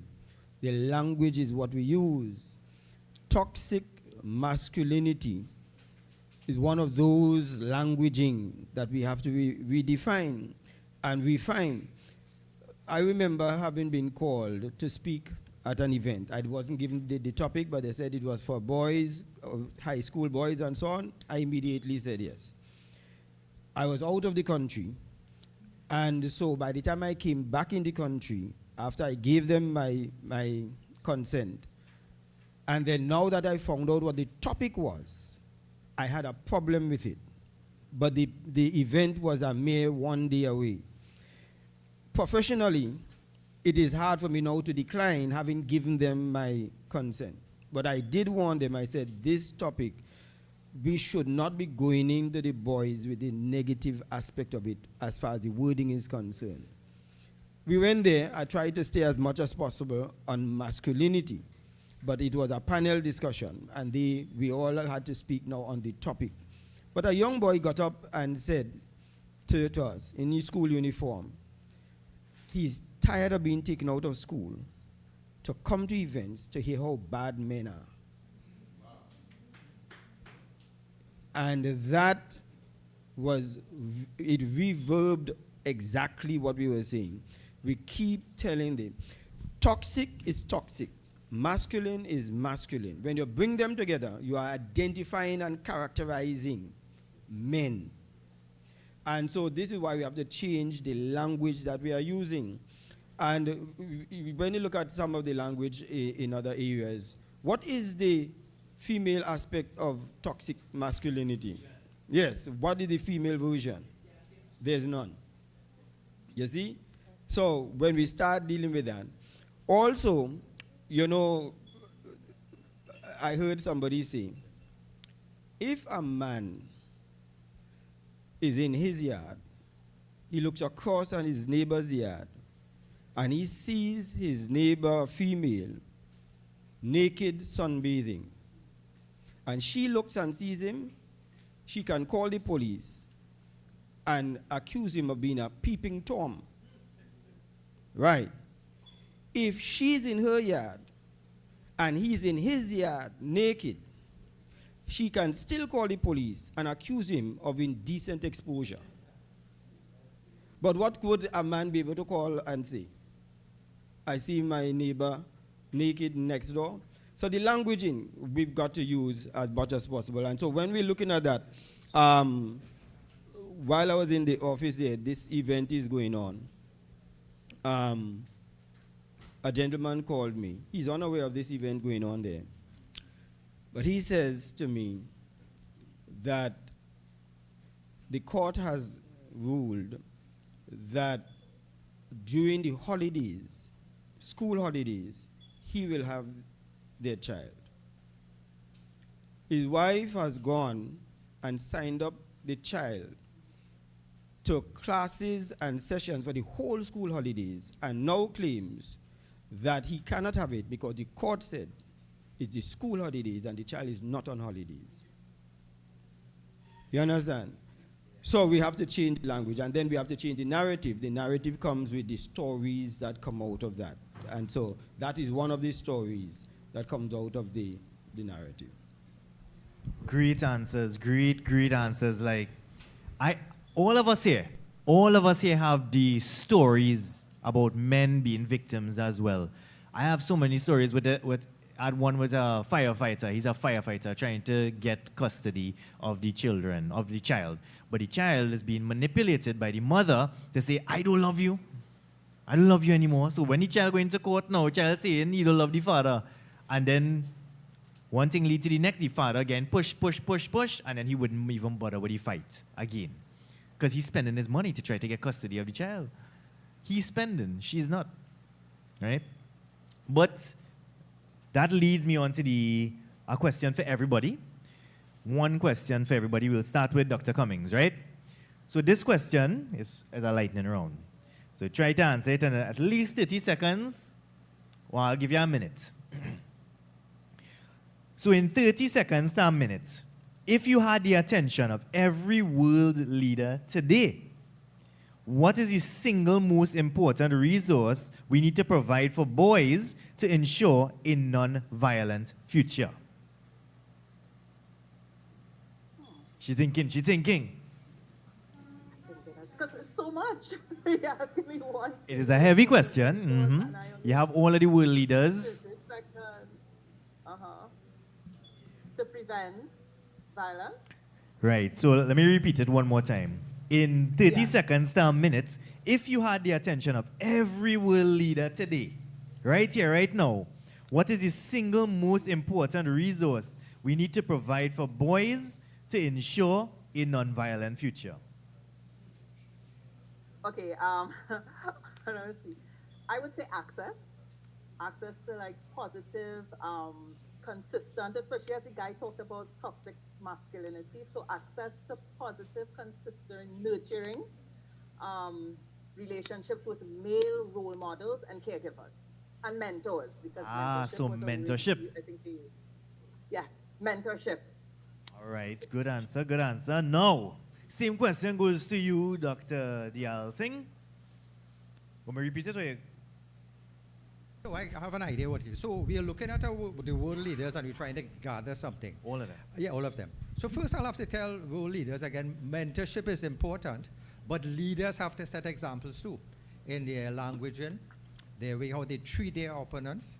So it has to be non-violent, aggressive language in the political landscape, which could trickle down to non-violence later on. Because if world leaders are calling each other names, that in itself could come through as a sort of aggression and a sort of thing. So basically, I would start to tell world leaders, set the example. They have to set the example of mentorship. They have to choose persons under them who also set the example. So set the example by not using those violent type of language. All right, all right. Pastor? Yeah, I think I'd want to tell world leaders to create financial resources, create individuals who will be in a space and have the ability to provide that safe space and communication for young people and for boys. Because a lot of times you may have an institution, for example, and say the institution have the capacity to do what needs to be done, but don't have the financial resources. And therefore, if I had the opportunity to tell world leaders, I say, get spaces that boys can meet. Get professionals who are really trained to relate to them and their issues and finance the program. I love that. I love that because we struggle with financing to execute this entire project here today. So financing is very, very important and also creating that safe space. So very good answer. Mr. Stewart? You know, there's an African proverb that says, a child that is not embraced by the village will burn it down to feel its warmth. So when we alienate children, we're going to feel it later on. There are children who come from homes where they are disconnected, there's no warmth, there's no togetherness, there's no time for the child because of the busy life of the parent. And that child is going to do something in school and get suspended, and the parent shows up. So the child technically is burning it down to feel the warmth of the parent, to get the attention of the parent. So my advice to any world leader is this. We put so much money in tertiary education. It is a whopping bill in the fiscal projections in our country. And we put very little in early childhood, in the young children. If you put more money there, you spend less money in jails. You spend less money in the court system. You spend less money in security.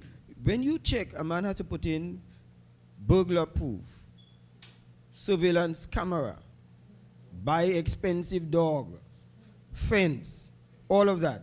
Protecting themselves from their very children. It's our children killing us, you know. It's our children who are making us fearful. Spend more money there and embrace the child in the village and don't wait for it to be burnt down. Thank you.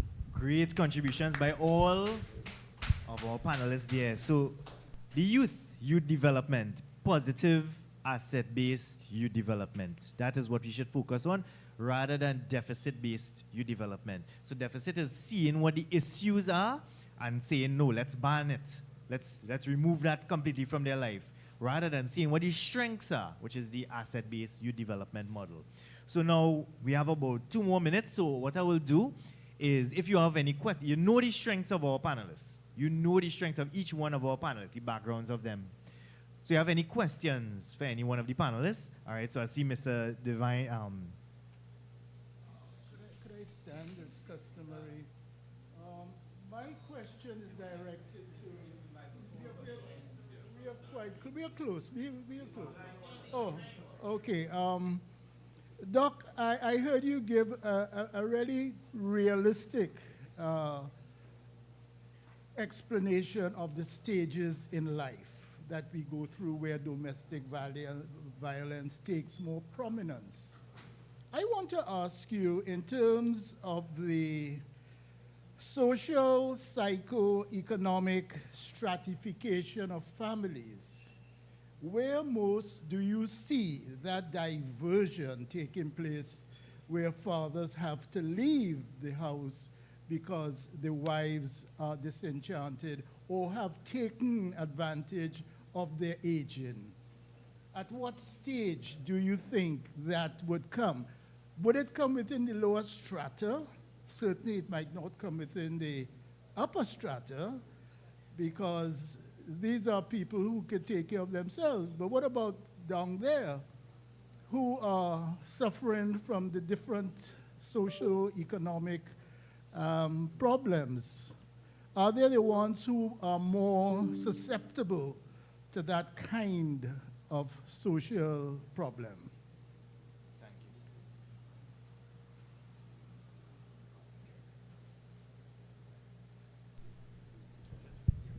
So what we are looking at is what social problems would actually trigger persons to separate. So we're looking at, if you're looking at the society now, we are seeing a lot of families are disintegrated. So long ago, you had people with marriages lasting years. Now we are seeing, we had the 7-year itch. Now we are seeing 4 years. 4 years now, most relationships will be lasting. So we look at different causes. Why do people, are so easy to just disintegrate, to move on?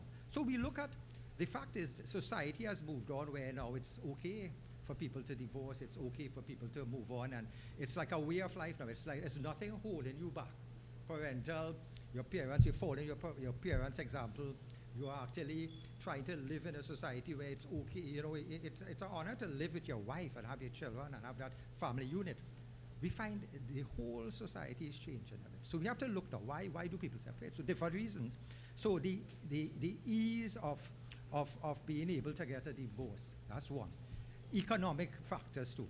So if you find that poverty, you cannot maintain your family, that's another reason why people split up. So sometimes the wife may leave if she finds that she will have a better person to mind her.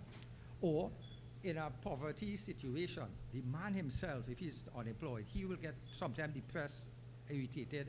He may not be himself. And his whole persona may change, allowing that woman to leave too. So you find that poverty will definitely affect the whole mental state, the whole relationship in a marriage, because you cannot afford certain things, you cannot afford counseling, you would not be able. So definitely poverty is one aspect, but we have to look at the change in society and the change in even family dynamics now. So you have a lot of single family homes where single mothers are doing an excellent job, but we have to still try to figure out how are we going to get the male involvement. And this is something we are trying to see. The boys especially need that male. So we will have to see the challenge ahead, and as I say, the court system may be one that will. You know, there was a time, sometime in the 90s, when women's liberation became very prominent. It was a big thing, you know, women rights, women this, women power, woman this, woman that. Arising out of that, would you not say that domestic violence became very prevalent? I tell you why. What you had was emerging out of that is the dominance of women very early over men in terms of job placements. One was engineer, and one was a common person.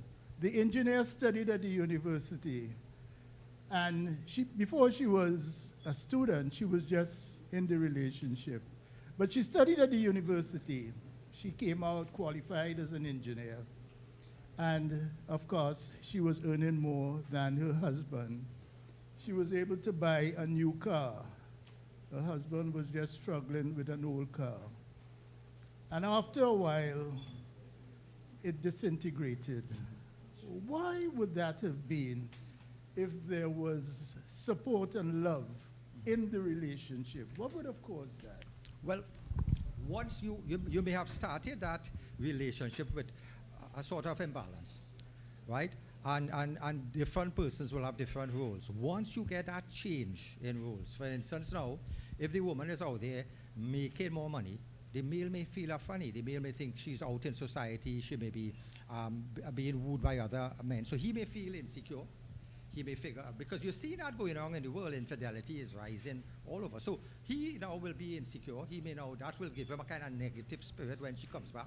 She and all would realize that if he's that insecure, and she's coming home to that, and she's coming to a home where when she wants to relax, he's in that mood, she and all may think, listen, it's easier to move on. I don't need him. I don't need him to be the breadwinner to mind me again. I could mind myself. So the toxicity in the home comes in when there's that differences, where they don't look at themselves as team, as working as a team. And I think this is where we have to say, listen, you may be getting more than the other one, but together you're a team. You have a function. The female may have been taken care of the home. Males, you have to start doing it now. But so again, it's really the mindset of males not being prepared for the adjustment, and also females being independent enough that they're not going to take no BS from anybody again. So let me keep it a little shorter. Give it a little shorter. Short question, short response, right? So you are next. Is that being a little biased in, you know, that statement is being said? Anyway, so never. And my question, keeping it short, y'all were our world leaders this afternoon. Yeah? So what stops us from doing exactly what you have suggested? That's questions for the panel. You gave suggestions as acts, but let's see ourselves as those world leaders. Oh, okay. If I may add, and other people can add, I agree, because most times when we get together and we share the ideas and we discuss the issues, it remains there, and then if nothing goes forward, it's just another talk shop.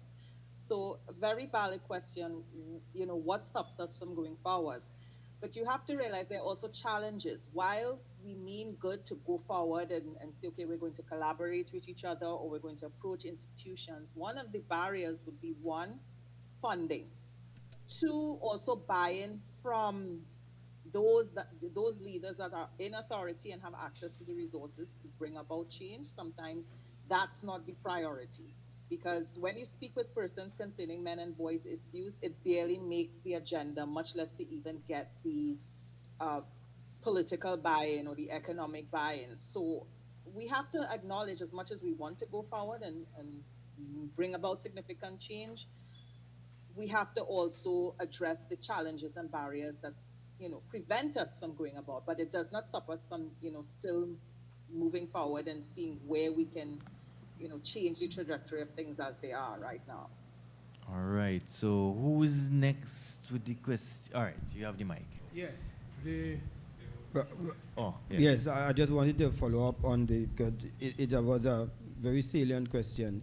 Instead of looking for the world leaders, we are world leaders. And so in my small world of leadership, what I do is that we run right here something called Boys Polishing Camp, because we believe in investing in them and embracing them. We train them how to dress. We train them how to prepare their own meals. We don't bring in, because we feel that this thing about boys outside, girls inside, we want them to learn. They do their own cleanup. They don't do their own dishes and so on. So we have been running that for a number of years. St. Lucia saw that. So I have been going to St. Lucia for the last 5 years, doing the same thing there, with both boys and girls. Here it's boys only. In St. Lucia, it's boys and girls. This year, I got a call from Jamaica who saw it. And I am off to Jamaica this year to do theirs. So that's my small world that I'm doing my own business at. Thank you. Right, so who was next with the question there?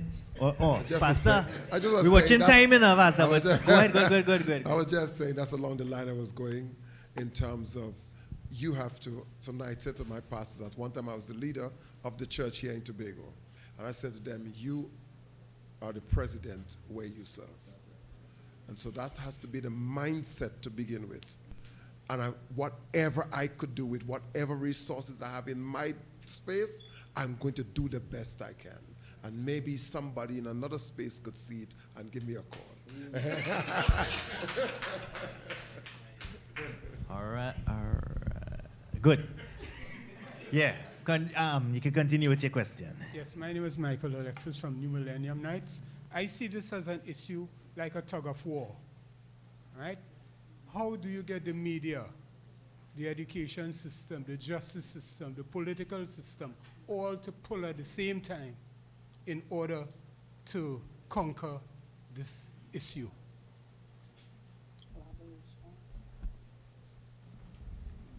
Collaboration, public sensitization to the issue, and advocating for collaboration amongst the different groups and institutions. Agreed. Is one way. Agreed, but we have to highlight the importance of the issue first. Yeah. Some of them don't even see it as an issue. They say, nah, that's just, that's just society thing. But they're not seeing the chain effect that it has, the negative chain effect that it has in the long run. So, for example, what they were talking about is the youth development aspect of things. They don't see it as important. We have a Ministry of Sport and Youth Affairs in Trinidad, for example. It used to be Ministry of Youth Development and National Service. Why did they shift it? They didn't, and they just threw it in his side as a youth affairs. To me, something like that, because I was in that ministry before, it should be Ministry of Youth Development. Youth are half the population, right? So why it, and also the youth policy expired last year. Where is the new youth policy? There isn't any. Youth policy is supposed to synergize all projects and programs. So, agreed, we need to highlight the issues and showcase why it is that we need to create that collaboration. Yeah? So, you could go ahead and answer. No, I was going to add, in addition to the collaboration that was mentioned, it's very good to have the collaboration. But, if I was sitting in a forum some time ago that had to do with policing and the issue of crime. and I asked the question. The question was, do we really want to solve it? Do we see it as important, and do we really want to solve it? I follow that up by saying, why is my canine department, for example, small or not big enough? And why we have officers going in on a scene and damaging the evidence, and then afterwards the dog comes in, things are fouled up. Do we really want to solve it? And I think that's what it comes down to. I recently made a statement too, that you may bring in a big singer from outside to sing something that degrading human beings, and he receives for himself and his team $1.something million to do that. And then you call Mr. Mike to speak to young people and give him a basket of fruits. If he's lucky. Are you understanding me? Do you really see it as important, and do you really want to solve it? And until it comes to that place, we are going to be spinning around in circles. And those of us who have the capacity to do something about it will be struggling with just the capacity without the finance. But until it is seen by the people who needs to see it in a particular way, and they're ready to make the kind of investments, only then we'll have the outcome that we're talking about. All of us will then be pulling together in the sense of what you raised. Thank you very much. Well said. You know, and we talk about the media. The media is interested in human interest stories, data. You see, like the data that we saw today, this is what the media wants. We need to get that in the hands of the media. Randall Fields, who is the advocate for men, has been producing data. So we need to be able to go, not just to say that men are being treated unfairly. That's a bit too superficial. But something more dynamic that gives you the exact thing. But the also thing is the human interest side of what's the story that is out there. That's what news like, the story that is out there. And I'll give you a story. I was in town one day, and one lady came up to me and said, Mr. Stewart, you know, my daughter had twins. I don't know the lady, never saw the lady before, but I guess being in the media, she knows me. So I just joined with her, and I said, oh, congratulations. She didn't hear that congratulations. And one died. So now I moved from congratulations to condolences. I'm really sorry to hear that. She still didn't hear that. She says, I tell she girl that is $500 you lose. Because for each child you get, you will get money. They translate that into income. Yes? So I tell her, well, she could go and get her next child to make back the next one. Now, that was powerful for me, because here's what. It now reminds me of others that I've met, where if you are a single mother, you will get a certain amount of money. But if you get married, as this woman who did not know that was the system, and I'm talking about people not only in Tobago, in other places and so on, she got married and then she lost it. Now that she realized she lost it, my last information is she has left her husband. That's the story.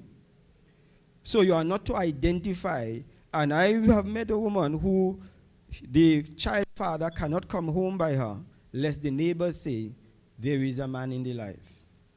So she goes home by him clandestinely. So this is also separating families when it was for a good, but it is turning around to distance yourself from a maker child, get support, but therefore the man is not part of the child's life. But does the media understand this, and can they now go and investigate this and bring more light to it? That is where we come in. So they get rewarded for that. Yes. I met a young lady in the States. She says she has 4 children. She has never worked in her life. She says, you see how I look good? She says as soon as they reach a certain age, she just goes and makes another child. I used to work in social welfare as well, and I've seen that firsthand. They get the grants, they get access to all of these grants, right? But they get is your rewarded. microphone on? Because I think, all right, okay. Yeah, but they get access, test, right? So they get access to all of these grants, the public assistance and thing. When a man goes, they're asking him certain questions, and it's a certain list of questions that the way how the means test, that's how they evaluate, is designed is for, it will suit more women who have children that are not being taken care of by the father. So they get rewarded for that. And that's why if the man is not keeping track of his maintenance, she says that he's not supporting. Yeah. So she gets twice. Yeah, exactly. I've seen it happen. But anyways, great contribution. Let's lead on to the next question. No, we have Nicholas first, then you, then one of these students, right? So, Nick. Okay. I think I'll direct this question to Dr. Cummings. How do you feel about the weight and role of teachers as a contributing factor to the growing situation of violence against and committed by boys and men? I've seen personally how mistreatment by teachers in the school system can really demotivate boys and cause them to go down different, not really take education seriously, and that, might lead them to certain paths. I wonder how do you feel about that, and if you have any data you can share about those matters. I do not have any primary data on that as yet. It's an interesting question and an interesting case to be studied, because school is the secondary social institution in society, the first being the family. And then children go to school and they interact with teachers and other students and the school administrative system. But to answer your question, teachers do play a dual role in violence involving boys or male students, right? However, conversely, what you also see, and based on your question and statements, is that teachers may inadvertently perpetuate cases of, discrimination against boys. Sometimes they're not even aware because they're not trained. And I always advocate for training for persons, in particular teachers, that have to deal with students and uniquely boys and their own experiences. So teachers are responsible for creating safe environments. And you mentioned something about motivation. So the teacher's responsibility should first and foremost create a safe environment for boys just as well as girls, right? Gender equitable classroom spaces, we can call it, where boys are free to express themselves, and also in very confidential manners, because what you do not want is male students seeking out teachers they trust, confide in, and then their business are all over the school, or they're being mocked and ridiculed. But also teachers have a responsibility to model behavior. And sometimes what we see is that teachers themselves are engaging in violent behavior with the students, as well as when they're teaching, they're not really teaching with the passion and accountability that we expect of them. Okay, some of them insult students, and I'm just saying this in a generic sense because I don't have the data and I'm not pointing to particular schools or teachers, but we see it all the time. We see things on social media, and sometimes we ask ourselves questions. But one of the things too, and I know schools have school social workers, but they also are in a position to, provide early detection and referral of students they think are in need of necessary support services. So I don't know if this answers your question or clarify it. Thank you very much. Next, we have room for 2 more questions. That's Doc. I think we have a little time because I see he raising his hand. So, but keep your question short, right? So we do 1, 2, and you, right? So you will get your question, you will get your question, right? But we'll just keep it short. Because the sooner we finish, we have some stuff to distribute here as well. So. Good day, Mr. Ambassador. I am Richard Anthony from the Trinidad and Tobago Defense Force. I have spent several years working in MILAT, which is a youth program in Trinidad and Tobago. And I have a question comment. The program I was in had an issue with these young men who were 100 at a time. There was no male role model where they came from. So we had to be fathers, uncles, big brothers as servicemen. And their mentors. So, Mr. Stewart, your program kind of touched me. All right? The question is, for the panel, do you think the lyrics in music contributes to the negative behavior displayed by young men and boys? That's my question.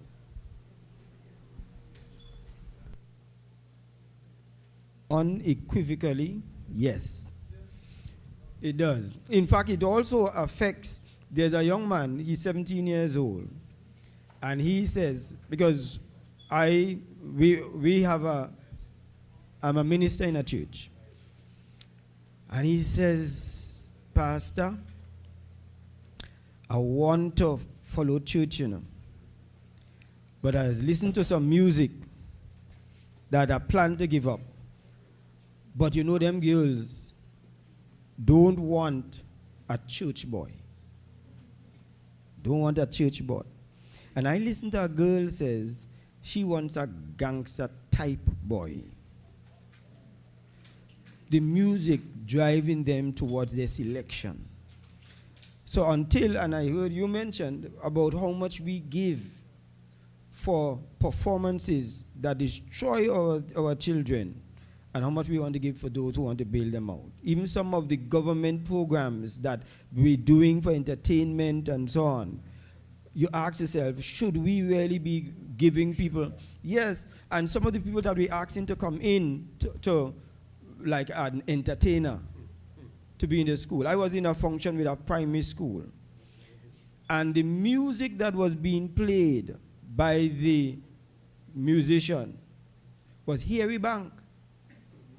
In a primary school, I left and I went home because I felt, why are they not talking to this person about it? And to see those little children whining and dancing to it. Until we start speaking out plainly about it, so that they start recognizing it is unacceptable, then it will stop. But otherwise, as long as we allow it, it continues. All right, so now we have the question from the students, one of the students, right? So you have a mic? All right, good. Good day. Yeah. Yeah, man. Good day, everyone. This is Jamali Seeley from Mason Secondary. Not to go off topic, but how do men stay in a abusive relationship for a long period before they reach out for help?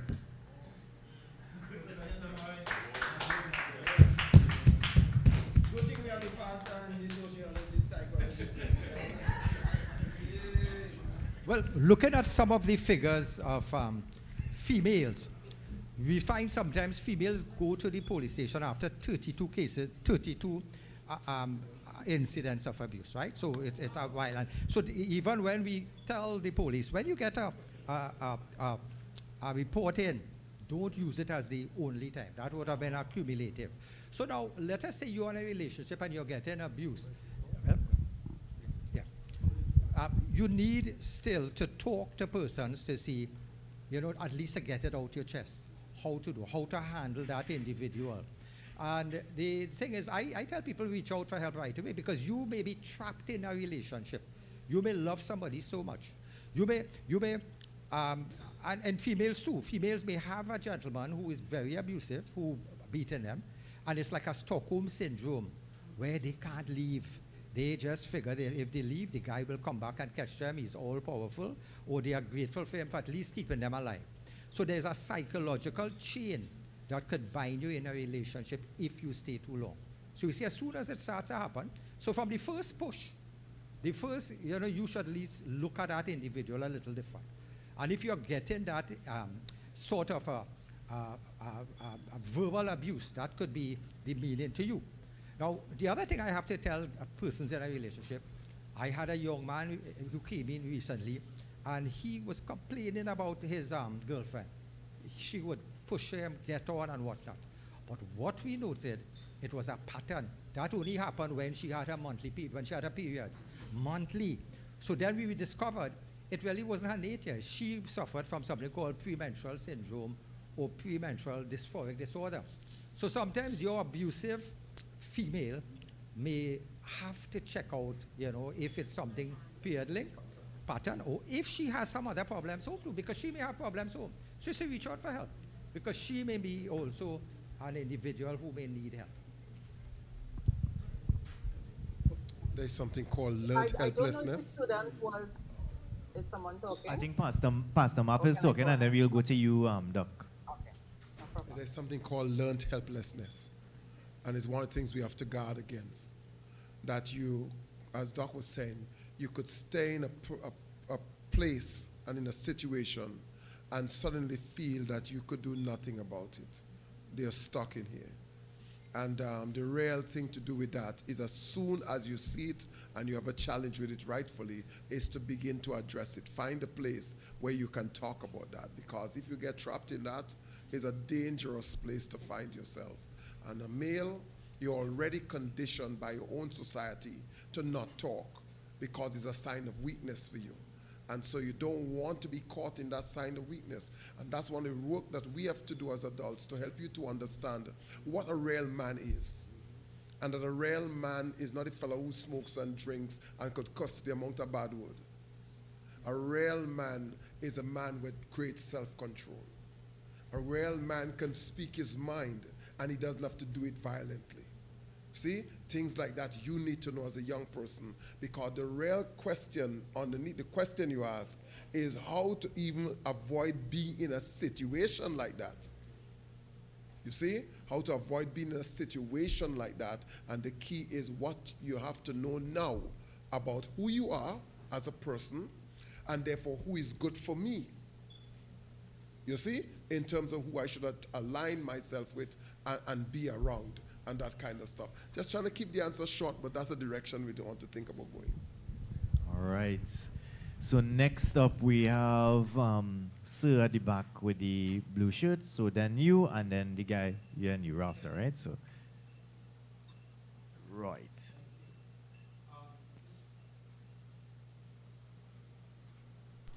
Hello, right. It was mentioned, this idea of house husband. Do you think that kind of concept will be attractive to the men in our society today? It sounds so unusual when men are expected to be the breadwinners. What are they doing at home? This was our whole idea, that if you look 50 years ago, men were out there, women were home. But it has changed. The world has moved on. So the adjustment has to occur, where my wife makes more money than me. She's a surgeon. She's a gynecologist. I don't mind. But together, we are a team, right? Yeah, together we are a team. I am home. If I have to take care of things, I will take care of it. So you have to get that concept from men now, that you don't have to, so payment may be different. She may earn more. But once you can handle life as a team, once you could realize your importance is you together setting the example for your children, you change that concept. So then, eventually, when I told a guy the other day, when you retire, you're home anyhow. So just get accustomed to it. Like if you're home, start to do little gardening, take care of the dog, and do that. But you still have to go out with your wife and go on like a date night once, because remember, their animosity could be there. You go out once a month. Go to the beach, go to a restaurant. So you still have to get that togetherness. But the whole concept of house husband is, remember, a lot of guys are unemployed. The economic climate is such. So if I see an unemployed male, I tell them, go and try to get retraining. Try the Ministry of Labor. Go to the Ministry of Family and Social Services. Try it, but you know how hard it is to get. So, because you can't let a man stay home thinking that he's useless, he's not making any money, he's not getting contributing. But your contribution could really be keeping the house clean, keeping the area safe, watching your kids, dropping your children to school. It's just you have to realize I'm serving that function now, but together we are a team. And that's critical because we're talking mindset.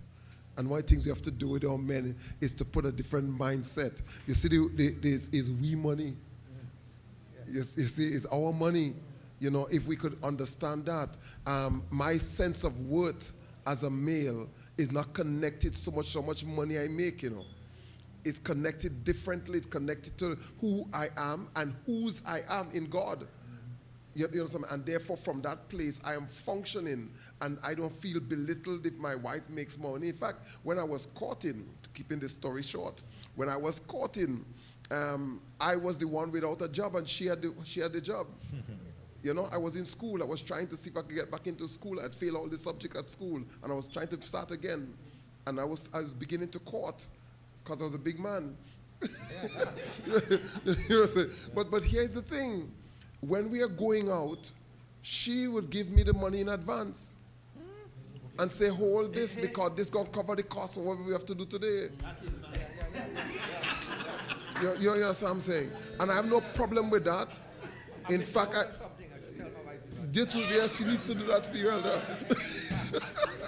But you understand, and I didn't feel any way smaller because of that. In fact, I'm glad she has that kind of personality. It speaks loudly about the kind of woman that you really need to have. Yes, yes, You see, yes. and then going forward with that now, I have come to the place. I said to her, I said, when you ready, I said, I'll go and do my master's. I said, you do your master's. When you finish your master's, I will do mine. And then you'll do your PhD, and when you finish, I'll do mine. You know, because I'm not intimidated by things like that, and that's what maleness has to come to. I'm not intimidated. I could be in the house. In fact, I cook more. If I'm from the cook, I could end up having my food taste better because I don't have these different challenges during the month and all that. So my consistency and the taste of my tongue is the same. There are a number of factors that could make me awesome, and therefore, why can't I do that? And we do together. That's the end. All right. Very good, very good. So, one last question we have, and let me check. When is 2:27? I'm cutting off no matter what. So you can ask a question and response, right? So, go ahead. You need a mic. All right. Good afternoon to you and to everyone. Actually, from the inception, I would have, even before we reached this far, I would have seen psychology, sociology, and so on, data analysis, and all of these things happen. So I was so pleased. I am also sensing social reconstruction, where the male figure is concerned. So I am going to ask now, what systems can be put in place for the monitoring and evaluation for social reconstruction as it relates to our male figure or figures, and for sustaining such a program? What about buy-in? That's just my a set of questions. Thank you. Anyone of the panelists? Well, Dr. I'll Cummings? take this because the others were talking, but I'll also keep it short in case they want to add. I'm glad that the attendee brought up monitoring and evaluation because that is a pet peeve for me and perhaps other people, because what happens is that we design these lovely programs and they either barely get off the shelf, or when they do, we do not have feedback as to how effective they were for the particular group that they were designed. I'm not sure what you mean by social reconstruction of the male, unless you're talking about social construction of masculinity in a different way that enables men to be able to come forward and report their issues without feeling that their masculinity has compromised or that their gender roles are affected. But I do believe, and I agree with you, that we should implement monitoring and evaluation for everything that we design pertaining to men and boys, and particularly for things like domestic violence, because we need to still continue to assess how things like their gender roles, norms and male norms and values, or how all of these things are still being maintained within society as we, tailor our programs to meet their particular needs. So I don't know if that answers your questions, but M&E is part of what most ministries have an M&E, either an M&E department or research department that speaks to doing this type of work. It's getting those who are trained to do it and to be able to use the necessary M&E frameworks and tools in order to carry it out. And I will use this opportunity to advocate again for research, because Rishi mentioned a point before, how do we bring to light the problem? And the problem has to be considered a social problem. It has to be pervasive enough, but we need the data. So data is also part of M&E frameworks. If we don't have data, what are we really monitoring and evaluating? What are we really producing? So I don't know if that answers your question, if you want me to clarify a little more. Yes, he said it does. Good timing as well. So now is 2:25. What next we're going to have? So give our panel a round of applause once again. That was a very, very great panel. And now we have some tokens to distribute. So you all can stay there. We can have a seat there. We'll call you, and yeah. So we'll call some of the names, and yeah, we change it up a little bit. Right. So I want to let Michael give our representative from Barbados a token. Michael, well, this Michael here from New Millennium, yeah. Right. Sharon Rose, correct, yeah. So thank you very much for coming all the way from Barbados. All right. I know you have a lot of stuff for your suitcase now. All right. And before I go on, I want to also give Michael a medal for his good work in promoting Men's Day. congratulations.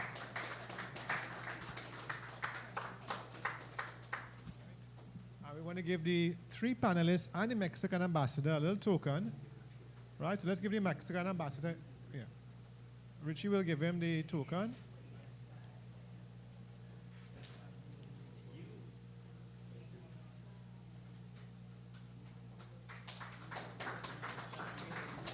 And we have for Varma Diyal Singh and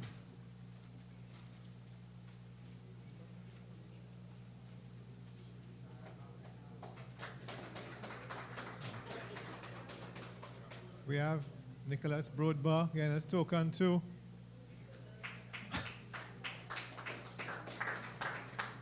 Right. Representing Jamaica. All right. We have Pastor Tony Mapp, who has now taught us that we could ask our wives for money. All right, something we learned today. We never knew that. So thank you, Pastor, for helping us. We never knew that. Now we know. Pastor said so. So it has to be true. Pastor said so.